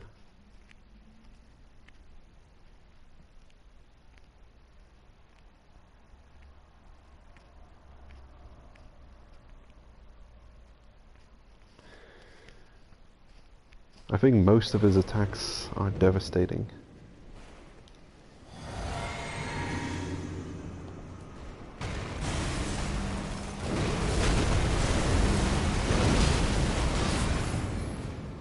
That did no damage.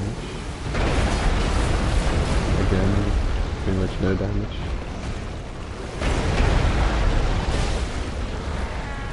Oh? Oh, I can talk to you now. Hello.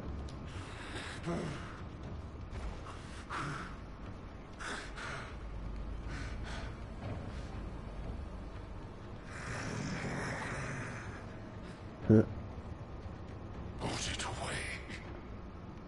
I won't forget again. My appetite. My sin. So please. Enough. I can see through your model.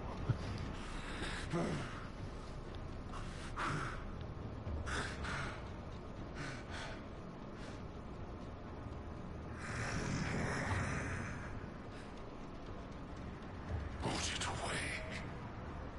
I won't forget again. Damn. Appetite. My sin. So please. Enough. I don't know what you're talking about. I wish I did.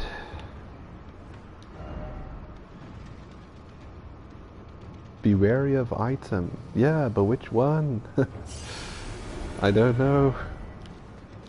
Try luring it out and therefore strong foe ahead.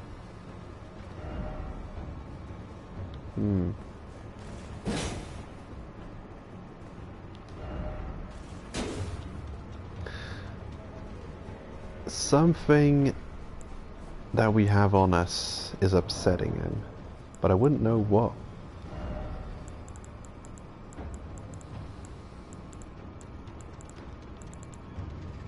Could be anything. I've got like a million items on me.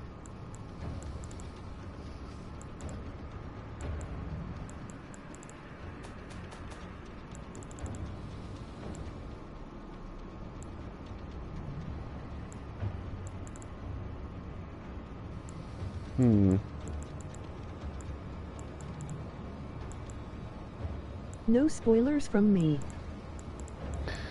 Nah, that's fine. I don't really... I think I'll take it however it comes, eh? Like, if this game was to be so damn vague with all of its quests. Look at all these quest items. I don't know what any of this does. I can't bring any quests to a proper conclusion.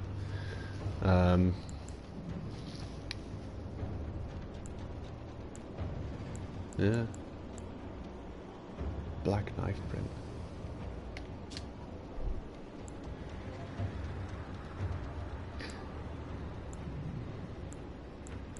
Well, in any case, he says put it away, and I don't know what that implies. With quest items, what are you supposed to do? Just throw them away out of your inventory? I don't know.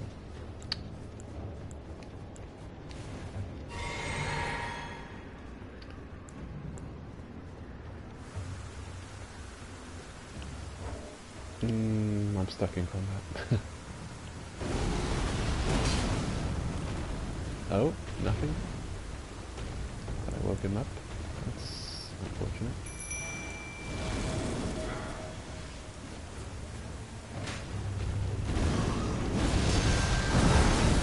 Oh.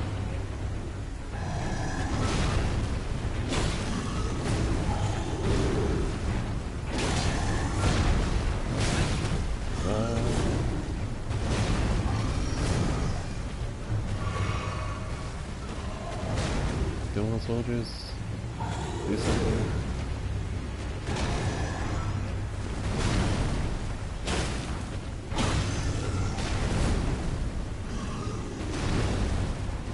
Jeez. Oh no. Oh god. Oh. This thing does stupid damage.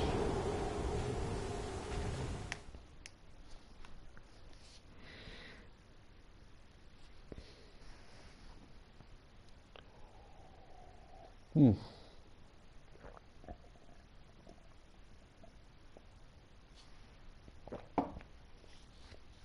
Yeah, I find many of the quests in this game just stupidly vague. When I'm done with my first playthrough, I'm just gonna look up everything. Everything, I'm just gonna look it up. It's like, internet, just tell me how this works. just tell me.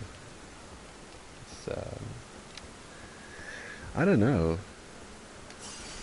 It's a weird one. I don't think I've ever had a Souls game where I felt so just in the dark about how pretty much any of the quests work. Seems far-fetched. I shall buff you all with this. There we go. Blessings boon. Oh yeah.